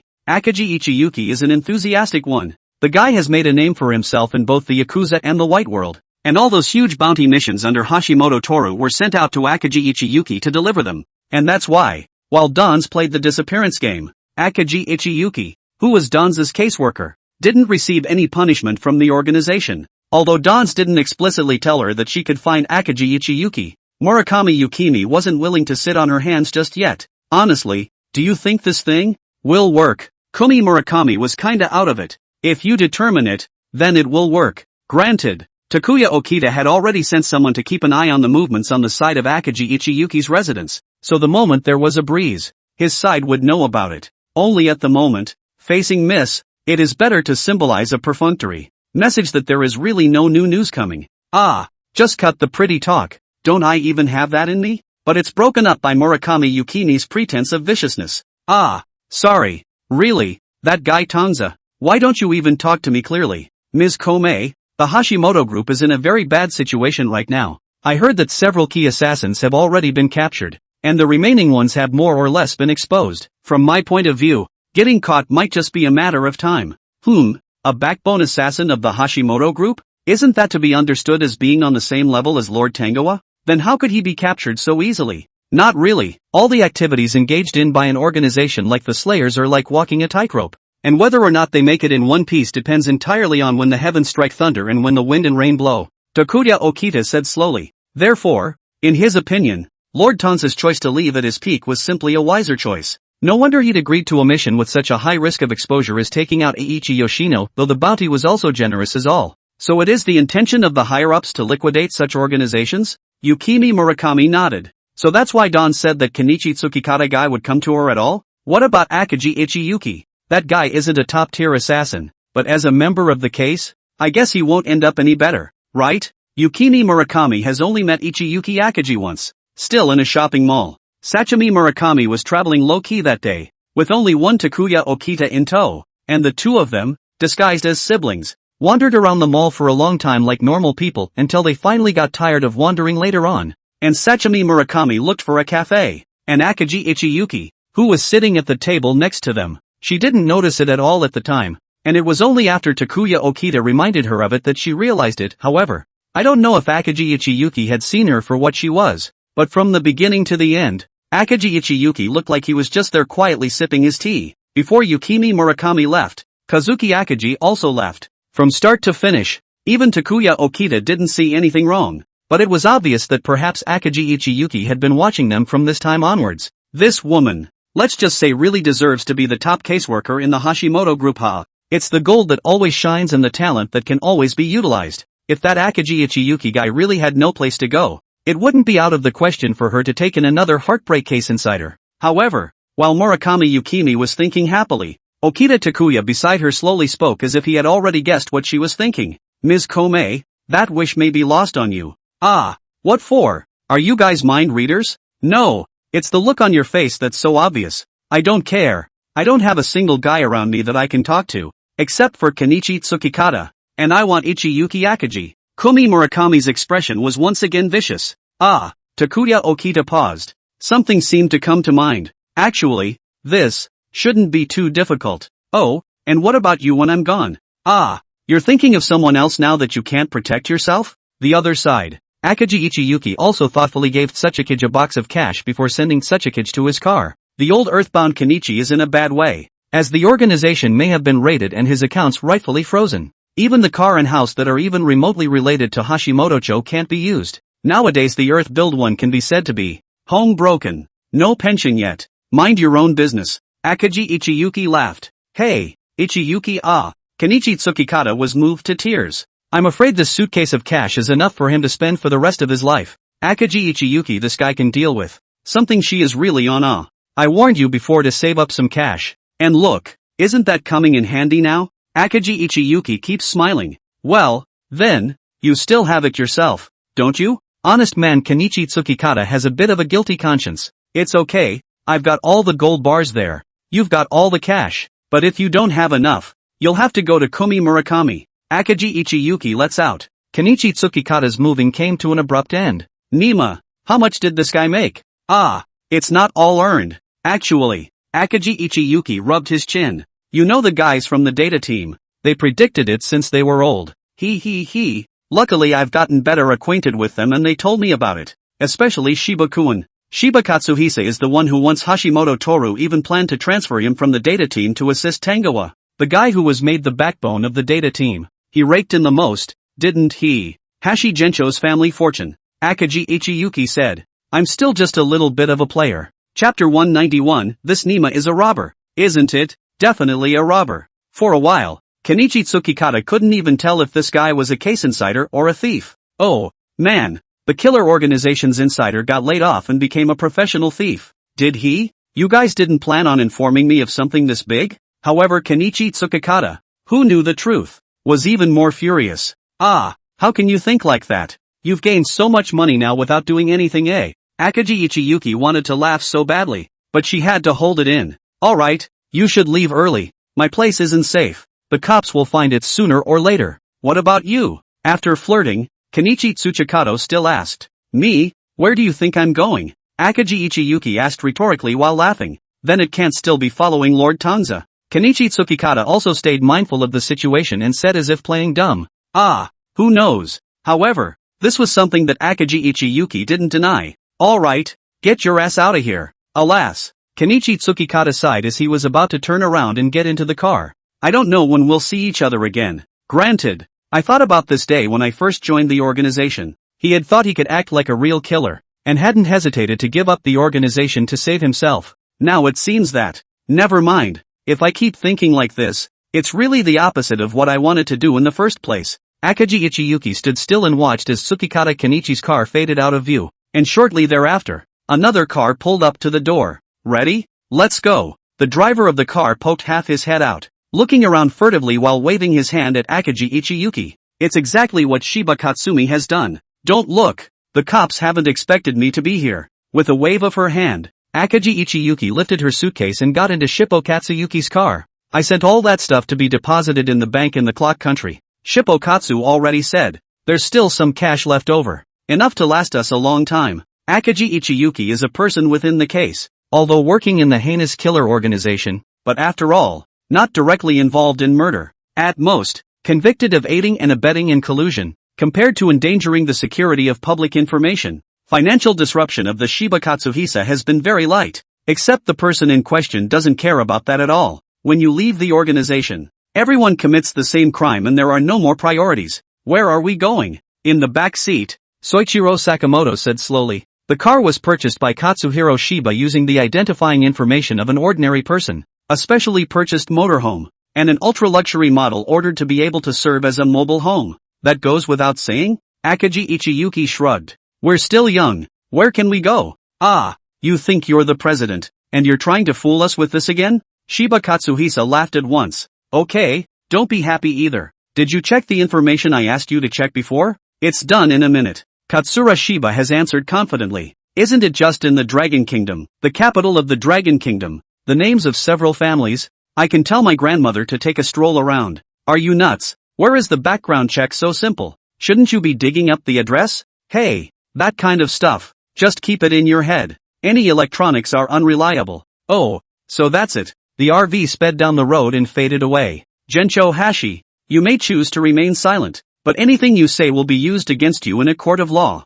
Shut up. That's something I'm much more familiar with than you are dash. You. Okay, I'll ask him. Interrogation room at the police station. Special ultra-luxurious interrogation rooms, customized for heavyweight criminals. At this point, the senior cop was sitting in the center, face to face with Toru Hashimoto, surrounded by a slew of regular cops. At the senior striker's signal, the regular strikers left in unison. Gencho Hashi, do you know how much we want to capture you? A high-ranking cop named Jiro Kondo, previously just the countryside of the mud leg, but the brain is good, but also has a passion, indignation and strength to get into the bar. Became 10 miles 8 villages known as the handsome after the student. Standard Chinese character face, although there is no beer belly, but the few hairs on the head gradually spread out to the surrounding. In a two-sided situation, waiting for the opportunity to siege the top of the light, at least a director level. Gencho Hashi was silent, but the expression was very disdainful. Honestly, I have several brothers in my hand who are quite fond of you guys, even though you all get paid to do your jobs, but the ones you kill are basically some of the assholes of society, and you guys are able to make the most out of it while we're tied down. Kantajiro said slowly, so we've been turning a blind eye to your behavior, sort of acquiescing to it. Speaking of which, they had actually dealt with such an assassin organization many times. It's strange, some guys are caught tight to go, by all means are going to come out, even at the risk of greater than the original squatting bureau and weekdays the cops on them as soon as something winds up, that the reaction will be too big, up and down the relationship to look for all over again. But if you run into a killer, no one will say a word even if you lose your life. It's amazing, the so-called mob. Why wouldn't Gencho Hashi know that? But the Yakuza were not born to talk to cops, and after the backtalk earlier, Gencho Hashi didn't want to open his mouth again. I also know that your organization has a newcomer king, who has helped you complete quite a few tough missions, right? It also made your Hashimoto group's reputation completely known, and you've used that to reap a lot of benefits. With that said, Jiro Kondo slowly glanced at the report in his hand. The president of the killer organization. That is of course a rich and prosperous master, but do not know how. When they perceive over to start to do it, the money in this guy's account is like opening the precognitive eye, actually evaporated in advance. Upon checking, it was realized that it was a notorious hacker from their data team who sensed their intentions after cracking their internal files and cleansed the account of this guy, Toru Hashimoto. In advance, the Hashimoto group is really talented. Hashimoto share. I know you're not that sentimental, but today, if you really don't spit out anything, even if I want to keep you, those brothers under me won't let you go. Kantajiro said, half persuasively, half threateningly. The president of the assassins organization was apprehended and brought to justice. A great achievement if he spat out a little more truth. Then not to mention the head of the department, and then up to the central government is not unlikely to be achieved. Chapter 192, Number 1 Dangerous Offender. But at the end of the day, it's nothing more than psychological warfare.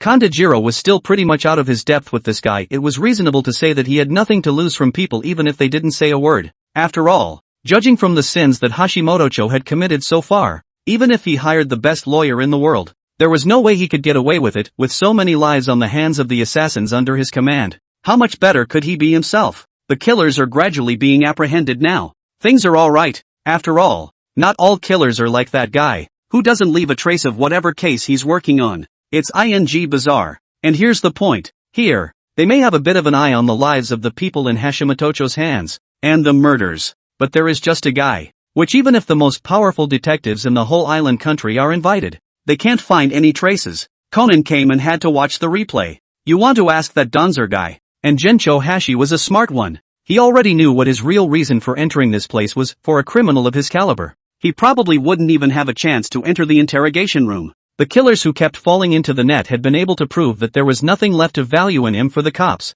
If there is, it must be some guy who hasn't been apprehended yet, or who they haven't been able to find a reason to apprehend. If you're honest, there's no chance we'll consider thinking about letting you live out your life in prison. Jiro Kondo rubbed his chin. That was the best he could offer given his position on Gencho Hashi.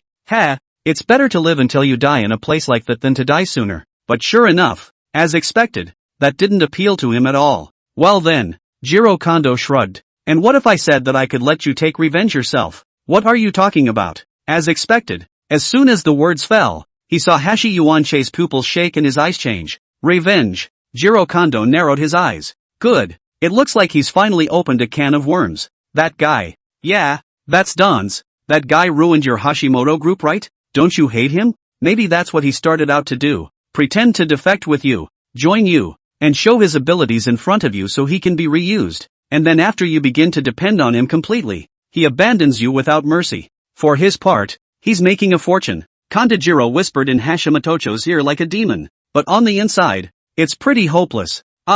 He was not expecting that he would one day actually have to say such things in the ear of this real villain like a TV villain. It's against the rules to even do that, but it didn't matter. He did think that as long as he could accomplish his goal and get credit for it, this would be an okay result for him yet. However, all that could be seen was that Hashimoto, who had originally lowered his head, suddenly shrugged his shoulders in an extremely unnatural manner. Ho ho ho. At the same time, a weird cold laugh came out of his mouth. Kanjiro, that's your name right? I've heard of you. Hashimoto looked up, his eyes cold and malicious. You old dog. You think that if you capture the brothers under me and make me die, I will confess? You're thinking too easy, aren't you? How do you think I became the president of this assassin organization? Did I get it by betraying my own people, just like you? Hashimoto Toru became agitated and shouted angrily at Kanjiro. Heh, you sure are faking it. Kanjiro's face went blank. You know what? I saw you and I knew that you guys knew more than we could possibly grasp.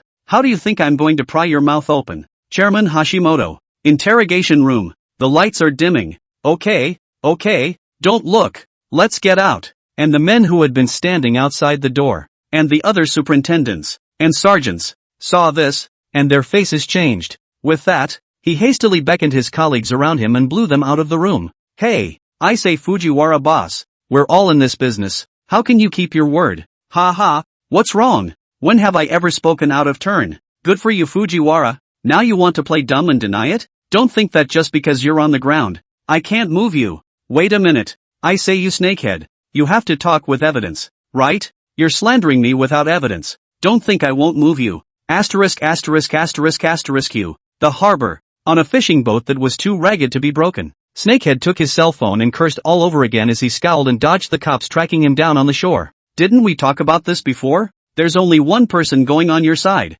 and pay me the rest of the money.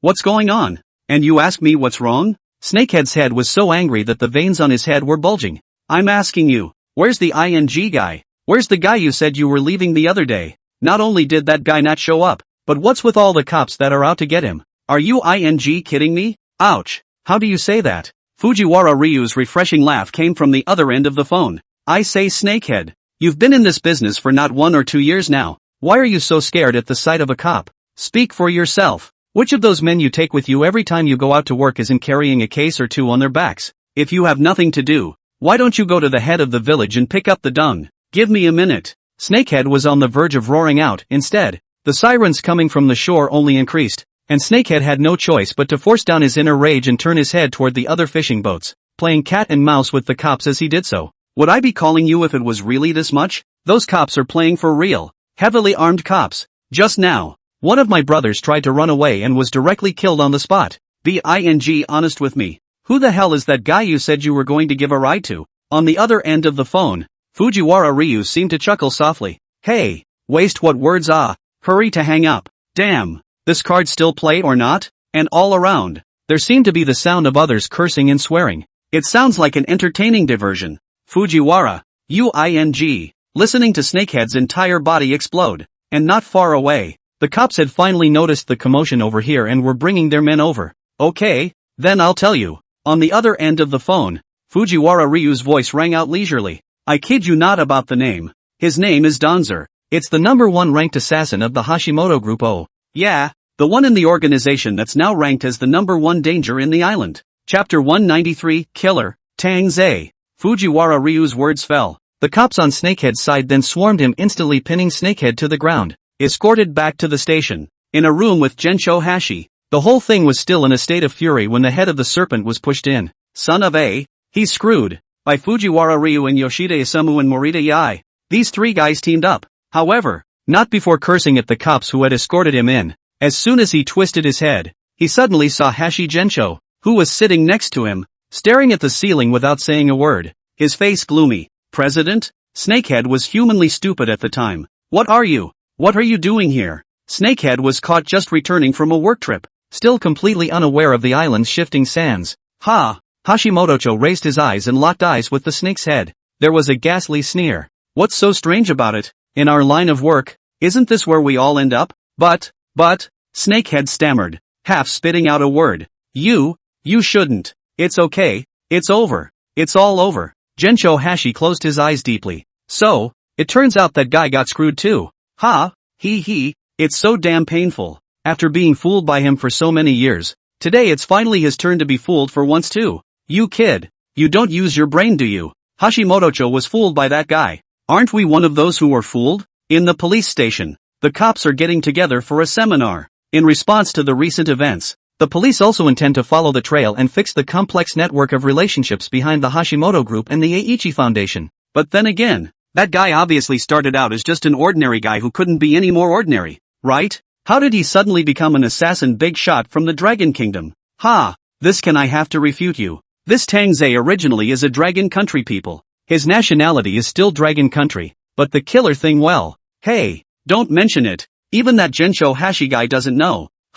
It can't be, can it? Didn't that guy know that Tangoa guy was planning to leave the island? It stands to reason that something of this kind of escape nature wouldn't be known to anyone other than the most trusted guy, right? Isn't that the point? The talking cop frowned. Hashimoto did know that Tang Ze was leaving the Dragon Kingdom. He also knew from the snakehead we just grabbed to go. The snakehead had a hidden rule. The people who went out with him he would feel one side of the background beforehand, picking out some solid ones before they went out on the job. That's why he's been stable for so many years now, and hasn't been caught on the wrong side of the law. But recently, I heard that it was a guy in a black suit who told him that Tang Ze was going to leave the island through him, and gave him a very generous deposit and promised to triple it when it was done. It can't be. Can he not check the identity of such a thing? Such an important client? No. So after he checked it out he told Gensho Hashi. The talking cop smiled wryly. But the fact remains that Snakehead did have to give Hashimoto the list of people who were out of work. But how could Hashimoto have told him that he was going to find someone? It's highly likely that Hashimoto saw Tang Ze's name on the list and sent his own men to catch him. From start to finish, Snakehead didn't know anything about it. You're not right. Since that Snakehead is checking the background, how could he not be able to find out Tang Ze's true identity? The other cop questioned at once. What's so hard about it? Even if he finds out, so what? Who can guarantee that what he found out is Tang Ze's killer identity? Another cop shrugged. Just what I've heard. Not relying on my colleagues in the information department to check. Have heard things multiple. That's to say, lately his identity is still a what? Right. The cowboy of Takatenkara. Discussing the discussion. The strips actually laughed out loud for a moment. What are you laughing at? It's just undercover. Haven't some of you guys done undercover work amongst yourselves? The captain of the stripes chortled at once. But then again, where can this Don's guy be now after selling so many guys? It goes without saying that if I were him, I would definitely go back to the Dragon Kingdom. But weren't we the first to set up blockades in all the places we could leave the island? You guys still think too simple. The captain was silent for a long time, but he said slowly. Think about it, he's an assassin. If his trail could really be discovered by me, then there's no way his reputation could be established in the Hashimoto group, right? Oh, so, it turns out you really are a killer. What? You still don't believe me? Unbelievable. So I'll kill someone for you Kong? Returning to the private plane in Dragonland, Tang Ze was admiring the scenery outside the car window while saying to Lin Mo in front of him, Don-sama, please don't joke like that. Lin Jian, who was on standby next to him, almost flashed his back when he heard this. This person, the identity of the mysterious, calling people half a day to check out the head, also do not know how know this guy, actually looks as if it is still very familiar with the appearance. On the contrary, the other friend of the young lady, Lin Qin, didn't seem too talkative and quiet, and he thought that this little girl was good. However, at that time, when he heard that the young lady was trapped in that Eiichi consortium, which was said to be infested with assassins, the whole thing scared the hell out of him. He had been sending spies to follow him, but his ability was limited, and the spies couldn't get in at all. And in the end, it was Tang Ze who carried the young lady and brought Lin Qin, disguised as a lab handyman, and took advantage of the chaos to slip out from inside.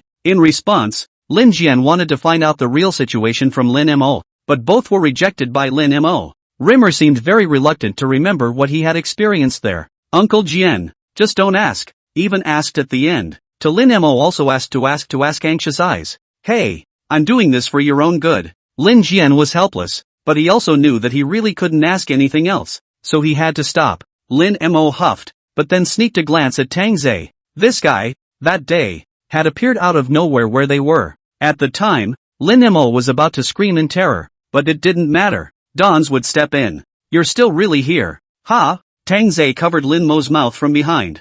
Well, it's a little early for that though, but I still want to say thank you, huh? Lin Mo, whose mouth was covered, was even more baffled. However, just then, the already disorganized hall of the Young Il Consortium steeply rushed out a team of bodyguards, pointing in his direction and roaring angrily. Dons! Spot Tangoa! Chapter 194, Aren't you an orphan? This was one of the reasons why Lin Mo was unwilling to look back at the scene. Lin Mo had initially thought that this Tang Ze fellow had something important to say or to get her to do by calling her over so solemnly. Originally, it was because of the dissatisfaction with the rules and regulations of the guy yearning for freedom. Looking at the chaotic Young Il Consortium, this situation, Lin Mo is almost in his own mind to imagine her as a flying international agent. Or maybe the woman behind the international agent. But who knows, this guy actually used her as a shield to stop bullets. Donzer, Lin Mo, who was quite excited to see Tang Ze at the time, but the excitement was gone in the next second. Tang Ze, the moment he touched Lin Mo, pulled Lin Mo to himself. At the same time, a cold dagger was attached to Lin Mo's neck. If you guys move one more time, she's dead. Tang Ze's sorrowful voice sounded behind Lin Mo. Lin Ma, what happened? This guy's crazy, right? Actually using her as a shield? Is that why this guy called her here? And yet it really worked. Lin Mo himself thought he was hiding it well, but sure enough, when Tang Ze pushed Lin Mo in front of him, the bodyguards who had originally rushed over aggressively, instantly had a defeated look on their faces. The gun was stuck in the back. The bodyguards were obviously trying to pull it out, but it was as if they were stopped by something. They could only look at you and I looked at you dry-eyed. Lin Mo's face darkened at that moment, wanting to flip Tang Ze over onto the ground. Donzer, do you know what you're doing? Lin Mo gritted his teeth. Of course I know. I'm not trying to figure out how to get us all out of here in one piece. Tang Ze's tone was flirty, but his expression was still pretending to be grim. It's okay, you'll be fine. They all know who you are and won't do anything rash. If I'm not a killer, then I can't really figure you out. On a private jet, Tang Ze looked at Lin Mo with a straight face. You're actually pretty good mentally. How about it? Would you like to consider being my apprentice? I can guarantee to make you just like me dash. Ah, excuse me. Lin Mo refused with a stiff expression. What's going on? It feels like she shouldn't have brought this guy back, right? Thinking about what Tang Ze promised her later, after the two of them managed to leave the Young One Consortium. This guy said that even if she returned to the capital, there was a way to ensure that her family would no longer be bound to her before she agreed to take him back. Rimmer thought that this guy was a capable one, and with the fact that he also had that Murakami Yukimi connection, she agreed. That's true, but Lin Mo still has some words of regret. It's okay miss, as long as you're okay in person, Lin Jian said next to him in a comforting manner. His wariness of Tang Ze hadn't been completely put down, but seeing that the young lady was actually willing to bow down to Tang Ze, and seemed to be quite submissive, there was a feeling of a little bit of conviction inside. Looks like the lady didn't come all the way here for nothing. Mr. Lin. Miss Lin Mo was already on her way back. The Lin family in the capital was famous, but it was one of the most low-profile of the capital's families in terms of how they handled themselves. On weekdays, he rarely organizes socialized activities, and is not close to the other three families, attending only business gatherings. Lin Tian, the head of the Lin family, whether he was teaching his heirs or disciplining his subordinates, he also dealt with people in a cautious manner, and even in the family business, there was a strict control of risks. But at that moment, news came from the housekeeper. Lin Mo, his only daughter, had managed to find her way back from the island, but had brought back an unidentified guy. Did you get an ID on that guy? Lin Tian slowly put down the report in his hands with a grave expression. Not yet. The butler's expression was a bit lustful. It was also true that Lin Jin guy must have already checked it out. There was no need for him to recheck it out once again for a guy that even Lin Jin couldn't find out. But what is certain is that he is indeed from the Dragon Kingdom. The informant in the island country can confirm this. In his early years, Tang Ze lived in the Dragon Kingdom, but I don't know what happened. But his mother took him to the island until now. The butler seemed to feel that he couldn't do anything to ease the awkwardness without saying something and thinking about it. A few points seemed to actually come to mind. But one thing is strange.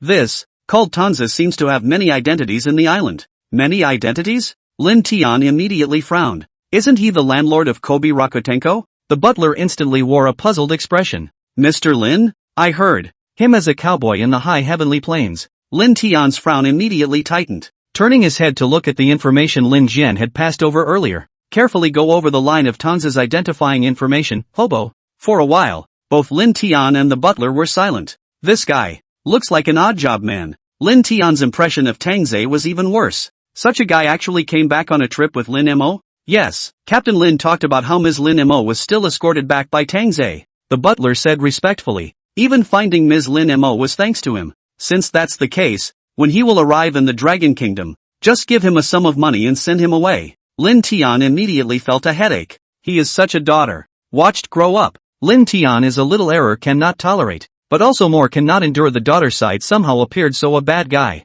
Remember, keep things on the down low. If the guy doesn't relent, try to fulfill him as long as the demands aren't excessive. Lin Tian rubbed his forehead. Count the time. They should be arriving soon. Prepare for the pickup. Okay, this is as far as it goes. We'll leave it at that. The private jet just pulled up. Lin Mo and Lin Qin came down from the airplane, and Tang Ze walked at the end, stopping when he descended the stairs. Mr. Tang Ze, General Lin has already set up a reception banquet. Lin Jian's brows furrowed, a very puzzled expression on his face. Strange, he should understand what this reception means. Right, how come he still chooses to leave by himself at this time? What's it got to do with me? Don shrugged. He came back just all relaxed, without any luggage anyway. Rather now, he had finally returned to the Dragon Kingdom. It felt like the air was so much fresher and I was back in this land I knew so well. Hey, where else would you go by yourself? Lin Mo asked subconsciously with a puzzled face and a straight heart. Aren't you an orphan? Chapter 195, The Unintelligible Man.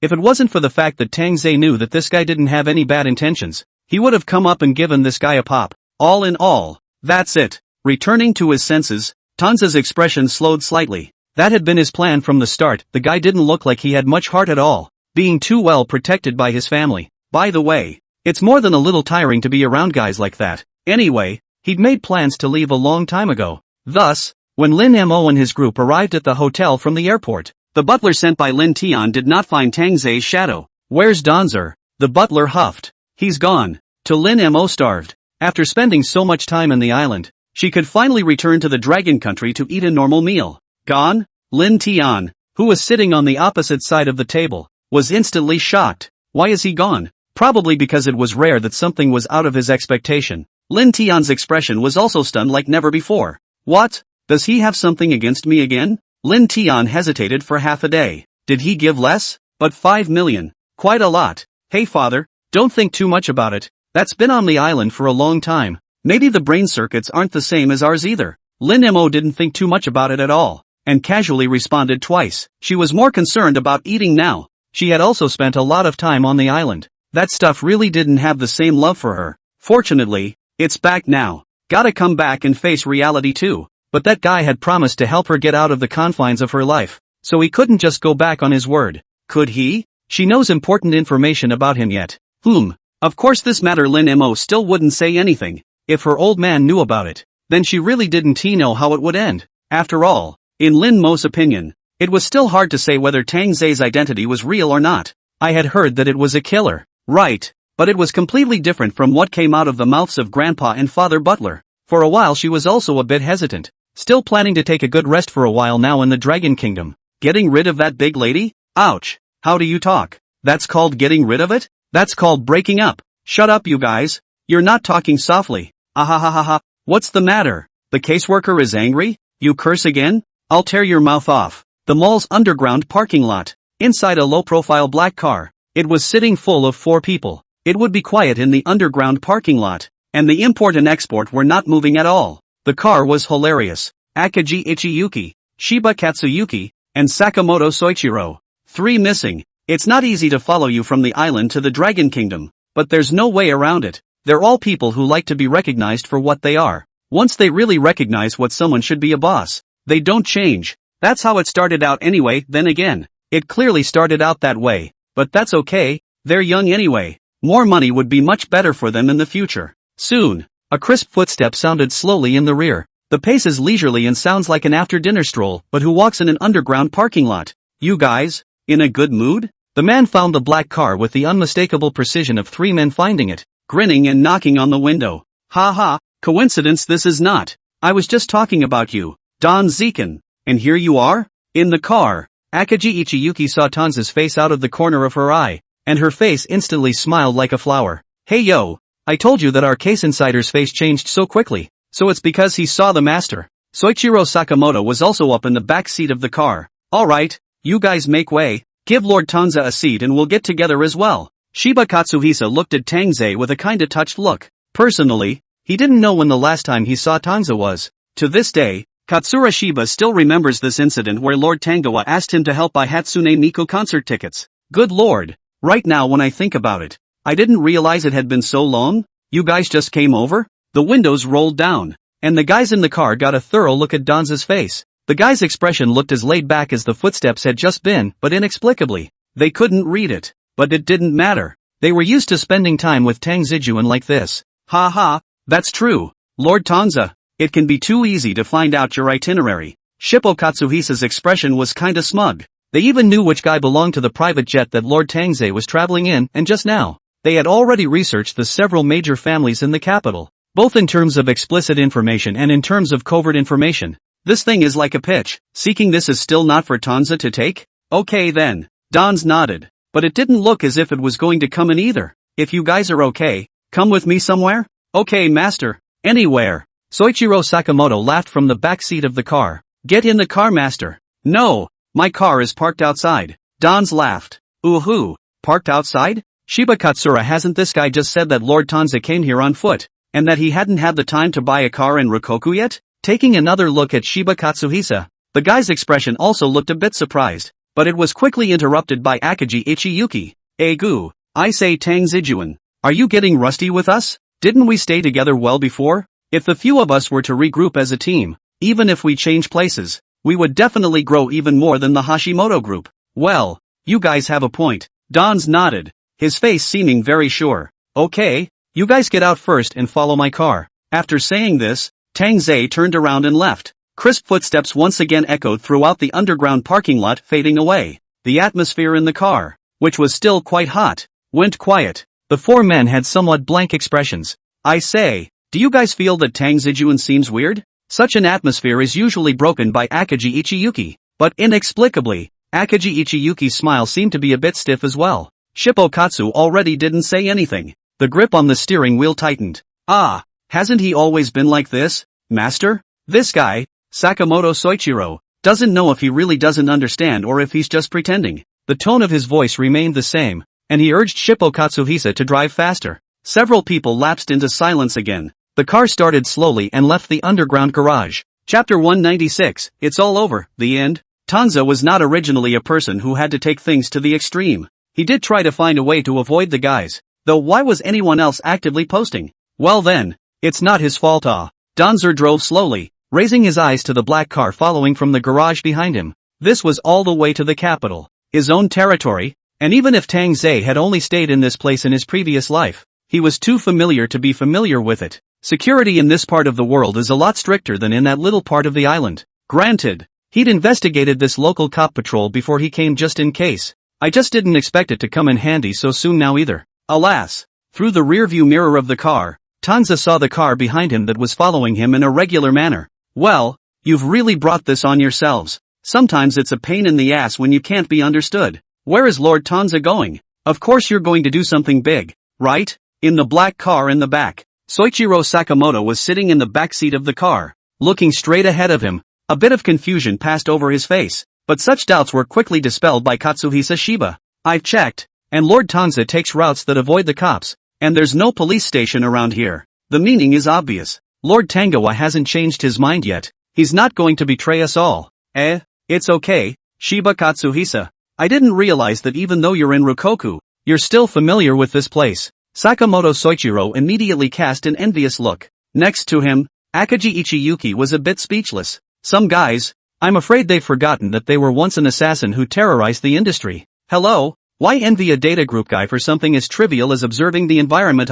But Akagi Ichiyuki didn't show it. Eyes staring blankly out of the car's rearview mirror. What do you say, Lord Akagi? And Shippo Katsu had finished, throwing his eyes at her at some point. That's right. Akagi Ichiyuki's expression was very stiff. Ha ha, right, Sakamoto Soichiro. Having received the affirmation of the man in the case, not only did he not notice Akagi Ichiyuki's abnormality, but he also seemed very happy. On the contrary, Shippo Katsu already sensed it, hastily glanced at Akagi Ichiyuki, and didn't say anything. Looking ahead, Tang Ze's car stopped at a red light. However, at some point, a black SUV slowly pulled up next to it. Next to the right turn lane, Katsuhiro Shiba had seen through the right rearview mirror of the car two large letters on the body of the car. SWAT, slowly snapping out a question mark. No? What's this? Special. SWAT. Is that what senior strips mean? Did Tang Ze really want them all to be destroyed? And apparently, Akagi Ichiyuki on the passenger side next to him noticed it as well. When the caseworker who was a jack of all trades in the island country arrived in the Dragon Kingdom, it was like 9 out of 10. 1 out of 10. But what else could she do? She was desperate too. Only now. The two didn't dare to act rashly. After all, things were still up in the air, and such situations were quite common in the island. Rubbing shoulders with cops like that was something they had encountered no less than 10 times in a single day of going out. But the difference is that at that time they were on the island. Now they are in the Dragon Kingdom. How so? Were they wrong to put all their eggs in one basket in the first place? Inside the car, an eerie tension had gradually permeated the atmosphere. Only Sakamoto Soichiro in the back seat of the car. The red light in Dragonland is really long. Say, what if we just run the red light? With Master's strength, can anyone else do anything to him? Like a child arriving at an amusement park for the first time, his eyes revealed a clear stupidity. For a moment, the other two in the car fell even more silent. Luckily, though, the SWAT car slowly made a turn toward the right after the red light ended and headed into the other lane. Danza's car continued straight ahead. It was as if nothing had happened. Phew, the two men breathed a slow sigh of relief. Sure enough, they were overthinking it. That is to say, it is clear that Lord Tang Ze himself is also a killer. If we give them out, all these grasshoppers on the same rope will not be eliminated in one net? What they didn't notice, however, was that behind them, there was a black car, not slowing down after the red light ahead of them turned green. Lord Tang Ze, where are we going? Go do great things. Well, Lord Tang Ze, can you tell us the specifics? We can also make preparations and not cause any trouble for you. Okay then, what do you guys want to ask? Where are we going? Didn't you guys come to the Dragon Kingdom? Of course you have to solve the problem of accommodation. On the other end of the phone, came Tang Ze's light voice. And yes, there are meals. I found you guys a place where you can get food and shelter. Oh, so that's how it is. Soichiro Sakamoto was once again excited. Geez, it's true that a master is a master. And he's too good for them. You just came to the Dragon Kingdom and you're so nice to them? That's so meticulous. Alas, Tang Ze-kun, don't make it so troublesome. It's just as well we find it ourselves. Akagi Ichiyuki also hurriedly chimed in. Geez, she had actually suspected Tang Ze's intentions just now. What a small-minded person. Lord Tang Ze, you've only just returned to the Dragon Kingdom. You still have a lot of things to do yourself, right? Don't worry about us. Just tell us the address and we'll go find it ourselves. Even Shiba Katsuhisa was moved to tears and said in a trembling tone. It's okay, that place will only work if I take you there myself. No one can just go in there. Danza's voice came from the other end. Geez, Danza's too good for them, too. The three men shed tears of emotion in the car. Sure enough, the decision to come to the Dragon Kingdom couldn't have been more right. Gradually, Tang Ze's car was seen slowly stopping as well. They seemed to have driven into an alleyway with tall buildings rising on all sides. It seemed to block most of the view, but it was safe enough. It's really worthy of Tang Ze-jun. He chose the place with so much consideration, only to see Tang Ze get out of the car. It seemed to smile towards them, turned around and went to the trunk of the car to get his bag. Arrived. Katsura Shiba and Ichiyuki Akagi also got out of the car. But just then, behind them, the black car that had been following along, a couple of men got out of it as well. Hello, the back cover of your car has fallen off. A kindly-looking man said. Yes? Soichiro Sakamoto probes. I'm going to go check out the back dash. The two remaining men instantly sensed something was amiss. Instantly, a roar erupted around them. Freeze! We're cops! Cuff them! Cuff them! In an instant, all the people around them swarmed the front hood of the car, instantly pinning the three men to the ground. It's not right! It's not right! Soichiro Sakamoto's eyes widened. Subconsciously, he wanted to look for Tang Ze's figure, but Dan's was long gone. Even thoughtfully closed the trunk of his car when he left. We've been sold by that guy. Akagi Ichiyuki roared. Asterisk.